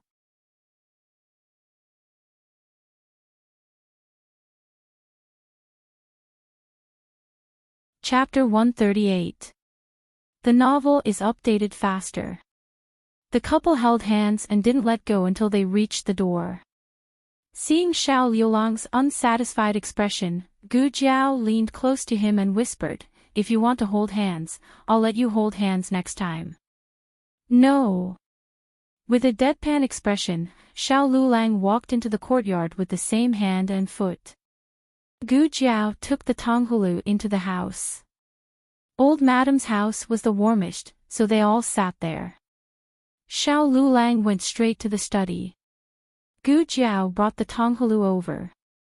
Little Jing Kong's eyes lit up when he saw the Tonghulu. Jiao Jiao, come and warm up by the fire. Okay. Gu Jiao gave him a Tonghulu with less sugar and another Tonghulu with less sugar to Old Madam. She also gave 2 Tonghulu with normal sugar to Gu Yan and Gu Shaoshun. Gu Yan didn't eat much. He just liked to have fun. Old Madam stared at Gu Yan's Tonghulu, and tears flowed out of her mouth uncontrollably. Where's brother-in-law? Gu Yan asked. Your brother-in-law went to the study, Gu Jiao said. Old Madam ordered little Jing Kong, go and ask your brother-in-law to warm up by the fire. No need. Gu Jiao said, he's not cold at all. His palms are sweaty. The speaker didn't mean it, but the listener took it seriously. A stone stirred up 1,000 ripples. His palms were sweaty. How did you know? You two are holding hands. Little Jing Kong suddenly felt that the Tonghulu wasn't delicious anymore. Little Jing Kong jumped down from the small chair and decisively held Jiao Jiao's hand. Bad brother-in-law held hands, I want to hold hands too. Gu Yan held Gu Jiao's other hand. Little monk held hands, I want to hold hands too. The confused Gu Jiao, Gu Shaoshun looked even more confused. The old lady was happy. The 2 idiots were finally making progress. Her little great-grandson was just around the corner. To commemorate this important development, the old lady decided to eat 1 less candied fruit tonight. She placed the preserved fruit high on the bedside table. Happy. The moonlight was like water. It quietly flowed on the bedside table, and the candied fruit was sparkling and translucent under the moonlight. The old lady left. The old lady came back. She grabbed the candied fruit and stuffed it into her mouth. To hell with the commemoration. If you're happy, you should celebrate. You should eat to celebrate. The heavy snow continued to fall throughout the night and only stopped when it was almost dawn. When Gu Jiao woke up early in the morning, the courtyard was already covered with snow. Fortunately, he had moved the chicken house and the dog house to the woodshed last night. Otherwise, if he let them freeze outside for a night, he was afraid that they would become a few small popsicles. Gu Jiao went to the backyard to get water from the well to wash up. The weather was so cold, but the well water was warm. After washing up, she went to the kitchen to start a fire to cook, but was surprised to find that someone was already sitting in front of the stove to start a fire. It was Xiao Lulang. So early. Although he used to get up early, he never got up this early. Yes. Xiao Lulang looked back at her. At this moment, the sky was not yet bright, and the snow was basically reflecting the light of the snow. An oil lamp was lit in the kitchen, and the bright light from the stove was reflected on his handsome face. She only felt that this person was truly a peerless young master. Beautiful things would make one feel beautiful just by looking at them. Gu Jiao curved her lips. Did you sleep well last night? Yes, and you? He asked. Gu Jiao walked over and took the firewood from his hand. Well, you can go and read. I'll do it. The kitchen was not big, and it was a little narrow when the two of them squeezed together. He smelled the fresh fragrance of Chinese soap on her body, as well as the unique scent of a young girl. He suddenly felt that the kitchen was a little hot, but he did not say anything. He got up and went out. However, he did not go back to the study to read. Instead, he took a shovel and began to clear the snow in the yard. Soon, little Jing Kong also got up. He was always the third one in the family to get up. When he saw the snow in the yard, he was so excited that he shouted. Oh, I'm Mount Tai next door, catch the vine of love. Gu Jiao's hand trembled, and she almost lit the whole kitchen. Can this be connected? Don't shovel. Don't shovel. Don't shovel. I want to play in the snow. He threw himself into the snow. There was no such heavy snow in Yuzhou, so it was no wonder that he was so excited. The little guy was healthy and was not afraid of catching cold. Xiao Lulang did not care about him and let him play in the snow. He took a shovel to shovel the snow in the corridor. He shoveled the snow outside the old lady and Gu Yan's room first. About half an hour later, Gu Shaoshun also got up. At this time, little Jing Kong had successfully turned himself into the light shui man, Jing Kong. He was covered in snow, and his long eyelashes were stained with snowflakes. Little Jing Kong sat in the snow and looked at him with blinking eyes. Brother Shaoshun, do you want to play? Oh, okay. Gu Shaoshun walked over, rolled little Jing Kong into a light shui ball, and started to roll. Little Jing Kong was rolled so hard that he stuck out his tongue and rolled his eyes. Oh. I asked you to play in the snow. I didn't ask you to play with me. Gu Shaoshun, but you're more fun. The two of them played crazily for a while until Gu Jiao came out and carried the sweaty and drenched little ball back into the house to change her clothes. Gu Shaoshun also took a shovel and shoveled the snow with Xiao Lulang. Breakfast was tofu and pickled vegetable soup and mutton steamed buns. To make up for little Jing Kong's regret that he couldn't eat mutton, Gu Jiao made a basket of buns for him. The snow-white buns were eaten one at a time. Little Jing Kong suddenly felt that he was really a fierce little tiger. Little Jing Kong was a little obsessed with tigers recently. Gu Jiao also sewed a double-shoulder little tiger schoolbag for him. After the meal, he quickly put on the little tiger's backpack and went to the Directorate of Education with his bad brother-in-law accompanying him. Gu Yan and Gu Shaoshun also went to Qinghe Academy. The old lady didn't get up until the whole family went out one after another. Gu Jiao gave her a bowl of mutton soup. Great aunt, I'll go to the clinic later. If you're bored, I'm not bored. Go ahead. The old lady waved her hand. Gu Jiao looked at the old lady strangely. Based on her understanding of the old lady, she was most likely up to something again. What did you do again? The old lady drank a mouthful of mutton soup. Nothing. She just called all the aunties in the alley over and played leaf cards for a few days. She won a lot of money. Gu Jiao felt that her great-aunt was really capable. She couldn't stay idle no matter where she went, and she was always able to mingle with people. Her social skills were excellent, and she was miles ahead of her and Xiao Lulang. The old lady was a shrewd person. Gu Jiao wasn't worried that she would be deceived. She should be worried about other people. She didn't know how unlucky they were to fall into the hands of her great-aunt. Remember to bring an umbrella, the old lady said.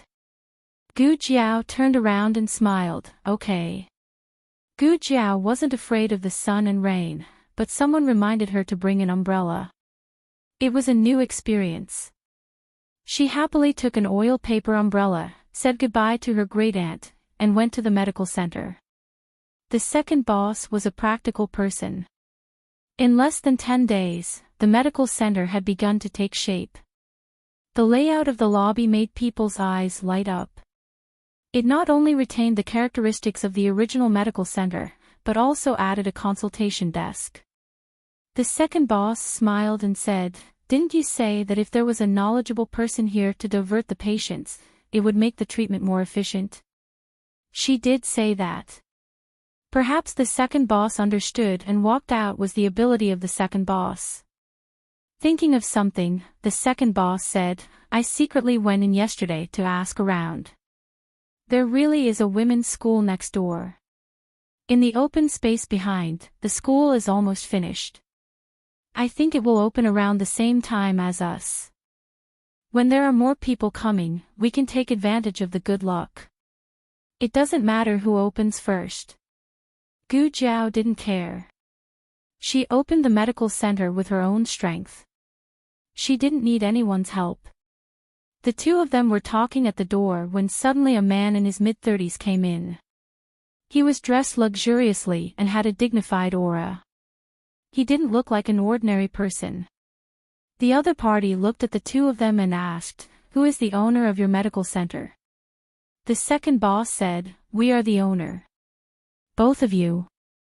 The other party looked at Gu Jiao suspiciously.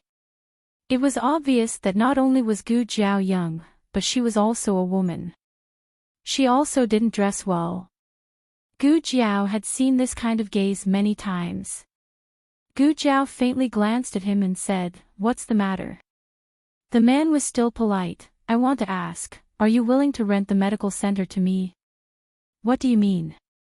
the second boss asked. The man smiled faintly and said, "To tell you the truth, I am from next door. I don't know if you have heard that we are opening a women's school. It was opened by the Crown Princess. Currently, there is still a brothel and there is no suitable location. So, I want to rent your shop and convert it into a brothel." "No." Gu Jiao refused without hesitation. The man looked at Gu Jiao in surprise. He clearly didn't expect that the other party would be so ungrateful after he mentioned the Crown Princess. In reality, the women's school wasn't opened by the Crown Princess. It was His Majesty's idea. However, when Empress Dowager Zhuang proposed to open a women's school, His Majesty didn't stand on Empress Dowager Zhuang's side. Now that he had slapped himself in the face, it didn't look good, so he used the Crown Princess name. Could it be that he had to use His Majesty's name to scare this little girl? The man said, "The price can be discussed." Gu Jiao said, "It is useless to discuss it further. No means no." The man's smile became colder. "You also found someone else to rent. Don't you just want to open a medical center? You can rent this shop to me, and I'll find you a better one." Gu Jiao looked at him like he was an idiot. "Since there is a better shop, why don't you use it?" The man choked.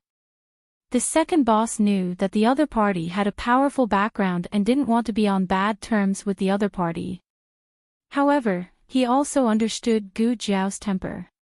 He could only appease her. "Did you think you were in the right just because you yelled?" The man saw that he couldn't get through to Gu Jiao, so he looked at the second boss on the side and said with a smile, "Why do you have to make it so ugly? When I find the owner and tell him not to rent the shop to you, won't you still have to move out?"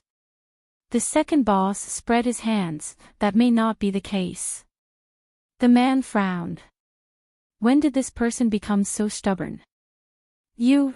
Before he could finish, he was interrupted by a cold voice. "What are you doing? Didn't you hear that he refused you?" "What?" You want to use the Crown Princess name to oppress the common people? As far as I know, the Crown Princess didn't give you the right to bully others. It was that little scholar again. Today, he was wearing a blue robe and looked fresh and handsome.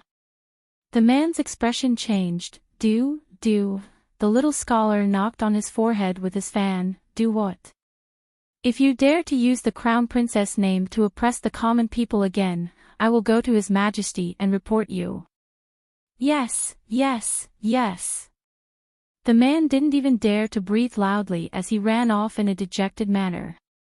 The second boss gave Gu Jiao a look. Who was it? Gu Jiao, I don't know. The second boss, the little scholar, came to Gu Jiao and patted his hand with his fan. He said with a smile, Miss, we meet again. Don't worry, I already taught him a lesson just now. He won't dare to harass you again in the future. Gu Jiao, oh, thank you. The little scholar simply clung to Gu Jiao and followed Gu Jiao around. Don't listen to him. He didn't come here on the Crown Princess orders. The Crown Princess wouldn't have such a rude servant. Gu Jiao understood. The little girl was still clinging to the fact that she had no feelings towards the Crown Princess. It was enough that she liked the Crown Princess. Why did everyone in the world have to like the Crown Princess? Wasn't this a very strange thing? The little scholar proudly said, You also saw it. I'm very capable. As long as you also like the Crown Princess, we can be friends. I'll protect you. As the Crown Princess #1 supporter, her goal was to spread the Crown Princess' good name and have more people understand and like the Crown Princess. Gu Jiao did not waste any more words with her. She carried a box of tools and went up to the second floor. The little scholar wanted to chase after her, but the workers came over at this time. The little scholar was separated by the workers.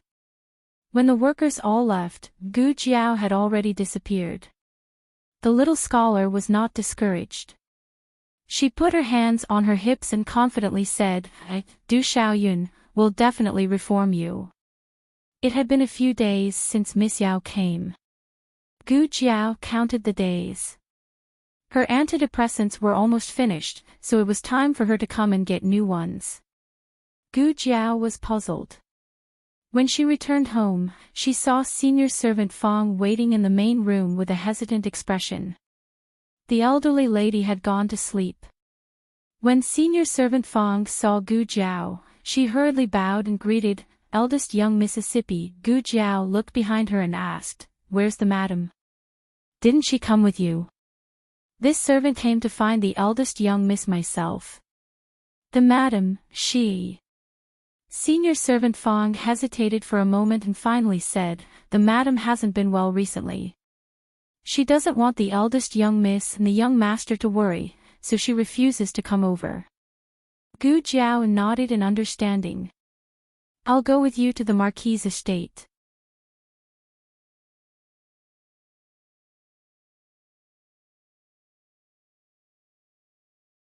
Chapter 139. Gu Jiao was a very straightforward person. What she accepted and what she did not accept, she would put it all on the table. She couldn't open the knot in her heart when she was young, so she couldn't live with Madame Yao calmly. However, this didn't mean that she would ignore Madame Yao. She still interacted with Madame Yao as a doctor. This visit was to treat Madame Yao's illness. Other people had nothing to do with her, so she didn't want to see them. Nanny Fang understood eldest Mrs. temper and knew that she wouldn't visit old Madame Gu or other people in the residence. In order to avoid gossip, Nanny Fang simply didn't mention that eldest Miss had returned to the residence. The servant guarding the door thought that Nanny Fang had only invited a doctor back to the residence. Gu Jiao sat in the carriage and entered the inner residence of the Lord Protector's estate. The first courtyard she saw was Xingming Courtyard. Nanny Fang said that it was the former madam's courtyard. Even though the former madam had passed away many years ago, it was still empty. Occasionally, the heir would go there to reminisce about the former madam. Madam's courtyard is over there. Nanny Fong pointed to the end of the path. It's so far away. Gu Jiao said. Nanny Fong sighed. Yes, but wasn't it far away? Madam's status in the residence was awkward. How could old Madame Gu let her live in a courtyard that was in a good location? Concubine Ling's courtyard was close and closest to Marquis Gu's courtyard. In fact, whenever Marquis Gu went to Madame Yao's courtyard, he would pass by Concubine Ling's courtyard. In order to let Concubine Ling be favored, old Madame Gu had schemed. Unfortunately, even if Marquis Gu passed by Concubine Ling's door every day, he wouldn't enter her room. That's Concubine Ling's courtyard. Nanny Fong pointed to a courtyard. Gu Jiao glanced through the window. It was a refreshing and elegant scene with pavilions, terraces, and withered flowers everywhere. Gu Jiao didn't care too much. She was just a concubine. It wasn't worth it. The carriage stopped in front of Madame Yao's courtyard. Nanny Fong went to get a stool for Gu Jiao, but Gu Jiao jumped down. Nanny Fong was startled. Which noble young miss is so fierce? Is Madame inside? Gu Jiao asked. Ah, yes. Nanny Fong regained her senses. She should be in the warm room right now. The winter in the manor isn't this cold. Madame isn't used to it and stays in the warm room all day long. Gu Jiao followed Nanny Fong to the warm room.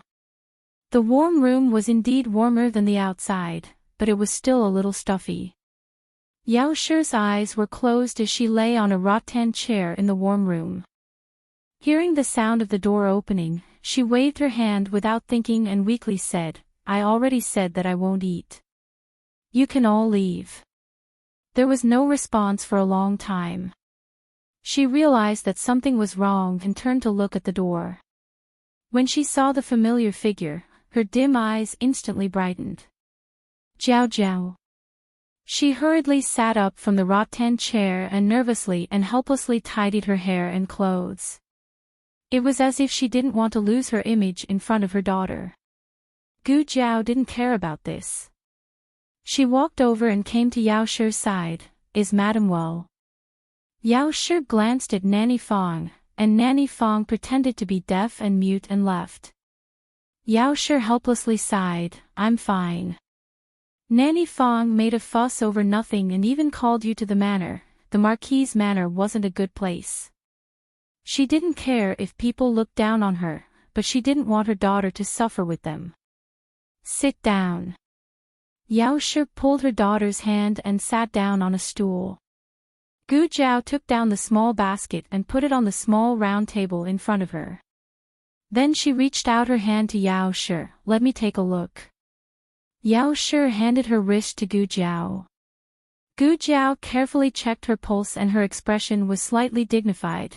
Did you not take your medicine properly these past few days? Yao Shi said embarrassedly, I forgot to take it once or twice.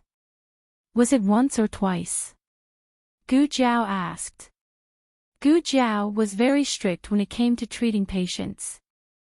Yao Shi carefully thought for a moment and said, twice. Are you sure there's no more? Gu Jiao looked into her eyes. I'm sure. Yao Shi nodded. The first time was when she came back from Bai Shui Alley. She had just learned that Gu Yan was being bullied by Gu Qinglin. She rushed to Gu Qinglin's courtyard and caused a ruckus. Perhaps she was too tired from the ruckus, but when she came back, she fell asleep. That night, she didn't take her medicine. The next morning, she overslept and forgot to take her medicine. It was only these 2 times and no more. What's wrong? Yao Shi asked. Gu Jiao said truthfully, your pulse isn't very good. If you only forgot twice, then it shouldn't be a problem with the medicine. It should be because you were too agitated. Yao Shi also felt it. Her illness was clearly almost cured, but that day, she couldn't control her emotions and almost died together with Gu Qinglin. If it wasn't for Gu Chongqing taking her dagger, she would have killed Gu Qinglin and hanged herself. Speaking of which, the dagger was still in Gu Chongqing's hands. He knew her motive, but she didn't know why he didn't make things difficult for her. Ao Shi immediately thought of many things. Gu Jiao could see that she was thinking more than before, so she said to her, "Perhaps you've developed a resistance to the medicine. I'll give you 2 different medicines." Yao Shi said, "All right." Gu Jiao hadn't opened the medicine box in a long time. The last time she opened it was when she was suturing that man. At that time, she wasn't of marriageable age. However, she vaguely remembered that the medicine box contained a new antidepressant. Gu Jiao no longer deliberately hid the medicine box from Yao Shi. Yao Shi occasionally saw the things inside and felt it was strange, but she just thought it was because she didn't know enough and didn't suspect anything. Gu Jiao took out the antidepressant and told Yao Shi how to take it. "In the future, don't forget to take your medicine." Yao Shi shook her head and said, "I won't." At that time, she was so angry that she lost her mind. But after she sobered up, she felt a lingering fear. If she really died with Gu Qinglin, she would never be able to see her 2 children again. Jiao Jiao and Yan would also be like the 3 brothers, becoming motherless children. How could she treat the siblings like that? Gu Jiao accompanied Yao Shi and chatted for a while. Then, she watched Yao Shi take the medicine. One of the medicines had a calming effect. Yao Shi leaned against the rattan chair and fell asleep not long after. Gu Jiao took a blanket and covered her with it. Hearing that there was no movement inside, Nurse Fong gently pushed the door and entered. She looked at the sleeping Yao Shi and whispered to Gu Jiao, "Is the madam asleep?" Gu Jiao nodded and got up to leave the room. Nurse Fong also followed her out and closed the door. "Eldest miss, how is the madam's condition?" Gu Jiao said, "Her condition has relapsed. It's similar to when she was in the mountain villa." Nurse Fong said in fear, "Is it that serious?" Gu Jiao said, "It's not as serious as it was at the beginning." Nurse Fong's expression softened and she lamented, "After the madam came back, her mood wasn't very good. She just endured it until that day when she went to Bai Shui Alley and learned that the young master was being bullied. The madam completely exploded and ran to the 3rd young master's courtyard to cause a scene.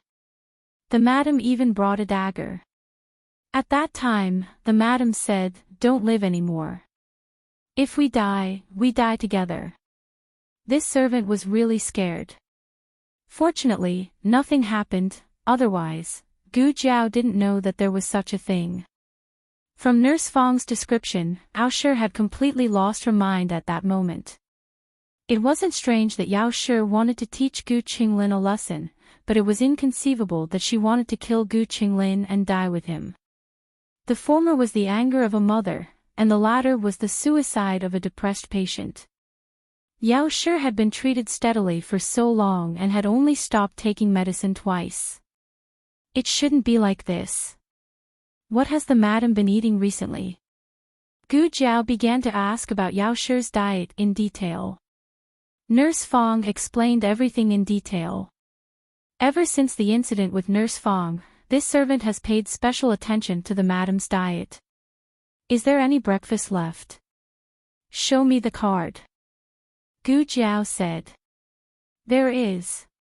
The madam doesn't have a good appetite. She ate a little and then stopped eating. It's all behind the green screen cabinet." Nurse Fong went to bring over Yao Shi's breakfast. Gu Jiao checked it one by one. Nurse Fong said, "Is there a problem?" Gu Jiao shook her head, "No, take me to the madam's bedroom." "Okay." Nurse Fong took Gu Jiao to Yao Shi's room. Gu Jiao checked every corner, including the incense, soap, and rouge. "There's no problem," she said. Was she thinking too much? Gu Jiao asked again, "Does the madam have a close relationship with anyone?" Nurse Fong shook her head, "No, the madam doesn't go out of the residence." When she goes out, it's to visit the eldest miss and the young master. The Marquis used to come often, but recently, the Ministry of Works has been busy, so the Marquis doesn't come back for several days. Gu Jiao touched her chin. Nurse Fang still had lingering fears about the poisoning of Yao Shi in the farmstead. Eldest miss, are you suspecting that the madam has been harmed? Gu Jiao pondered for a moment and said, from the current investigation, there is no relevant evidence. As soon as he finished speaking, a cold wind rustled past. It was mixed with a few snowflakes and a faint fragrance that slowly drifted over. Gu Jiao looked in the direction of the fragrance. What's on the other side of the wall? Nurse Fang said, it's the greenhouse. When the weather is good, the door of the greenhouse will be open, and the entire courtyard can smell the fragrance of the flowers. It snowed yesterday, so the door was locked for fear that the flowers inside would freeze to death. Gu Jiao said lightly, I'll go to the greenhouse to take a look. Nurse Fang hesitated. What's the matter? Gu Jiao asked. Nurse Fang said awkwardly, the greenhouse belongs to the old madam. Ordinary people can't go in at will. Why don't I call the second miss over and let her bring the eldest miss in? Before she finished speaking, Gu Jiao had already climbed over the wall. Nurse Fang, Pine Crane Courtyard. Old Madame Gu leaned against the Arhat bed and sighed silently. She was not in a good mood recently, because her precious grandson was still locked up in the ancestral hall. The weather was cold, and there was a big snowfall last night. The ancestral hall had already become an ice cave. Her poor grandson had never suffered like this since he was young. Early in the morning, she sent someone to stop Gu Chongqing and ask him to release Gu Qingfeng. Gu Chongqing was released, but only Gu Qingfeng was released. Old Madame Gu was so angry that her head hurt. She only felt better after using some of the incense sent by concubine Ling. But she still felt stifled. They've grown up and their wings have hardened. They don't take me, their grandmother, seriously. How can that be? The heir is also trying to discipline the two young masters. The servant girl who was massaging her legs said fawningly. The old madam could criticize the heir, but the servants could not. Old Madame Gu said again, in the end, the first one to blame is their father. He could have married anyone else, but he had to marry a jinx. He himself is useless, and the child he gave birth to is also useless. He even bullied the son of the first wife. I think they want to rebel. Please calm down. The servant girl said. Old Madame Gu snorted, even giving birth to a child can cause them to lose their way. If their mother was here, how could this happen? How could the servants dare to say anything? They could only brace themselves and listen. Old Madame Gu gritted her teeth and said, girls who grew up in the countryside have no manners. Crude and despicable. The servant girl lowered her head even more. After hearing so many secrets, would she be silenced? Don't let her fall into my hands, or else I will definitely teach her a lesson. Old Madame Gu got angrier as she spoke. Where's Yao? Call her here. After returning to the manor for so long, Tian claimed to be sick in her room every day, but she did not come to set the rules in front of her. Her trusted nanny advised, why do you have to lower yourself to her level? She won't say anything even if you hit her with a stick. This was the truth.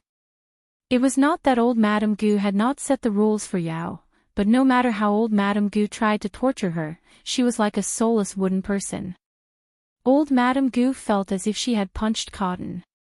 In the end, old Madame Gu did not know whether Yao felt wronged or not, but she was furious. Has the peony in the greenhouse bloomed? Her trusted nanny asked the servant girl who was massaging old Madame Gu's legs. The servant girl said, it has bloomed. I went to take a look this morning. It's blooming very well. Old Madame Gu loved flowers, especially peonies. Gu Jinyu also loved peonies because of old Madame Gu's influence. Unfortunately, peonies were seasonal. In order to make them bloom in winter, old Madame Gu did not hesitate to spend a lot of money to build a glass roof greenhouse. The servant girl continued, "I'll go and bring a few pots over for old Madame." Old Madame Gu waved her hand, "It's so cold. Won't it freeze to death if you bring it out?" "Forget it, I'll go and take a look myself."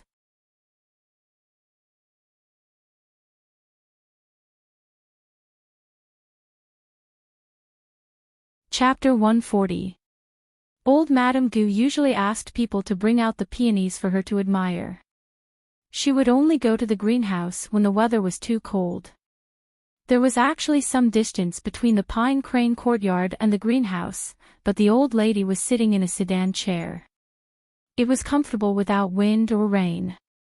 The sedan chair arrived outside the greenhouse very quickly.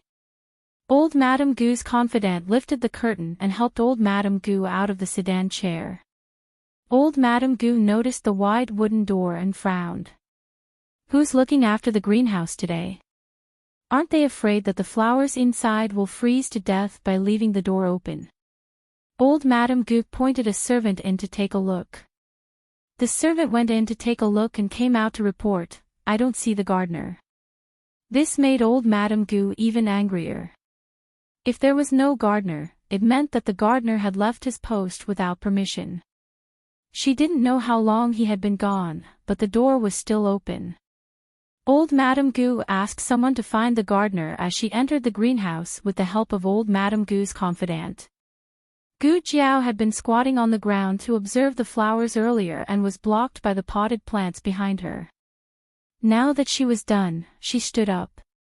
Old Madame Gu and old Madame Gu's confidant were so shocked that their hearts trembled when they saw another person. "Who is it?" Old Madame Gu asked sternly. Gu Jiao turned around calmly. Gu Jiao did not dress like a rich young lady, nor did she look like a servant in the manner. She was not very old, about the same age as Gu Jinyu. Gu Jiao's right cheek was as beautiful as a fairy's, but there was a huge red birthmark on her left cheek. Old Madame Gu had never seen such a disfigured person. Old Madame Gu's eyebrows twitched. Where did this wild girl come from? How dare she come to the greenhouse of the Duke's manor? Old Madame Gu's confidant and maids were also very surprised. Yes, where did this wild girl come from? The Duke's manor was not a vegetable garden where outsiders could enter as they wished.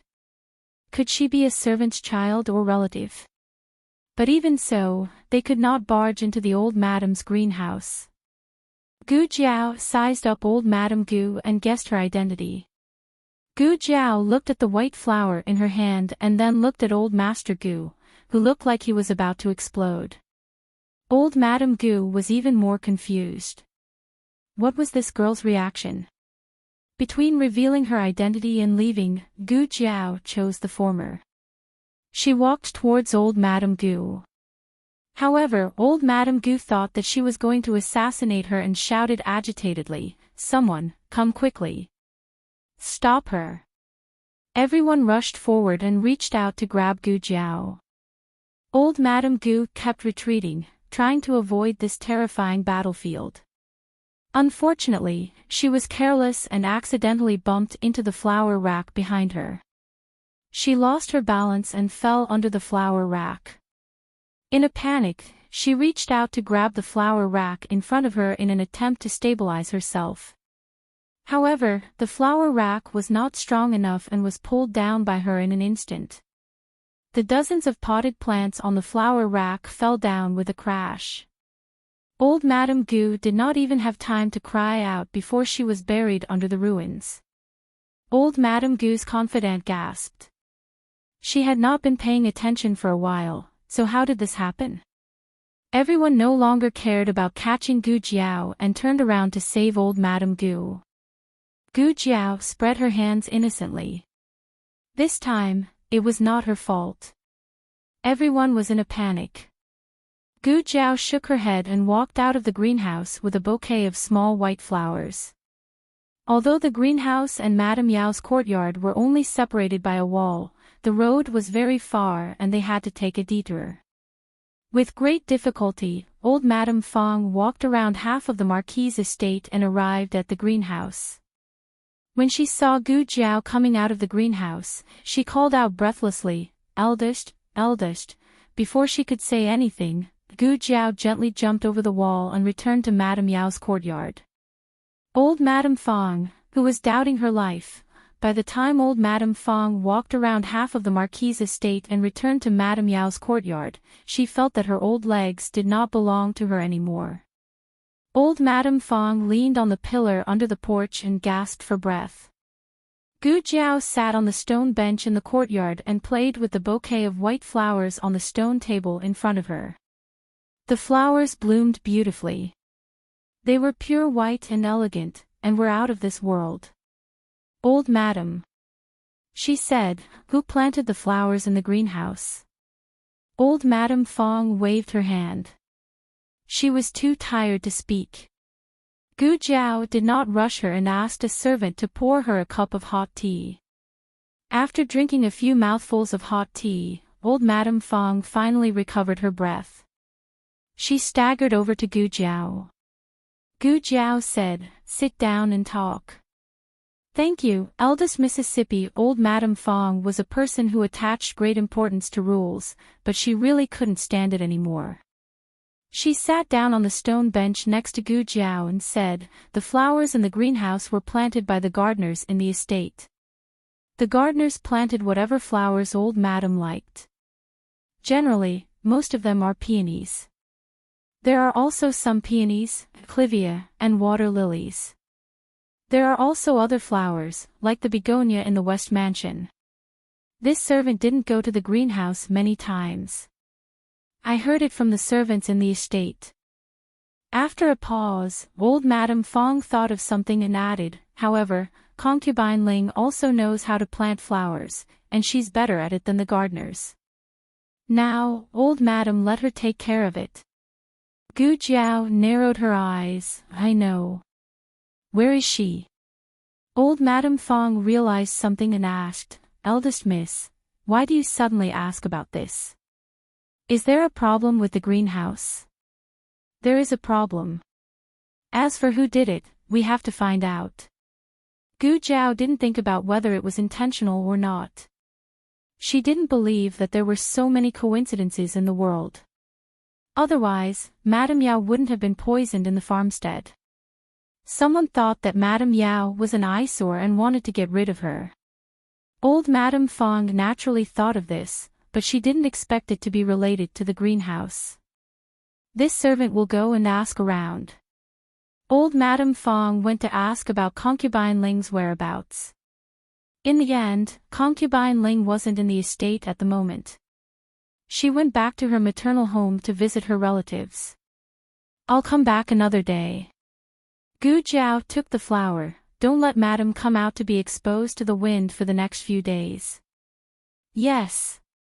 Old Madame Fong responded. Old Madame Fong glanced at Gu Jiao and felt a myriad of emotions in her heart. Perhaps she still couldn't stand some of eldest Miss's actions, but it was undeniable that when something happened to Madame, eldest Miss was the only one who could be relied on. On the other side, Gu Chongqing returned to the Lord Protector's estate. As soon as he entered the estate, he heard that something had happened to old Madame Gu, so he went to old Madame Gu's courtyard. Old Madame Gu had been hit by the flower pot quite badly. Her body was bruised and her head was even smashed. "What happened?" Gu Chongqing asked. Old Madame Gu's trusted servant said, "A wild girl came out of nowhere and bumped into old Madame, causing her to fall down in the greenhouse. Listen, listen, listen, she fell down on her own, but she had to blame it on someone else." Old Madame Gu pressed the gauze on her forehead and shouted angrily, "It must be a thief. Quickly go and catch her." If she was a thief, then she naturally had to be caught. Gu Chongqing ordered people to seal off the estate. Gu Jiao's carriage had just arrived at the entrance of the estate when it was stopped by a bodyguard. The bodyguard said, there was a thief in the estate. The heir ordered that no one is allowed to enter or leave the estate freely. Old Madame Fong sternly said, look carefully. This is Madame's carriage. How could there be a thief in Madame's carriage? The bodyguard said, excuse me. Gu Changqing's personal guards only listened to his orders. Not to mention Madame Yao's carriage, even if old Madame Gu's carriage came, they also couldn't pass. While the two sides were arguing, Gu Changqing heard the commotion and walked over with a cold expression. Old Madame Fong bowed to him, heir. Gu Changqing looked at the carriage behind her, Madame wants to go out. Old Madame Fong opened her mouth and didn't know how to answer.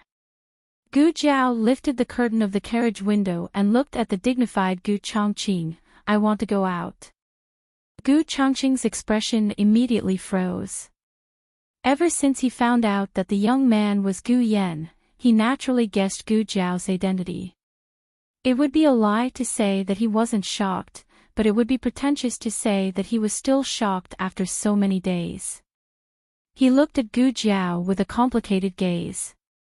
Gu Jiao just found out that this person was actually her and Gu Yan's half-brother, Gu Changqing. No wonder she dreamed of him. No wonder he didn't come for so many days. He should have guessed her and Gu Yan's identities. This was really, she didn't know how to put it. The two families were obviously not on good terms, but by a freak combination of factors, they were strangely involved. He saved little Jing Kong, she saved him, and he saved Gu Yan. Gu Jiao calmly looked at her half-brother in front of her and held her chin with her small hand. You won't let me go. Gu Changqing was slightly startled by her calm and unhurried tone. Didn't she have any burdens about their identities? No. Gu Changqing came back to his senses and said to the imperial bodyguard, let them go. Yes. The imperial bodyguard didn't ask any more questions and respectfully stepped aside. Nanny Fong was very puzzled. Looking at the eldest miss and the heir's attitude, it seemed like they knew each other. Gu Jiao put down the curtain. The carriage had just taken 2 steps when she suddenly stopped the carriage. She lifted the curtain again and threw out the bouquet of white flowers. Gu Changqing subconsciously caught it. In fact, according to Gu Changqing's previous training, he should avoid things thrown by others. Even he didn't understand what happened just now. He looked at Gu Jiao strangely. Gu Jiao didn't say anything else. She just pulled down the curtain and then left in the carriage. The people around were confused. What was going on? That girl gave a flower to the heir of their family. Gu Changqing didn't think that she would give him flowers for no reason. He looked at the flowers in his hand and frowned, lost in thought. Gu Changqing thought of what had happened in the greenhouse. Gu Changqing called the gardener in the residence over. Do you recognize this flower? The gardener said, it's a flower from the greenhouse. Gu Changqing asked, what kind of flower is it? The gardener shook his head, this servant doesn't know. Gu Changqing said coldly, you planted it yourself, and you don't know. The gardener was embarrassed. He wasn't a real gardener. He was just a servant who watched the greenhouse. He worked for the old gardener for a while. After the old gardener was dismissed, he became the new gardener. He said, this servant didn't plant this flower. It was concubine Ling. Gu Changqing asked the gardener to leave and called the residence doctor over. The residence doctor didn't know much about flowers. But if this wasn't a normal flower, but a medicine, then it was a different story. Heir, this is a devil's snare. Be careful. It's poisonous. Gu Changqing frowned, it's poisonous. The residence doctor said, yes, this flower is poisonous regardless of whether it's white or red. The seeds are the most poisonous, followed by the leaves. It can also be used in medicine. The mephisin we use is mainly made from this flower. You'll be poisoned if you touch it. Gu Changqing asked. That's not the case. Air's body is strong. Not to mention touching it, even eating it won't be a problem. The residence doctor said flatteringly.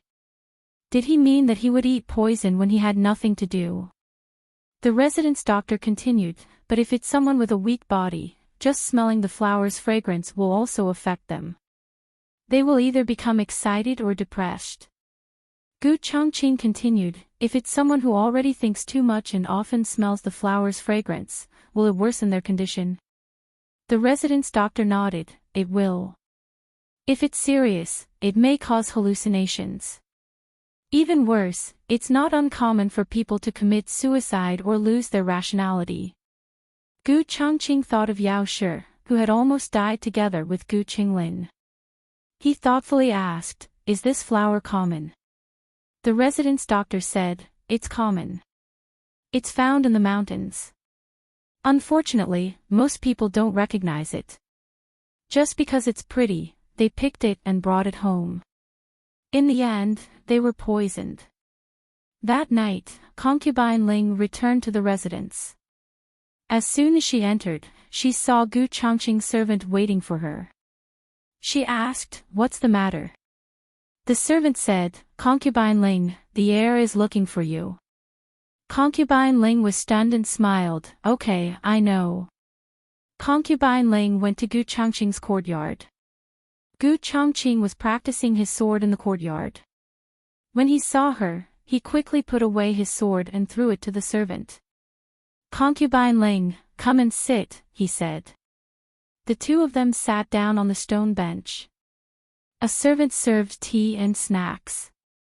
Gu Changqing said, this is a new snack made in the kitchen. I specially saved it for Concubine Ling. Concubine Ling, try it. Concubine Ling tasted it, it tastes good. Gu Changqing said, Concubine Ling, if you like it, eat more. These flower cakes are all made with fresh flowers from the greenhouse. Concubine Ling smiled, what kind of flower is it? It tastes so good. It's this kind of flower. The servant smiled and took out a few datura flowers from behind him.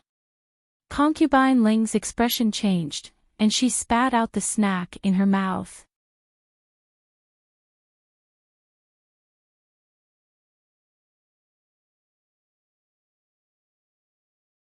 Chapter 141. The novel will be updated faster. After vomiting, Concubine Ling seemed to realize something. She smiled and covered her mouth with a handkerchief. I'm allergic to pollen. Gu Changqing's expression didn't change. Why didn't you tell me earlier that you're allergic to pollen? You wouldn't have to take care of the greenhouse for grandmother if you did. Concubine Ling opened her mouth but didn't know what to say. Take it away. Gu Changqing said to the servant. The servant took the plate of desserts away. Concubine Ling clearly saw the servant take a piece of dessert and put it into his mouth as he walked. Concubine Ling's eyelashes trembled. Concubine Ling, Gu Changqing called her. Concubine Ling looked away and clenched her hands under her wide sleeves. She smiled and said, what's wrong? Gu Changqing looked at her and said, I just said that since you're allergic to pollen, I won't let you take care of grandmother's greenhouse in the future. I'll talk to grandmother. Concubine Ling lowered her eyes and smiled.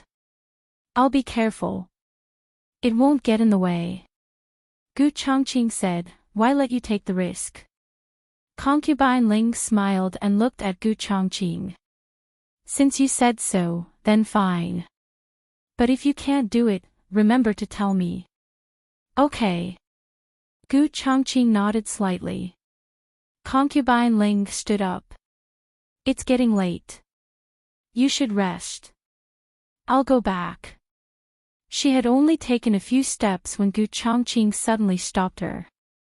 How's grandmother? Ha! Concubine Ling was slightly surprised. She turned around and looked at Gu Changqing with a smile. She's in good health. But she misses her 3 little grandsons. If you have time, you can take Qingfeng and Qinglin back to see her. I will. Gu Changqing said. Concubine Ling didn't stay any longer. She turned and left the courtyard. On the way back, she passed by the greenhouse and saw a few servants and maids cleaning the greenhouse. Pull out all the white flowers. Such a beautiful flower, it's a pity to pluck it. The old madam fell and the crown prince took his anger out on these flowers. That's enough. Don't talk about it anymore.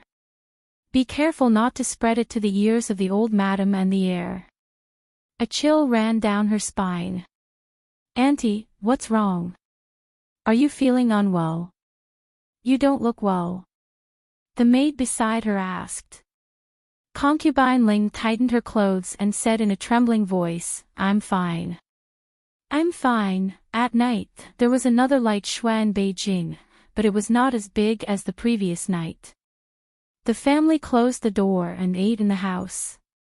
Gu Jiao made carrot and pork soup, tofu and mushroom soup, and a few side dishes. Little Jing Kong got today's delicious meal, vegetarian meatballs, green peppercorn, fried rice with sausage, and shrimp egg soup. He had recently unlocked the skill of eating eggs, and he felt that it was delicious. Jiao Jiao ordered a bowl of lovely egg soup every day.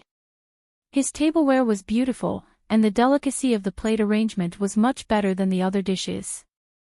He ate with relish, and he didn't forget to stick out his chest, shake his head, and send a smug expression to the others. Xiao Lulang started to tutor Lin Qingye again, so he didn't come back for lunch every day. He ate with little Jing Kong at the Imperial College. Dinner became the most tidy part of the family every day. After dinner, the old madam, as the head of the family, would ask everyone how they were doing today.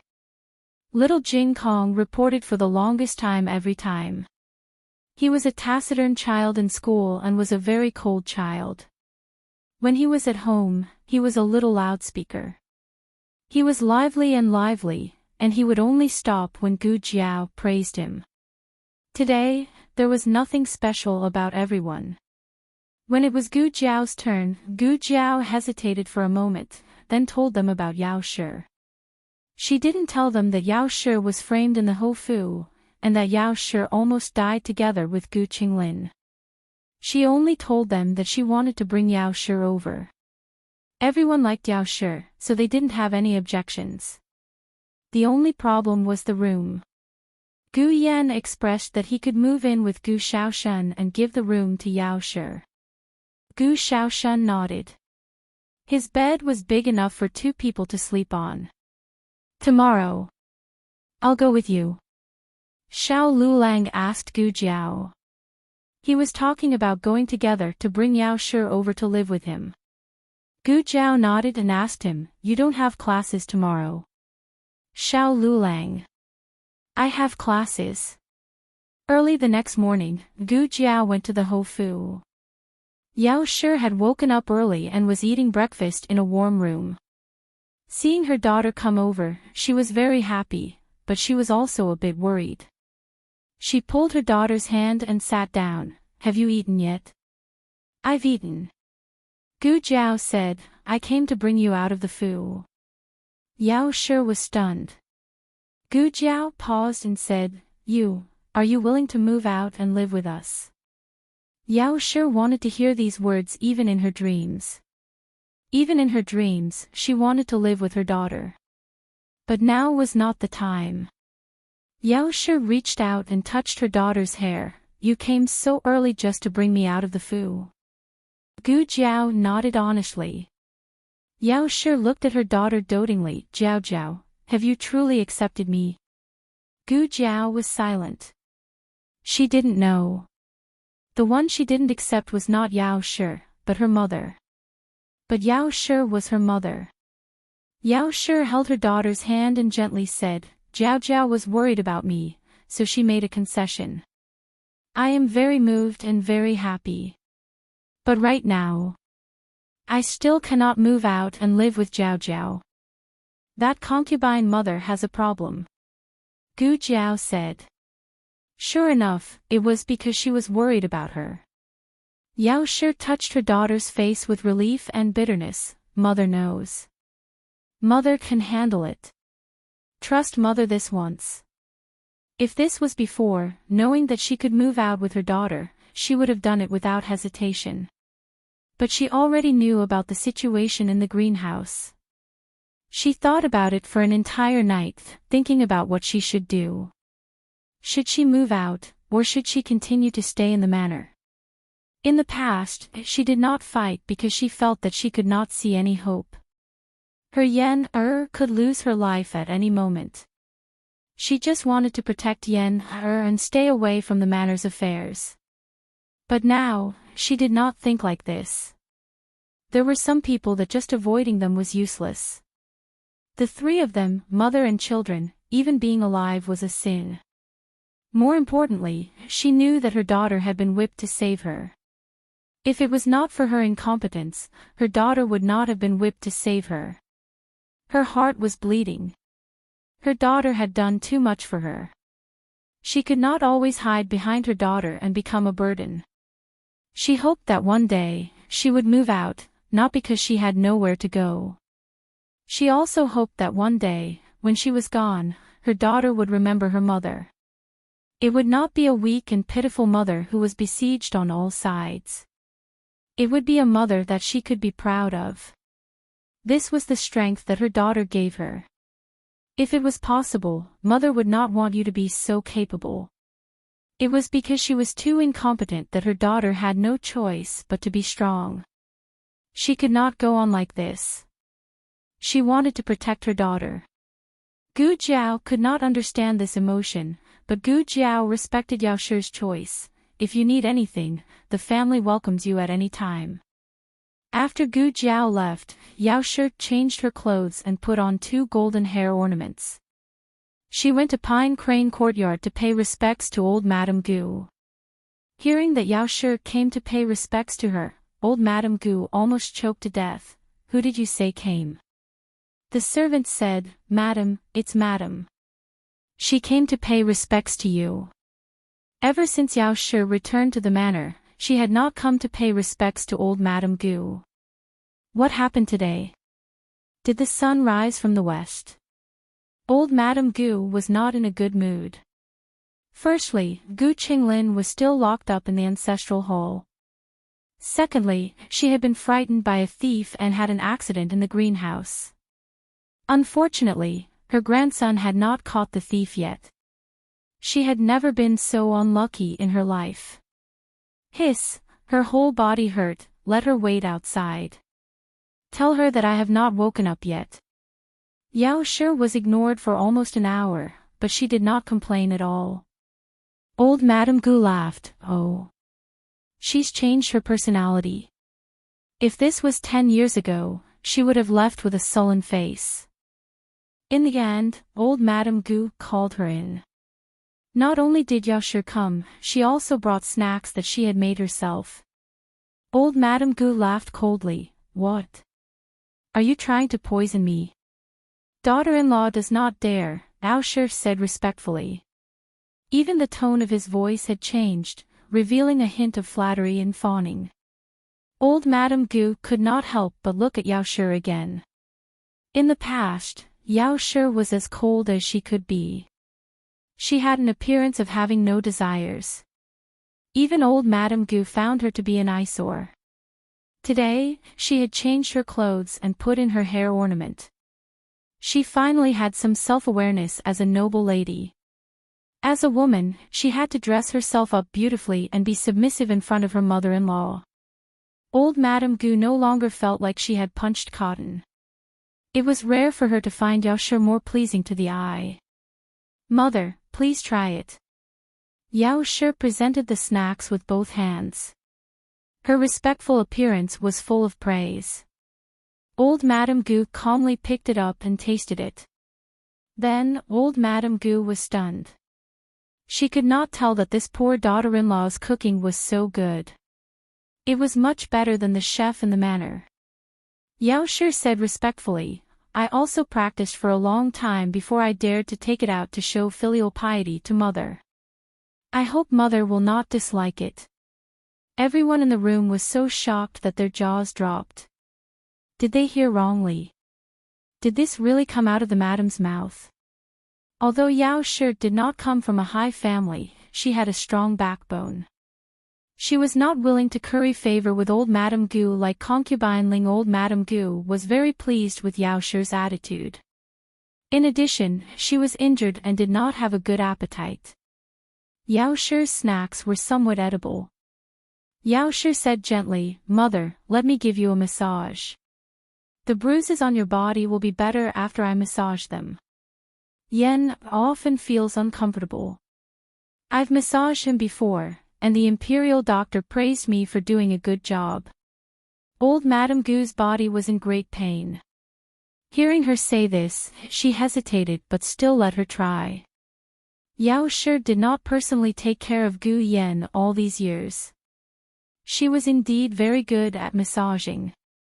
She was much more professional than the young maidservants in the manor.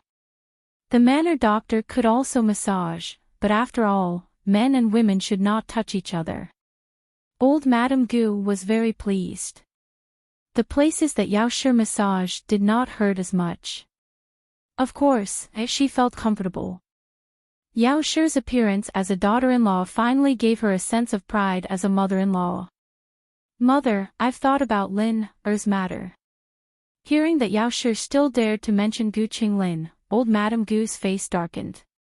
Gu Qinglin was beaten to this state by her daughter, and because of the matter with Gu Yen, he was locked up in the ancestral hall by her eldest son. She still had the face to mention it.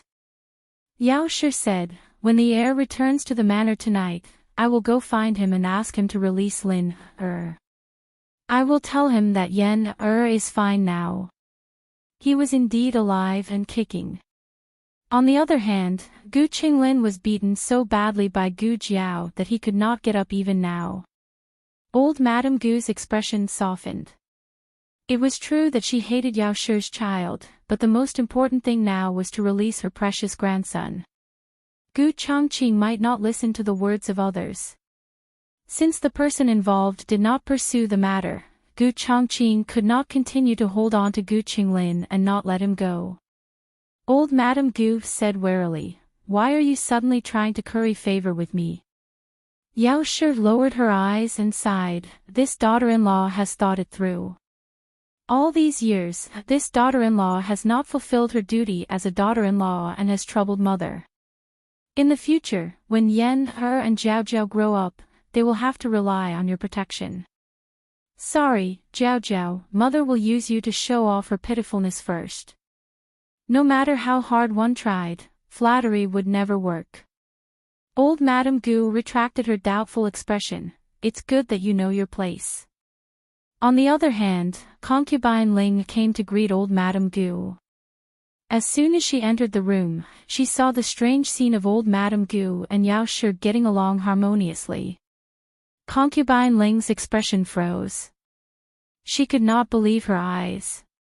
She was about to go forward and greet them when Yao Shi turned around and gestured for her to keep quiet.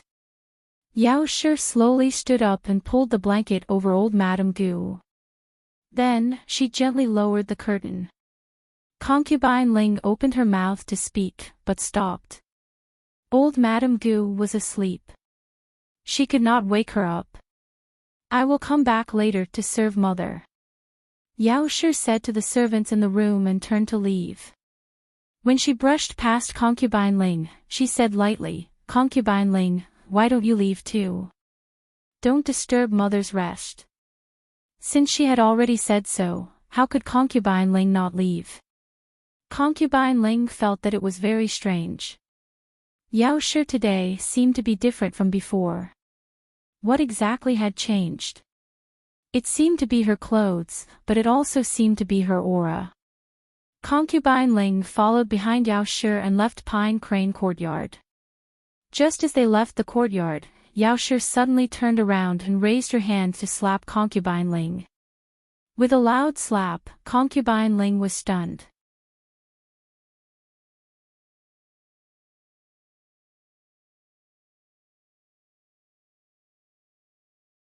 Chapter 142.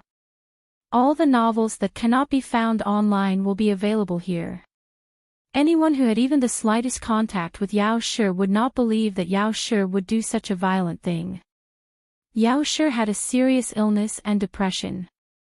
When she went crazy, she might lose her mind, but that was a different matter. However, the current Yao Shi was very clear-headed. Her emotions were also very calm. The slap she gave concubine Mother Ling was a slap with a purpose. Yao Shi's eyes were like torches as she said, "This slap is for you. You have made my daughter worry." As a mother, the thing she did not want the most was not to be hurt. Rather, it was to be hurt in front of her child. She wanted to protect her child. She did not want their bodies to be hurt, nor did she want their hearts to be hurt. Concubine Mother Ling's mouth was bleeding from the slap. It could be seen just how much force Yao Shi had used in this slap. Concubine Mother Ling used her finger to wipe the corner of her mouth. She then looked at the blood on her fingertip and laughed at herself. "Madam, what are you saying? I do not understand." Yao Shi coldly said, "In front of me, do you have the right to call me that?" Concubine Mother Ling's gaze became cold. It seemed that she could not be bothered to continue pretending. She coldly smiled and said, "Has Madam gone crazy? After serving the old Madam for an entire morning, you think that you are the head wife of the manor?" Yao Shi said with a stern expression, "I do not think so. I am the official wife of the Marquis Manor. You, on the other hand, believe that you are infallible, but in the end, you are just a concubine. Hitting you is setting the rules for you. If you have the guts, go and complain." Concubine Mother Ling smiled mockingly and said, "Does Madam believe that I do not dare?" Yao Shi looked into her eyes without blinking. "If you dare, I also dare.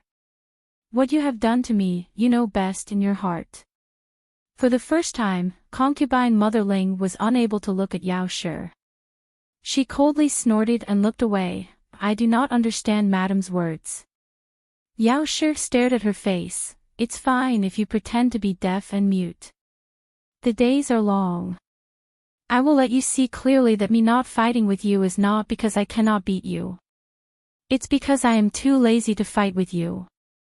Concubine Ling suddenly laughed. "Oh, you don't care about these things, do you? Status, fame, and fortune are all worldly possessions. This is what you said yourself, Madam." Yao Shi took a step forward and stared at concubine Mother Ling. "I do not want it, but if you want it, I will not give it to you." "You," concubine Ling choked. It had to be said that Yao Shi's last words had hit concubine Mother Ling's weak spot. The position of madam that Yao Shi did not care about was something she had always dreamed of. Marquis Gu's favor that Yao Shi did not care about was something she had always dreamed of grabbing. Even Yao Shi's appearance and Yao Shi's indifference to worldly affairs were things that concubine Mother Ling could not obtain. Concubine Ling clenched her fists and began to change the topic. "How noble can you be compared with me? Back then, my elder sister didn't despise your family's decline, nor did she despise your young age. She treated you as a close sister, but you stole her husband." Yao Shi did not believe that concubine Mother Ling did not understand the truth of the matter. She was infuriating her. Yao Shi would no longer be led by the nose like in the past. Yao Shi faintly smiled and said, "At least I managed to steal him. What about you? In the 10 years that I wasn't in the manor, you were unable to steal this man for a full 10 years. You only have this bit of ability." Yao Shi's words stabbed concubine Mother Ling's heart. Concubine Mother Ling was so angry that she almost vomited blood. She had never been in such a sorry state in front of Yao Shi. Compared to Yao Shi's words that stabbed her heart, that slap was nothing. Yao Shi saw that concubine Mother Ling had used up all of her fighting strength. She coldly glanced at her and proudly walked away. When she walked far away, concubine Mother Ling's maidservant finally dared to go forward and say with concern, "Concubine Mother, are you all right?" Madam is too excessive. How could she hit you? Let's go tell the old madam and have the old madam punish her. Concubine Motherling touched her swollen cheek and coldly said, just because of a slap. Good iron needs to be used on the blade. After Yao Shi returned to her courtyard, she didn't let any maidservants follow her and went straight to her bedroom. As soon as she entered, she closed the door and fell to the ground as if she had lost all her strength. Midway through, Nanny Fong felt that something was wrong with her madam. After Yao Shi entered the room, she also pushed the door open and walked in. As a result, she saw Yao Shi sitting on the ground in a sorry state. So it wasn't that she wasn't afraid, she was just holding it in. Nanny Fong was Yao Shi's attendant. She was 10 years older than Yao Shi. When she was in the Yao Manor, she had served Yao Shi. It could be said that she had watched Yao Shi walk step by step to where she was today. She knew Yao Shi's personality very well. She didn't cause trouble, and was a little afraid of trouble. Otherwise, she wouldn't have been forced to move to the farmstead. When Yao Shi boasted to the eldest miss, Nanny Fong didn't have much hope. She only thought that she was just saying it. Who would have thought that she would rudely hit concubine Motherling? This was under the condition that she didn't have an illness. To be honest, Nanny Fong was quite surprised by this madam. Nanny. Yao Shi looked at Nanny Fong with grievance. Nanny Fong laughed and knelt down to fix Yao Shi's hair ornament. Madam did very well. Madam is very brave. In the future, just be like this and put on the airs of the main wife. If you're afraid, don't show it in front of others. Don't let those Val people look down on you. If we don't fight, others won't believe us. Since that's the case, then fight openly and let them understand how fierce we can be when we fight. Yao Shi's emotions calmed down little by little. She nodded. I was naive in the past. I thought that if I didn't fight, they would let me and Yen go. I won't be so stupid in the future. There were too many things to do in the Ministry of Works, so Marquis Gu couldn't return home last night. Tonight, he dragged his tired body back home. Without saying anything, he went to Yao Shi's room. It was so late, but Yao Shi didn't sleep. She even left a lamp in the room for him. Marquis Gu was moved. Sure enough, after living in the farmstead for more than half a year, his relationship with his madam was much better than before. Marquis Gu's tiredness was swept away. He opened the door with a refreshed expression. Madam, I'm back. As soon as he finished speaking, a washing machine fell in front of him with a bang. Marquis Gu raised an eyebrow strangely. This is... Yao Shi turned around and coldly looked at him. I heard that you went to Jiao Jiao. Marquis Gu's heart skipped a beat. He straightened his back and said, which bastard said that? Huang Zhong. Yao Shi faintly said. Huang Zhong slowly walked out from behind the pillar with his head drooped. Marquis Gu's expression immediately changed. You traitor. Huang Zhong's head drooped even lower. What did it mean when the gods fought, the little devils suffered? This was it. You created this mess yourself. Go clean it up yourself. I can't handle it anymore. Yao Shi had Huang Zhong leave. Marquis Gu approached Yao Shi and cleared his throat. He went to grab Yao Shi's hand, but his hand was slapped away by Yao Shi. Marquis Gu awkwardly said, You're talking about that time at the farmstead, right? I didn't do it on purpose. I swear. At that time. I thought she was trying to harm you. Yao Shi said, How could she harm me? I am her mother. How is that not possible? I am her father, yet she still beat me. And not just once. She even kicked me into the water, scooped me up, and hung me up a tree. It's so tragic.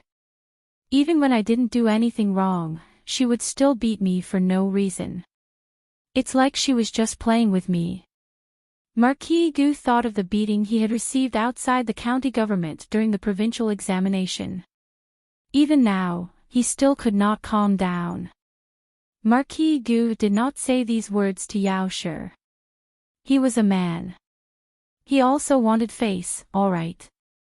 Marquis Gu gently coughed and tugged at Yao Shi's sleeve. All right, I was wrong. That time was my fault. I will never treat her like that again. The person you should be apologizing to is not me. Yao Shi pulled out her sleeve and turned around, not wanting to look at him. If Jiao Jiao cannot forgive you, then I will never forgive you in this lifetime. Marquis Gu looked at the washboard on the ground, feeling wronged. Wu, was it too late to kneel now? As for the matter of Yao Shi not moving to Bai Shui Lane, the entire family felt regretful. However, they were the same as Gu Jiao and respected Yao Shi's choice. After half a month of knocking and hammering, the medical center finally began to take shape. The medical center had a total of 2 floors. There was a backyard and a row of rooms in the back. Gu Jiao placed great importance on protecting the privacy of her patients. She did not set up all of her patients in the main hall like a normal medical center. The main hall was the counter, the consultation desk, and the pharmacy. The normal consultation rooms were on the first floor, and the patient rooms were on the second floor. The rooms in the back had not been put into use yet. Gu Jiao's idea was to build an operating room and a treatment room. Of course, this was all for later. What do you think our medical center should be called? In the main hall, the second boss asked Gu Jiao, who was flipping through the accounts. Gu Jiao turned a page. Anything is fine. You decide. The name did not matter. The most important thing was the doctor and the medicine. The doctor's medical skills needed to be high, and they needed to have medical ethics. The medicine needed to be of good quality and the price needed to be fair. Her medical center was not only open for the rich. She needed to be honest with both the old and the young. What do you think of the Miracle Hands Hall? The second boss's tone was very casual as he asked. Gu Jiao made a sound of surprise. The Miracle Hands Hall is very good. The second boss's eyes spun, then it's decided. Gu Jiao nodded, N. The second boss waved his large hand, bring the plaque in. Miracle Hands Hall, Miracle Hands Hall. He had made up his mind to compete with Miracle Hands Hall. Gu Jiao shook her head. At this moment, the second boss was like a child who wanted to fight with others. The second boss was truly devoted to his medical center. Perhaps it was because he was born with a passion for this line of work. Otherwise, he would not have been oppressed by the Hu family to such an extent. He still did his best to run his medical center. After he was driven out of the Hu family, Clear Spring Town's medical center did not belong to him anymore. However, the connections he had left behind in the past were still there. After shopkeeper Wang received his messenger pigeon, he did not say anything and rushed to the capital. The old doctor originally wanted to come, but he was old and could not bear the torment. Thus, he sent his disciple over. His disciple was also someone who could be trusted. Her medical skills were still somewhat inexperienced, but she had a good character and was hardworking and eager to learn. In addition, there was also a doctor that he had met in the capital. He had a disagreement with the second boss's stepbrother and left Miracle Hands Hall in a fit of anger. He had also been invited over by the second boss. Everything had been prepared. They were just waiting for an auspicious day to open. The second boss flipped through the almanac. On the 25th, the city will open. This is the day. Coincidentally, the girls' school next door was also set to open on the 25th. The news of the girls' school had already spread.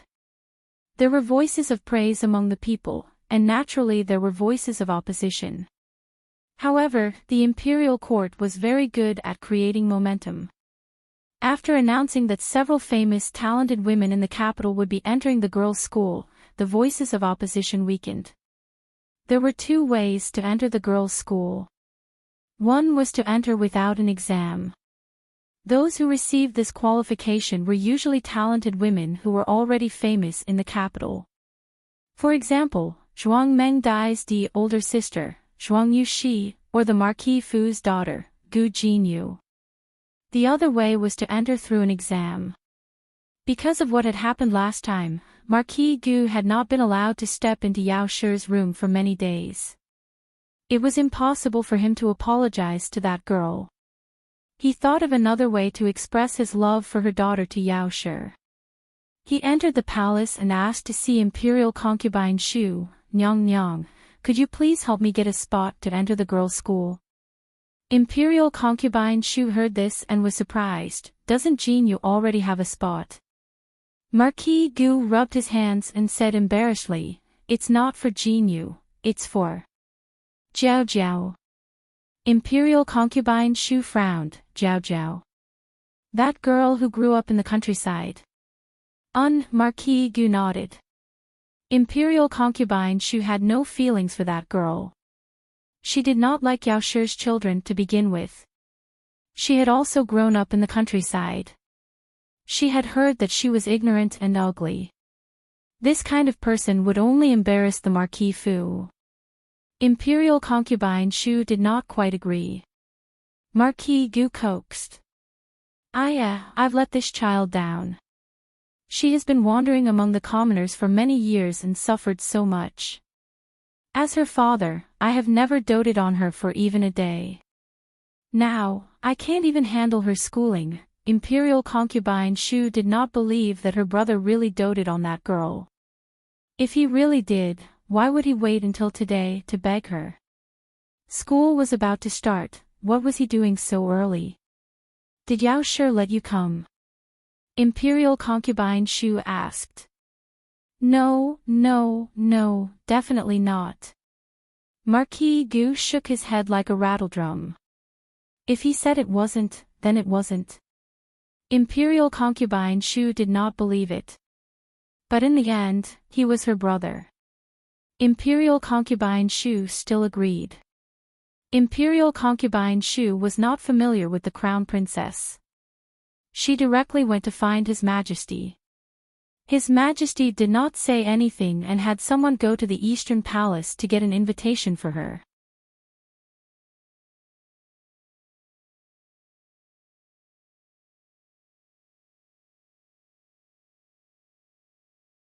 Chapter 143. After Marquis Gu received the admission card, he directly asked Huang Zhong to send it to Gu Jiao. He had already thought about it. On the first day of the girls' school, he would take his wife to the girls' school and give her a big surprise. His wife saw his efforts for her daughter with her own eyes. She should believe his love for her daughter. Of course, he considered that the girl might not appreciate it. As smart as he was, he had already thought of a countermeasure. Eldest Miss, Marquis Gu said that as long as you agree to go to the girls' school, he will give you 500 taels of silver. In the medical center, Huang Zhong truthfully passed on Marquis Gu's words. Gu Jiao was working. When she heard this, she put down the herbs in her hands. Are you sure? Huang Zhong said, I'm sure. I even brought the banknotes. Gu Jiao said, give the money with one hand and receive the admission card with the other. Huang Zhong, why does this sound a bit wrong? Huang Zhong said seriously, eldest miss, you have to swear. Gu Jiao pointed her finger, okay, I swear, I agree to go to the girls' school. Huang Zhong nodded with satisfaction and gave the admission card and the banknotes to Gu Jiao. What Huang Zhong didn't know was that as soon as he left, Gu Jiao put up the admission card on the door of the medical center, admission card for sale, 100 taels of silver for one. The second boss opened his mouth in shock, this, also wants to be sold. This also meant that before Huang Zhong arrived, someone had already sent an invitation to the school. This person was no other than Prince An, who Gu Jiao had met twice in the county. Prince An asked Imperial concubine Zhuang for the admission card. He didn't even bear to give it to Zhuang Mengdai and directly sent someone to send it to Gu Jiao. Gu Jiao put it up for sale without saying anything. And it was already sold. Gu Jiao said nonchalantly, "Yes, sell it." "Why wouldn't I sell it?" "Then what did you two talk about just now?" The second boss was very clear that Gu Jiao would not go to the girls' school. Gu Jiao said, "He asked me to agree, and I've already agreed." "Is there a problem?" The second boss's jaw dropped. So the main point was to agree to this segment. Weren't the girls going to the girls' school? This works. At the very least, the second master knew a little about the relationship between the father and daughter. He really sympathized with Marquis Gu now. "You've been tricked by your daughter so many times, why don't you learn your lesson?" The person who came to buy the second card soon appeared. It was also an acquaintance, an unexpected acquaintance. "Do you really have the admission cards for the girls' school next door?" A young lady dressed in luxurious clothes walked in arrogantly. Xiao Liuzi felt that he couldn't receive this person, so he quickly called the second boss over. The second boss had never seen her before. Seeing that she was not dressed like an ordinary noble lady, he didn't dare to neglect her. He politely cupped his hands and said, "We have it here." "Miss, do you want to buy it?" The young lady arrogantly asked, "How do I know if your admission cards are real or not?" The second boss smiled and said, "Miss, you look like a person with status. With such a big medical center opened here, the monk can run away, but the temple can't run away. If it's fake, you can just send people to smash my medical center." The young lady looked up at the brand new plaque above her head and felt that the other party's words were not without reason. Their family's power was monstrous. If they really dared to deceive her, she would smash this shop and send everyone to jail. The young lady took out a 100 tael banknote. The second boss was about to take it in his hands. At this time, Xiao Liuzi hurriedly walked over and whispered something in the second boss's ear. The second boss's eyebrows jumped and his hand that was about to take the banknote stopped. "What's wrong?" the young lady asked. The second boss smiled and said, "The admission card. 200 taels. Didn't it say 100 taels? That was the previous price. You're still raising the price. Aya, are you buying or not? If you're not buying, then I'll buy." Behind the young lady came another person who wanted to buy the admission card. This person was not the medical center's shill, but was sincerely looking to buy. The young lady fiercely glared at her, who said, "I'm not buying." "How much is it?" The second boss smiled and showed 2 fingers. The young lady sucked in a breath of cold air. She was about to say that they were going to double the price when she saw the second boss show the remaining fingers 500 taels. The second boss wanted to cry. Miss Gu, why are you cheating me like this? Aren't you afraid that this rich young lady will smash our medical center in anger?" The young lady was really angry. "Do you believe that I won't smash your shop? If you can't afford it, then get out of the way. I'll buy." The domineering woman behind her said. 500 taels could buy an admission card to a women's school. Although it was painful to be able to gather together with all the talented women in the capital, for people like them who could not pass the exam, it was the only way out. "Who said I can't afford it?" The young lady clenched her teeth and took out 4 banknotes from her purse. She used the sky-high price of 500 taels to buy the admission card that her brother had asked for. The second boss looked at the 500 taels in his hand and felt that it was not real. He took the banknotes to the consultation room behind the medicine cabinet and asked Gu Jiao, "Who is that young lady? Do you know her?" Gu Jiao lightly said, "I know her. She is the Zhuang family's young lady, Zhuang Mengdai." The second boss sucked in a breath of cold air. Which Zhuang family? Could it be the imperial tutor's Zhuang family? Gu Jiao seriously thought for a moment. Oh, it seems so. What do you mean it seems so? The second boss's legs went soft.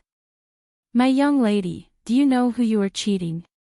That is the imperial tutor's granddaughter, the Empress Dowager's grandniece. Dongdong's fingers can crush our medical center. It's fine if we didn't hand over the admission card, but we raised the price and cheated them of 500 taels. The second boss grabbed his philtrum again and fell down magnificently. The news of the admission cards being sold quickly spread to the women's school. The main reason was that Zhuang Mengdai, this simple-minded person, said to everyone that she met that she also had an admission card. Even though she did not say that she had spent money to buy it, based on her uneducated reputation, everyone could guess that something was fishy. It was a coincidence that the crown princess was traveling incognito today. When she passed by the women's school on her way back, she heard the commotion. She had the female official go investigate. The female official returned to the carriage and reported, "Crown Princess, there are people openly selling admission cards for the women's school." There was such a thing. Even though the women's school was not opened by the Crown Princess, she was responsible for many things.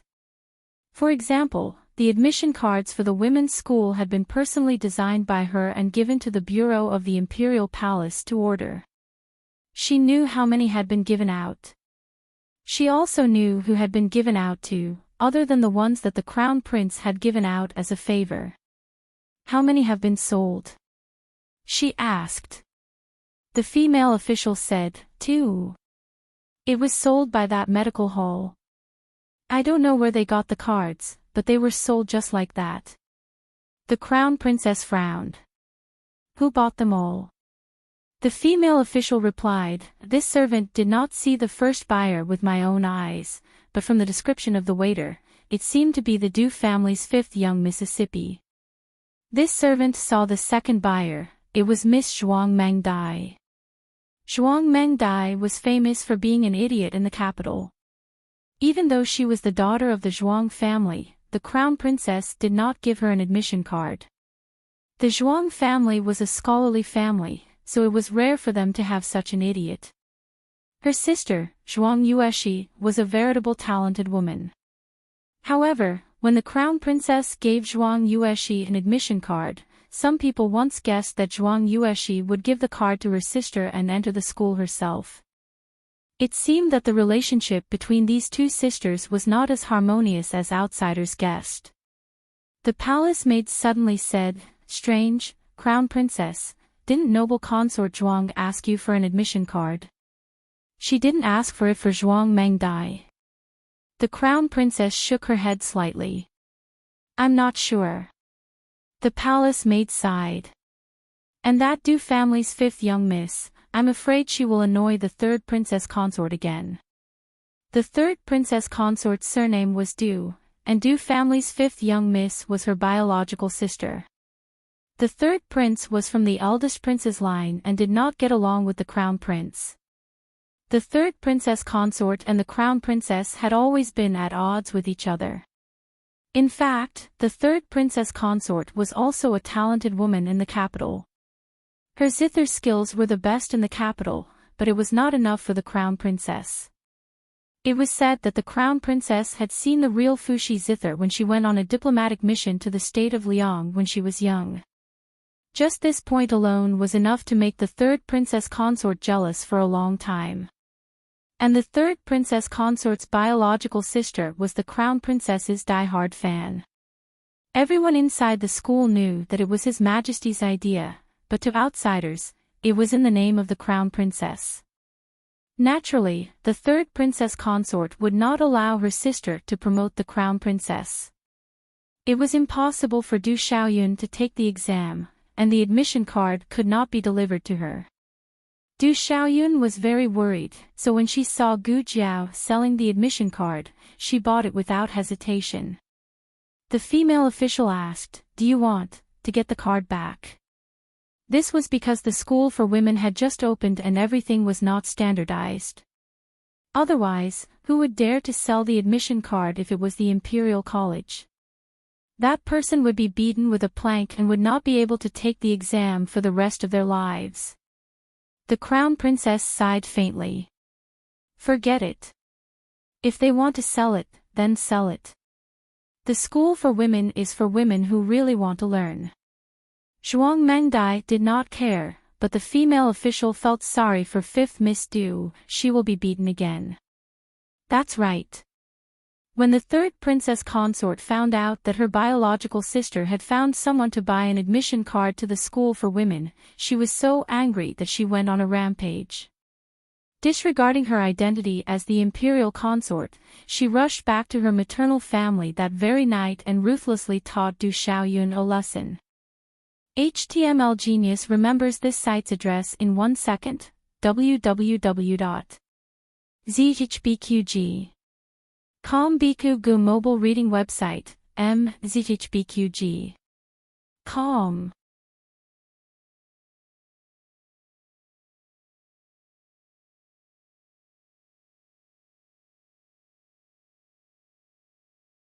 Chapter 144. Du Xiaoyun howled from the beating and ran around the room. Look at you, so crude. How are you an imperial consort? The crown prince consort won't be like you. You should learn from him.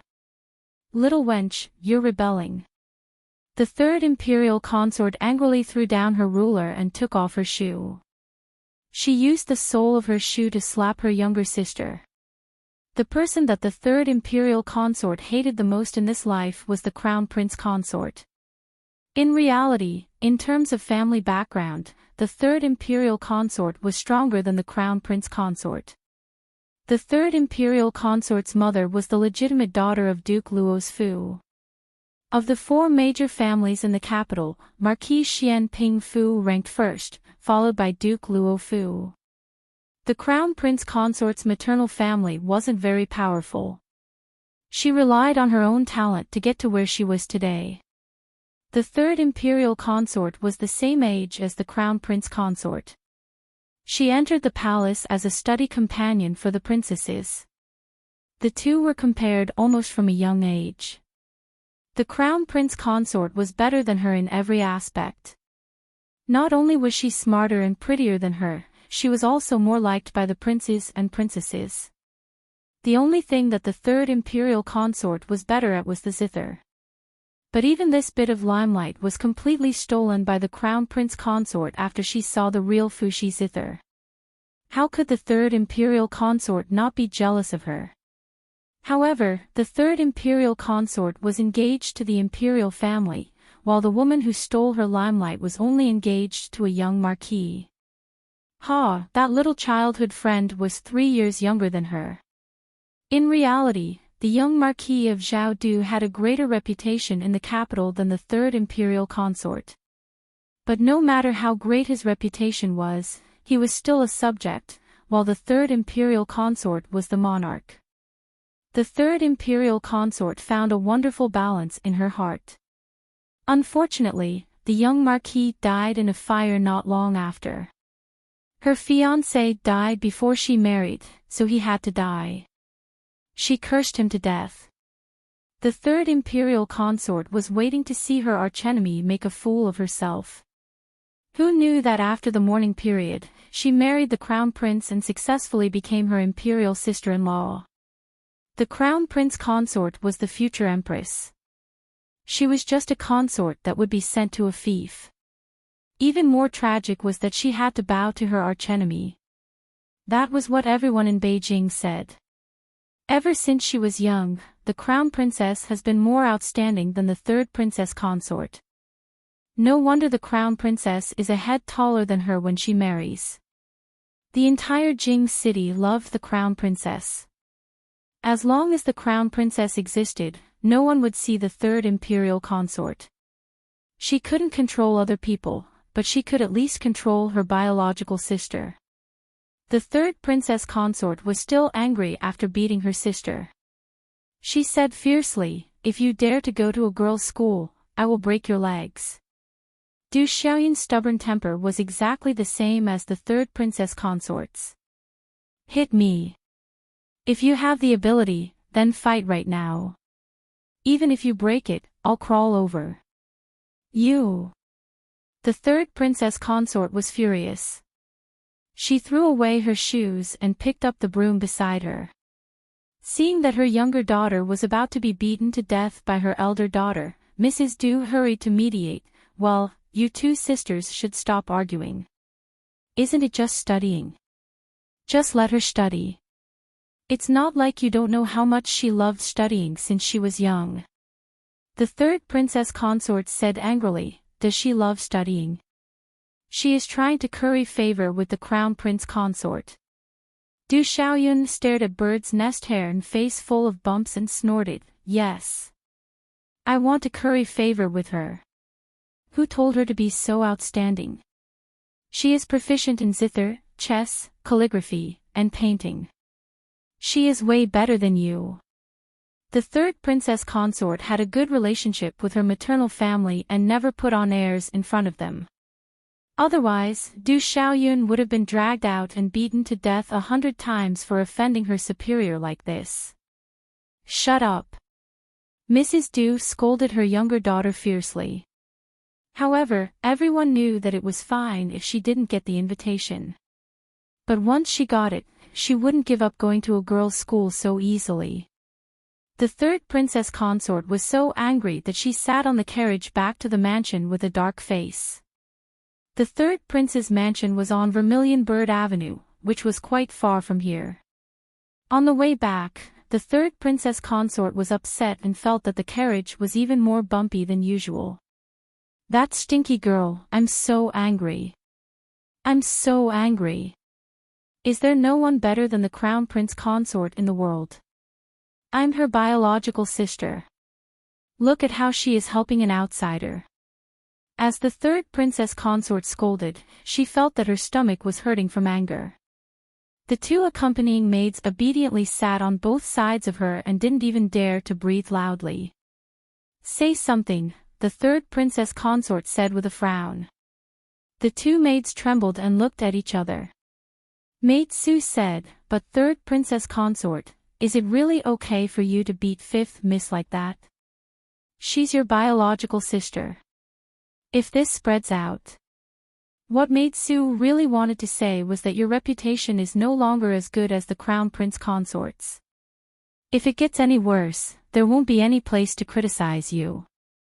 The third princess consort gritted her teeth and said, does she have any awareness of her biological sister? Which family's younger sister would always speak up for outsiders?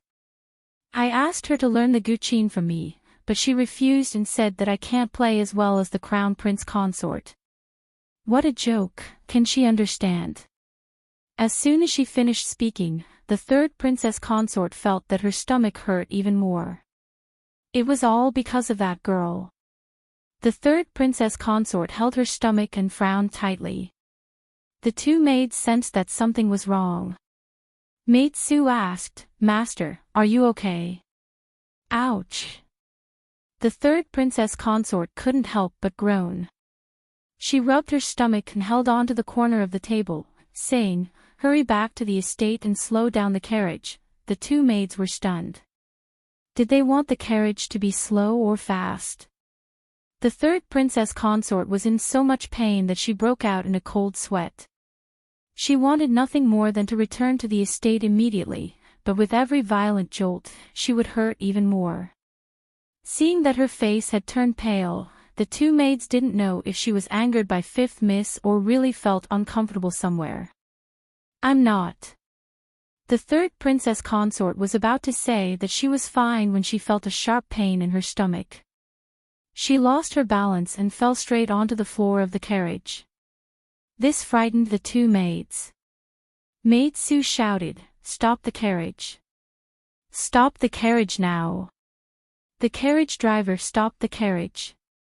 Although the jolts were no longer jolting, the third princess consort's symptoms didn't ease at all.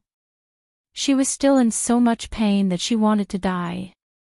What should we do, Sister Su? Maid Lu asked with trepidation. Maid Su knelt beside the third princess consort.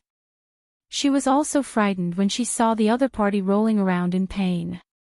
The third princess consort probably couldn't hold on until they returned to the estate. She lifted the curtain and asked the carriage driver, "Is there a clinic nearby?" The carriage driver thought for a moment and said, "The girls' school is just up ahead.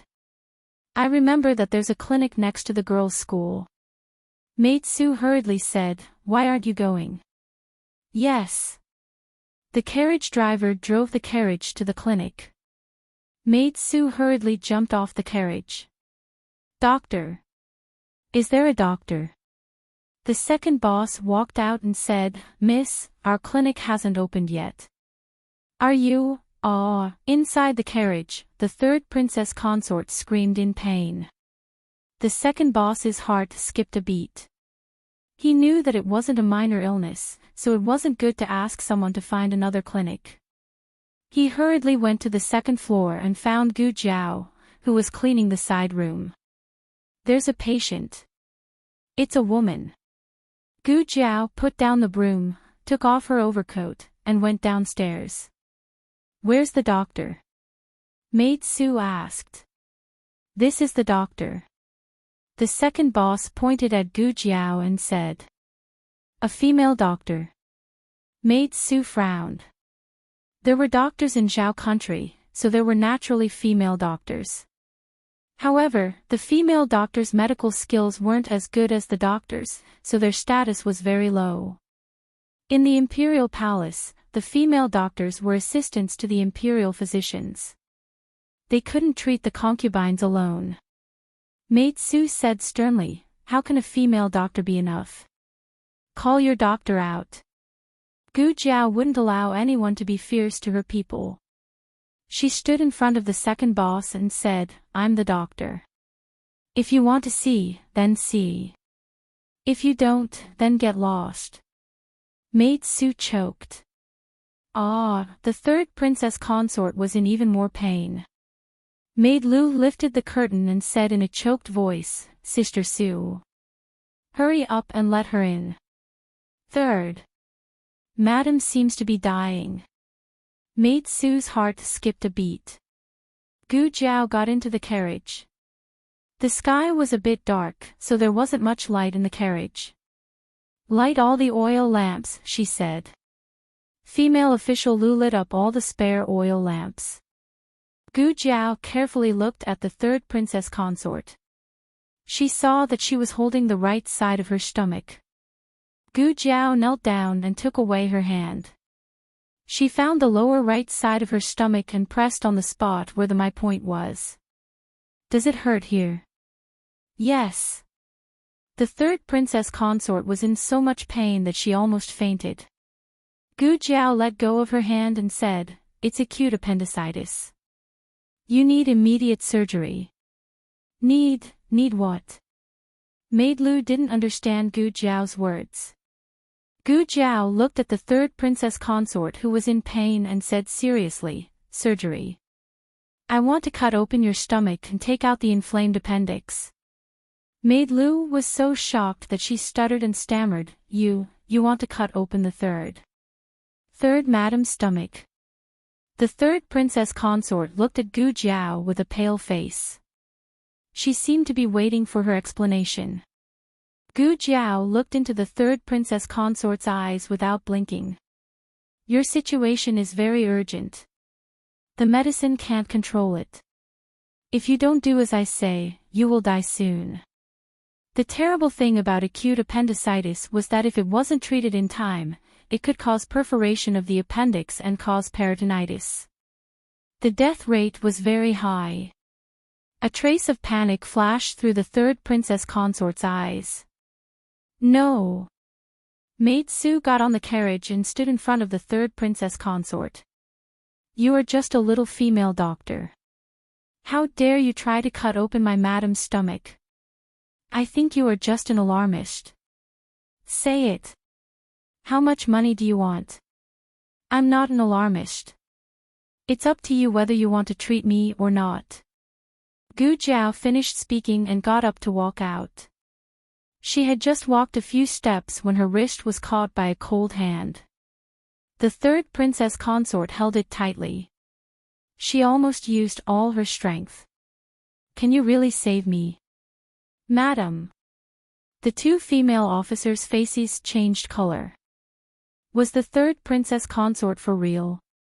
Was she really going to let this female doctor cut open her stomach? She was crazy. This female doctor was crazy. The third princess consort was also crazy. Maid Su said, Madam, don't listen to her. I'll go get the imperial doctor now. Gu Jiao said calmly, go ahead. No.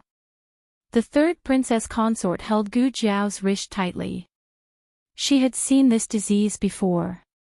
Before she got married, her wet nurse was in pain here. The pain was exactly the same as hers, and the symptoms were the same. She asked the imperial doctor to treat her, but the imperial doctor couldn't cure her. Her wet nurse was in so much pain that she died. She was going to die too. Maid Su said, Madam. You can't. As a princess consort, she couldn't have a knife wound on her body. When she entered the palace, if there was a small flaw on her body, she would be eliminated. Although she was married now, she was still a princess consort. Her body didn't belong to her. It belonged to the third prince. Without the third prince's consent, she couldn't abuse her body at will. She was in so much pain that she couldn't speak, but Gu Jiao understood from her eyes. Gu Jiao carried the third princess consort down from the carriage. The two maids couldn't stop Gu Jiao. Maid Su said to the coachman, hurry back to the manor and inform His Highness. Yes. The coachman rushed back to the manor without stopping. Gu Jiao carried the third princess consort into the side room and put her on the temporary operating table. The third princess consort looked at her in fear. Gu Jiao wasn't good at sensing her family's emotions, but she understood the patients. She said, don't worry. I'm confident. I've done many surgeries. I'm not an ordinary female doctor. My medical skills are very good. Your surgery isn't complicated, and it won't hurt. I'll give you anesthetics. You won't feel anything during the entire process. She said a lot in one breath to calm the patient's emotions. The third princess consort's eyes turned red. Not only was she afraid of death and pain, but she was also afraid of many things. Her life didn't belong to her. It belonged to the entire royal family. Her body didn't belong to her either. It belonged to the third prince. Without her husband's permission, she let others hurt her body. She would be reviled by others. Gu Jiao looked at her steadily. Nothing is more important than your life. Your body is your own. You don't need anyone to make decisions for you. If you're criticized and reviled by others because of your treatment, then it's not your fault.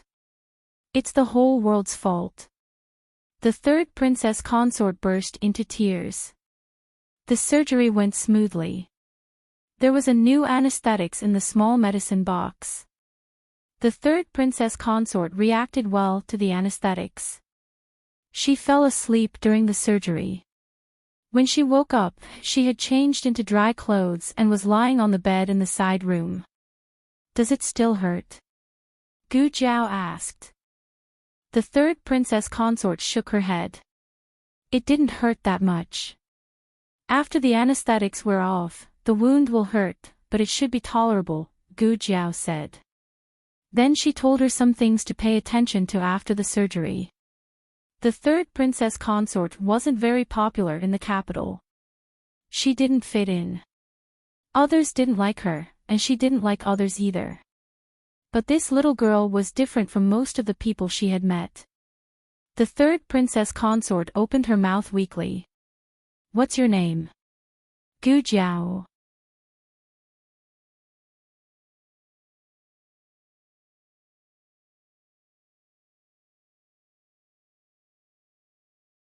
Chapter 145. There are all kinds of novels that can't be found on the internet. Soon, people from the third prince's mansion came to the door. The third prince was in the royal study. The coachman didn't see him, so he had to call the guards from the mansion. It was said that the situation was very serious. More than a dozen guards came, as well as an accompanying doctor from the mansion. When Maid Sue saw them, her hope was ignited. She ran out of the clinic with her dress in hand. She pointed at the second master and said, "Just in time. They kidnapped the third princess consort. The third princess consort is locked up by them. Go in and save her." When the second master saw so many guards rushing in, he thought that he was not afraid of the emperor. They opened a clinic and practiced medicine. It was reasonable for them to go to the government office. But when he heard the words, "the third princess consort," his legs went soft. Was there a mistake? The patient inside was the third princess consort, the daughter-in-law of the emperor. His little goot cut the belly of the third princess consort. The second master pinched his philtrum and fainted again. The clinic was still in the preparation stage.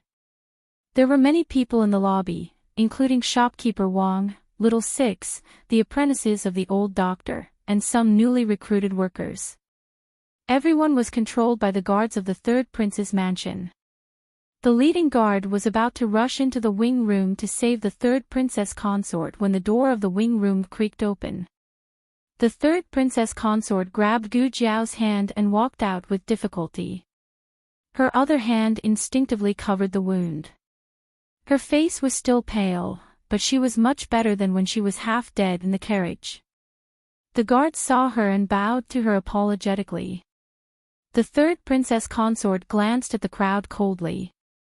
She said weakly but with the same vigor, "Are you all against me?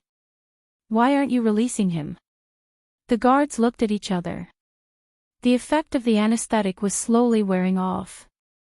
The third princess consort felt the pain from the wound. But as Gu Jiao said, it was bearable. She could clearly feel that she had narrowly escaped death. She looked at the guards in the room coldly. "What? My words don't work, do they? Who gave you the guts? When I get back, I'd like to ask His Highness if he was the one who told you to look down on me. This subordinate dares not." The leader of the guards sheathed his sword and made a gesture to the others. Everyone let go of the people from the medical center and sheathed their swords. Maid Sue walked over worriedly. "Third princess, are you okay?" The third princess consort leaned on Gu Jiao weakly. "I don't have the strength to hit you now. I'll deal with you when we get back." If not for the fact that the operation was over, this girl would have killed her by barging in with her men. Of course, Gu Jiao had considered this, so she ended the operation as soon as possible. The third princess consort didn't know about Gu Jiao's thoughtfulness, but she was grateful for her actions tonight. Gu Jiao not only saved her life, but also her dignity. "Miss Gu, goodbye," she said weakly. Gu Jiao said, "Take out the stitches in 7 days." The third princess consort nodded with difficulty. "Okay, I'll keep it in mind." She was about to collapse at any moment. Maid Sue and Maid Lu hurriedly took her from Gu Jiao and helped her into the carriage to return to the residence. 7 days later, the third princess consort didn't come to take out the stitches. Gu Jiao wasn't worried. Since she was the third princess consort, there must be a doctor with excellent medical skills in the mansion. There were also imperial doctors in the palace. Taking out the stitches wasn't a problem for them. On a sunny morning, the medical center opened for business. The whole family got up early to support the medical center. Even the old lady who always stayed in bed until late in the morning got up. However, because the Imperial College and the Qinghe Academy weren't on holiday today, Gu Jiao refused the four people's request for leave. She appreciated their kindness. The four people thought, "Why is it so difficult to skip class?" The four brothers went to the Imperial College and the Academy with their bags of books in their arms. The old lady didn't have anything to do, so she got into the carriage sent by the second boss and went to the medical center together. The signboard of the Miracle Hands Hall had already been hung up. They were just waiting for Gu Jiao to take off the red cloth. Gu Jiao didn't pretend to be pretentious. She lifted her hand and took off the red cloth. On the simple and elegant signboard, there were 3 large golden words, Miracle Hands Hall. The second boss was very happy.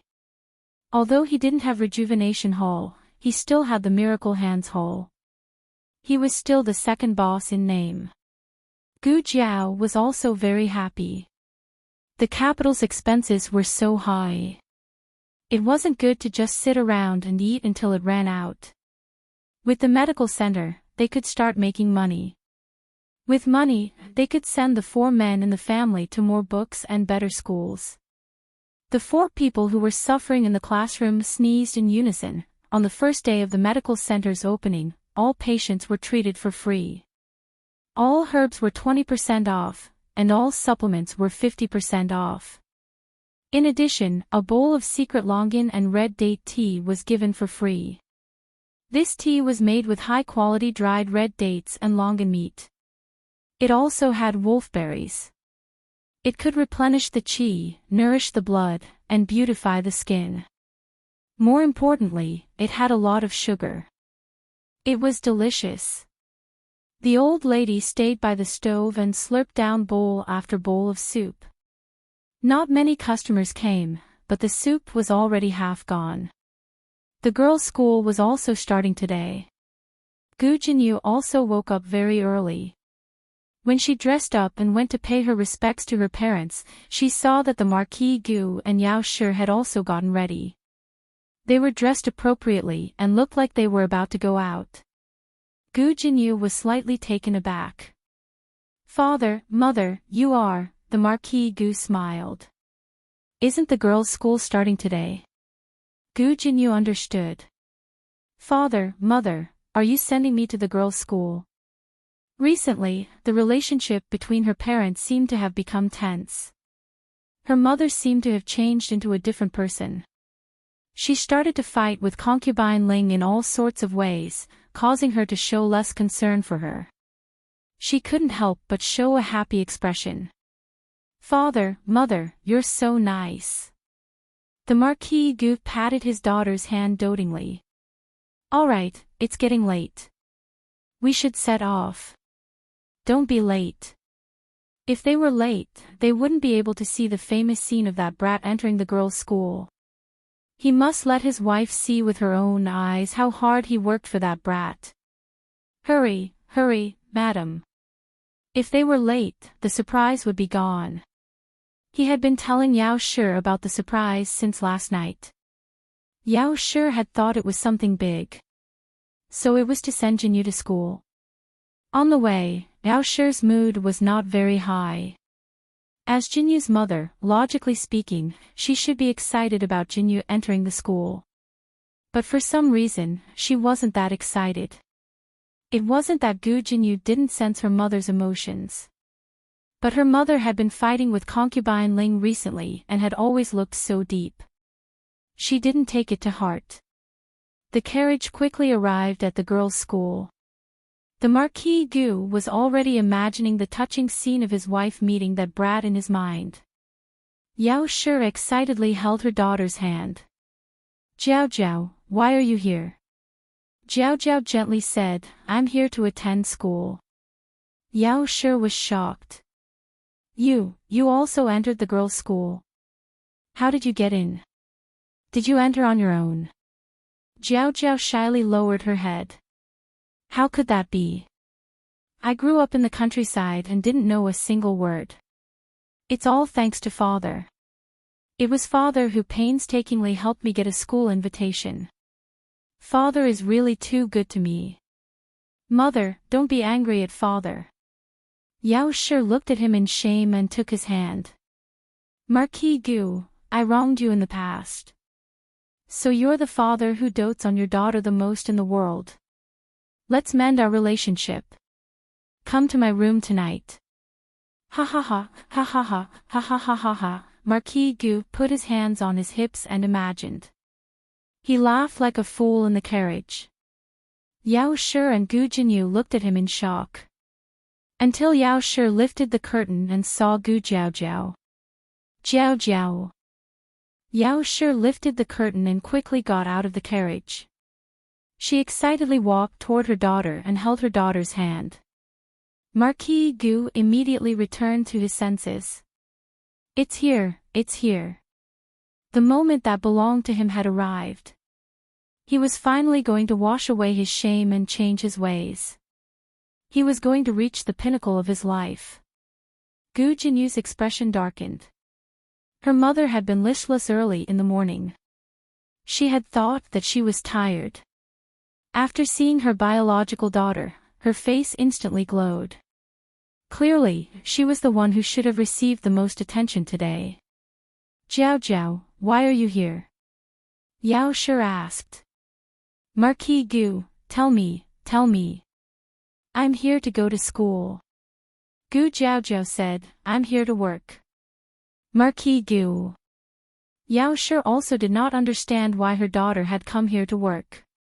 Gu Jiao pointed at the medical center behind her and said, the medical center is open for business. Yao Shi did not know that her daughter had partnered with the second boss to open a medical center. Marquis Gu also did not know. Last time, he had Huang Zhong go to Jade Water Alley to find Gu Jiao. Gu Jiao was not in the residence. The matriarch said that Gu Jiao had gone to the medical center next to the girls' school. Huang Zhong had reported this to Marquis Gu. Marquis Gu only thought that she had gone to be someone's medicine boy again.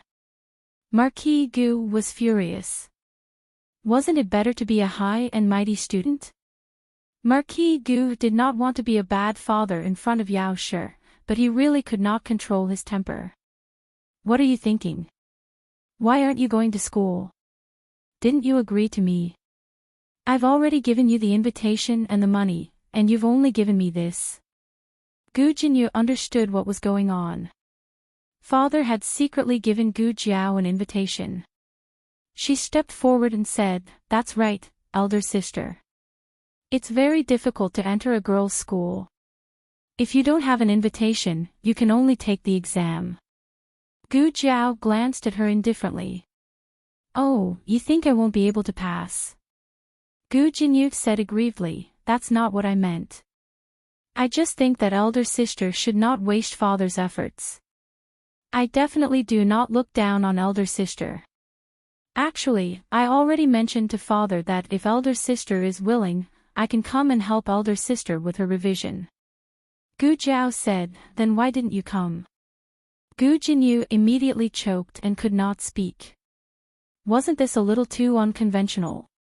Who would answer like this? Gu Jinyu laughed dryly and said, then I'll come every day to teach elder sister. Gu Jiao said indifferently, no need. I won't learn. Gu Jinyu, then you shouldn't have asked just now. Marquis Gu could not bear to see his precious daughter being wronged. He said to Gu Jinyu, it's getting late. Jinyu, you should go to class. Don't be late. Gu Jinyu bit her lip and softly replied, yes, father, mother. I'll go in first. Elder sister, take care. After Gu Jinyu left, Yao Shi held her daughter's hand and entered the clinic. Marquis Gu followed behind the mother and daughter without any sense of presence. He was forgotten like air. Second master was very considerate. He had prepared a courtyard in the back room for Gu Jiao. The side room had its own secluded little courtyard. The mother and daughter entered the courtyard. Marquis Gu followed but was hit in the nose by the closed door. Marquis Gu's nose instantly swelled like a pig's. After entering the room, Gu Jiao took Yao Shi's pulse. Without the devil's snare flower's influence, Yao Shi's pulse was much better. Yao Shi's depression and hysteria were not caused by the devil's snare flower, but the devil's snare flower did worsen Yao Shi's condition. Thinking about it this way, it was fortunate that she had resolutely moved out of the Marquis's residence. Otherwise, she might not have survived until the day Gu Jiao appeared. After that, the two talked about the residents.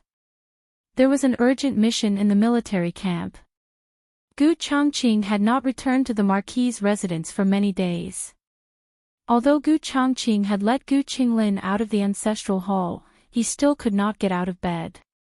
Gu Qingfeng went to school every day.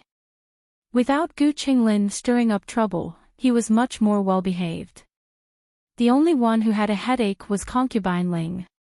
However, it was not Yao Shi who had a headache. It was she who had a headache over Yao Shi. Yao Shi had been going to Pine Crane Courtyard more often recently. She did not miss a single visit in the morning. Old Madame Gu found pleasure in setting rules for her daughter-in-law through Yao Shi. Every time, she would call Yao Shi in front of her and put on the airs of a mother-in-law. However, she was putting on airs in the room. Outsiders did not know that Yao Shi was being set rules by old Madame Gu. They only saw her going to old Madame's room more often and thought that she was suddenly favored. In addition, every time she came out of old Madame Gu's room, she looked like she had gained a lot. Anyone who saw it would think that the relationship between the mother-in-law and daughter-in-law was very good. The servants in the residence were used to seeing people's expressions. Once Yao Shi was favored, the direction of the situation changed. In the beginning, it was only Yao Shi who received more charcoal than concubine Ling. Gradually, Yao Shi's 3 meals a day were more sumptuous than concubine Ling's. Even the servants' winter clothes were prepared in Yao Shi's courtyard before concubine Ling's courtyard. This was something that would never have happened in the past. However, concubine Ling had been in charge of the household for many years. She had some skills. She was bullied to this extent by Yao Shi, but she was still able to remain calm. Yao Shi suspected that the rumors against her were all spread by concubine Ling. Perhaps the previous madame's death was also related to concubine Ling. Unfortunately, Yao Shi did not have any evidence. She's so calm. It's very difficult for me to find anything that can be used against her. This was Yao Shi's first time fighting in the residence. She lacked experience. At this time, the matriarch, who had been sleeping in the inner room, yawned and walked out. She threw a bag of medicine in front of Yao Shi. Use this.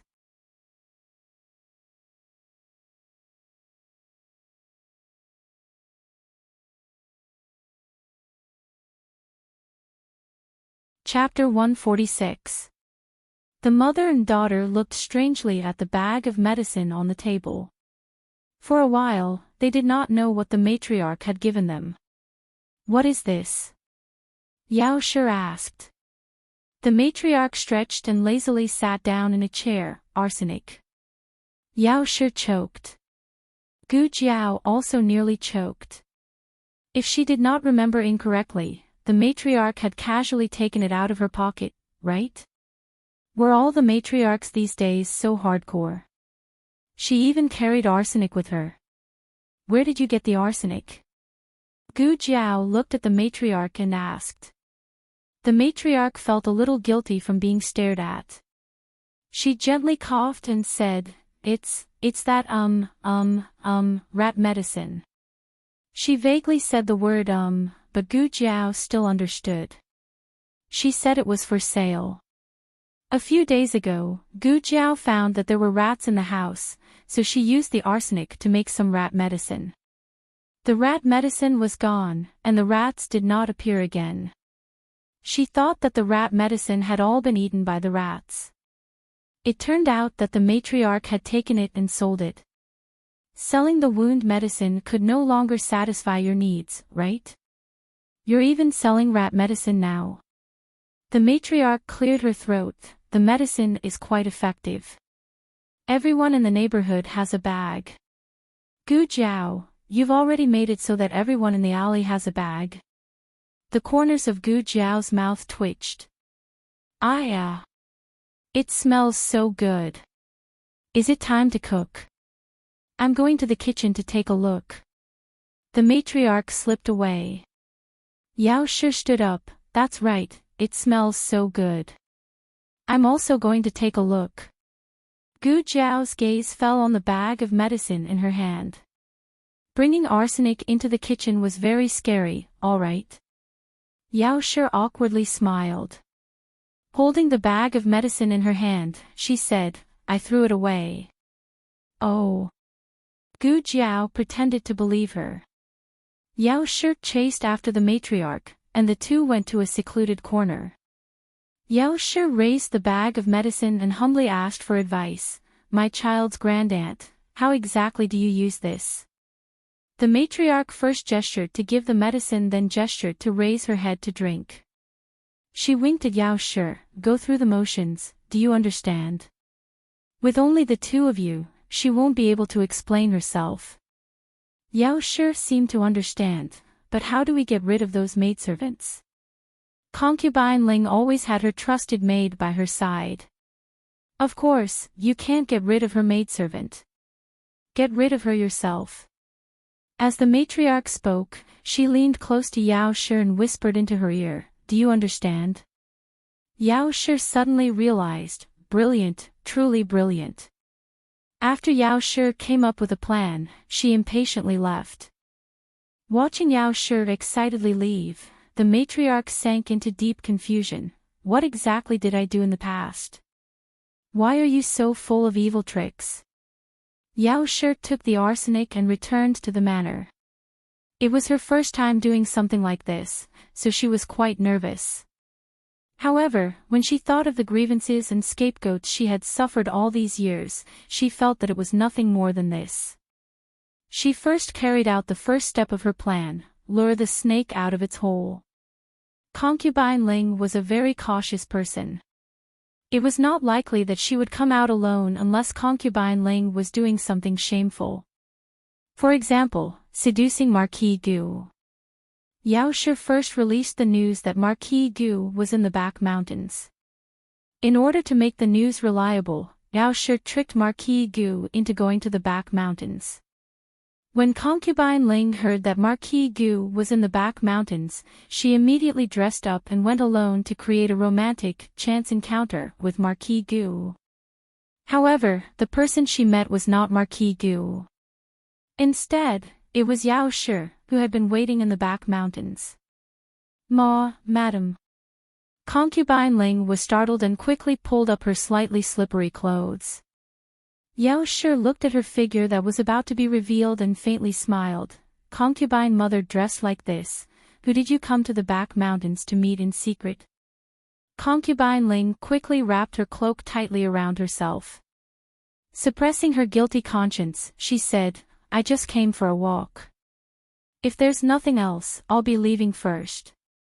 Yao Shi smiled and said, since you're already here, why don't you go in and sit for a while?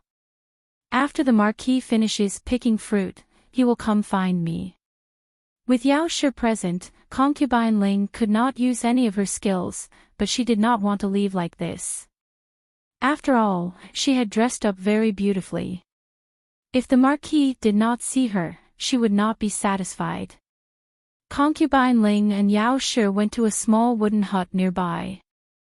Marquis Gu would occasionally come to the back mountains to practice his swordsmanship. Gu Qingfeng and Gu Qinglin would also occasionally come to the back mountains to pick fruit. This small wooden hut was prepared for them to rest in.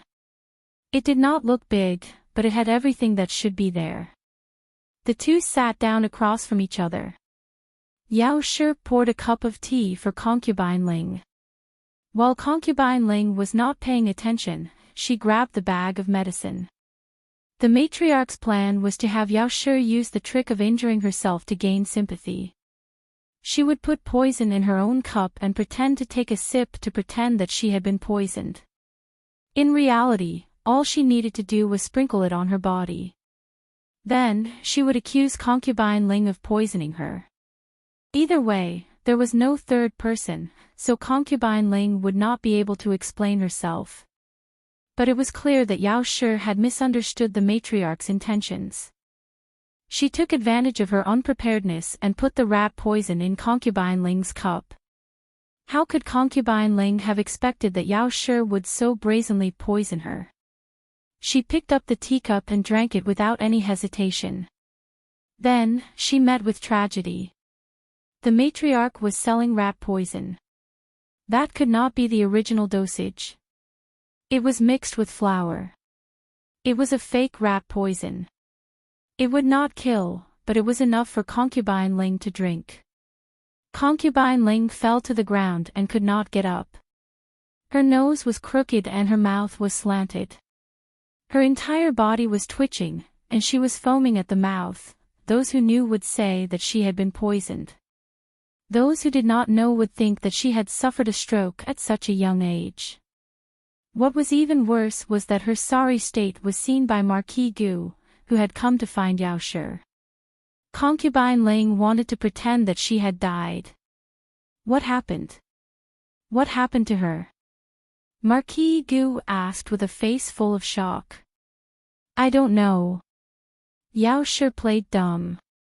Marquis Gu immediately called for servants to send concubine Ling back to her courtyard. He also called for the manor's doctor to treat concubine Ling. The doctor diagnosed that concubine Ling had been poisoned and quickly urged concubine Ling to vomit. This was what Yao Shi had suffered in the past. However, the doctor's medical skills were not as good as Gu Jiao's. The medicine was also not as advanced as Gu Jiao's.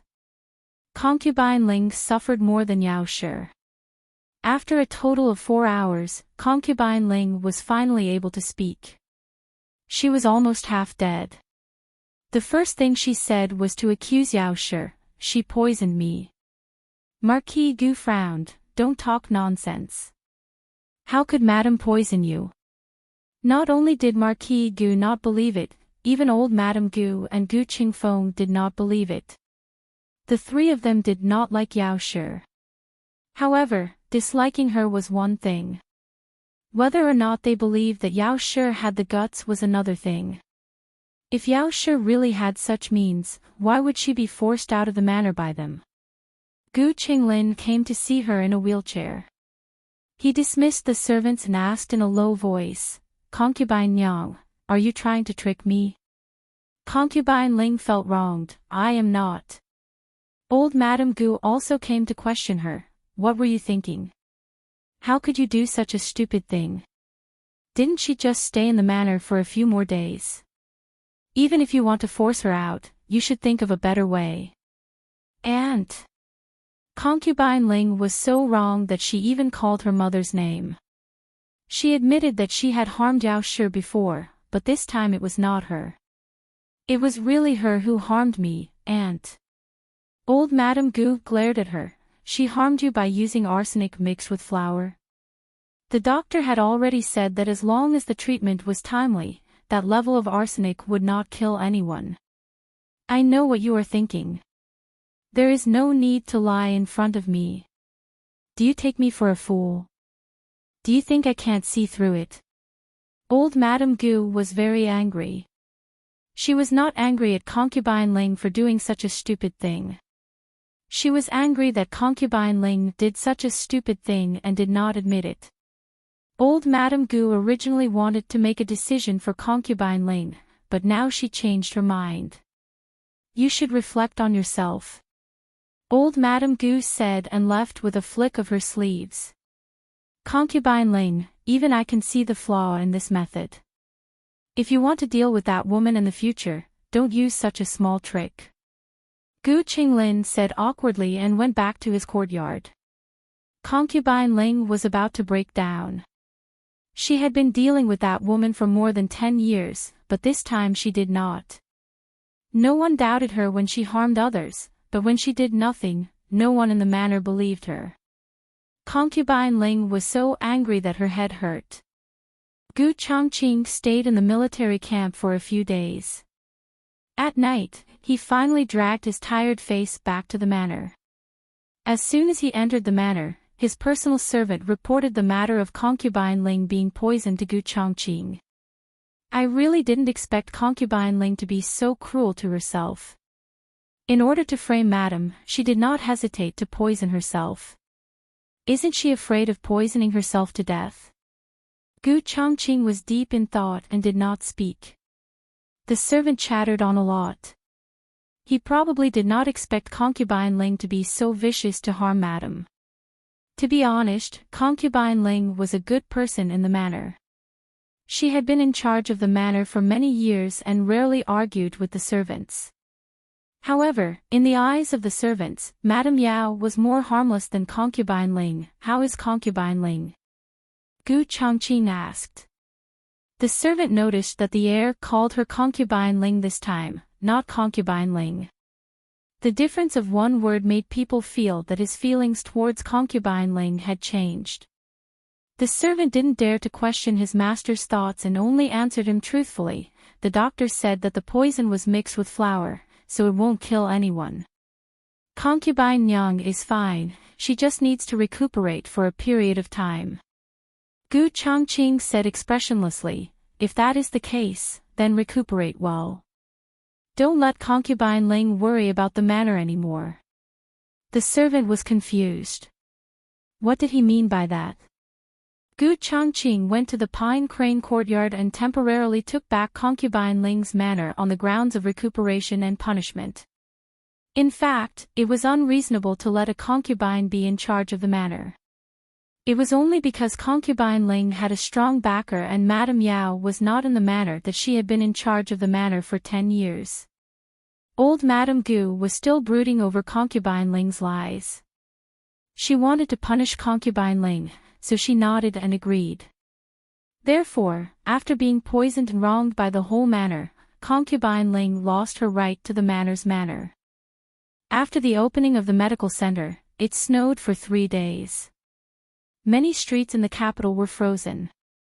It was difficult for carriages to drive and pedestrians to walk. Little Jing Kong fell down as soon as he came out of the house. Oh, it was not his fault. The ground was too slippery. He tried to get up but could not, so he gave up. He just lay on the ground and stuck out his little tongue. Something was wrong with the spitting. His tongue was stuck. When Gu Jiao came out of the kitchen, she saw a cute little figure lying on the ground in the front yard through the hole. Gu Jiao walked over strangely, it's cold on the ground. Get up. Little Jing Kong, oh, I can't get up. Gu Jiao squatted down and found that the little guy's tongue was stuck on the ice on the ground. Gu Jiao, how did you make yourself like this? Little Jing Kong felt that he was going to die from embarrassment. Jiao Jiao had actually seen his embarrassing appearance, which seriously affected his heroic and handsome image. He tried to pull his tongue out. Gu Jiao said, don't move. Pulling it out by force would hurt his tongue, so Gu Jiao went to the kitchen to get warm water. Before she finished, Xiao Lulang came out of the study. He saw the little guy on the ground and squatted down to look at the little guy's embarrassment. Little Jing Kong went crazy. Ah. Bad brother-in-law, you're not allowed to look. Soon, Gu Yan and Gu Xiaoshen came out too. The two of them also came over to look. Gu Yan was laughing so hard. Gu Xiaoshen usually didn't laugh unless she couldn't hold it in. Like now. Little Jing Kong was so angry. Bad guy, bad guy, bad guy, all adults are bad guys. After what seemed like a century, little Jing Kong finally got warm water from Gu Jiao to save his tongue. His tongue was numb and he couldn't feel it. Gu Jiao picked him up. He was ashamed and indignant. He felt that he had no face left. He covered his face with his small hand and plunged into Gu Jiao's arms, turning the back of his head to the others. Little Jing Kong always ate alone in the house. He didn't eat with these bad adults who laughed at him. This was the first time the little guy threw a tantrum. Although it was a little heartless to say this, the little guy looked so cute when he was upset. It's time to go to school. Xiao Lulang held back his laughter and came over to call him. Little Jing Kong pulled the quilt and buried his little head in it. I'm not going to school with you. I want to go to school with Jiao Jiao. You're tuning into the LoveLore Library YouTube channel. We're so grateful for your support, and don't forget to subscribe to join us on this incredible journey through captivating stories. Your generosity through donations truly makes a world of difference, as it's the primary source of revenue that allows me to expand and enhance this channel for you. Thank you from the bottom of my heart for being a part of this adventure.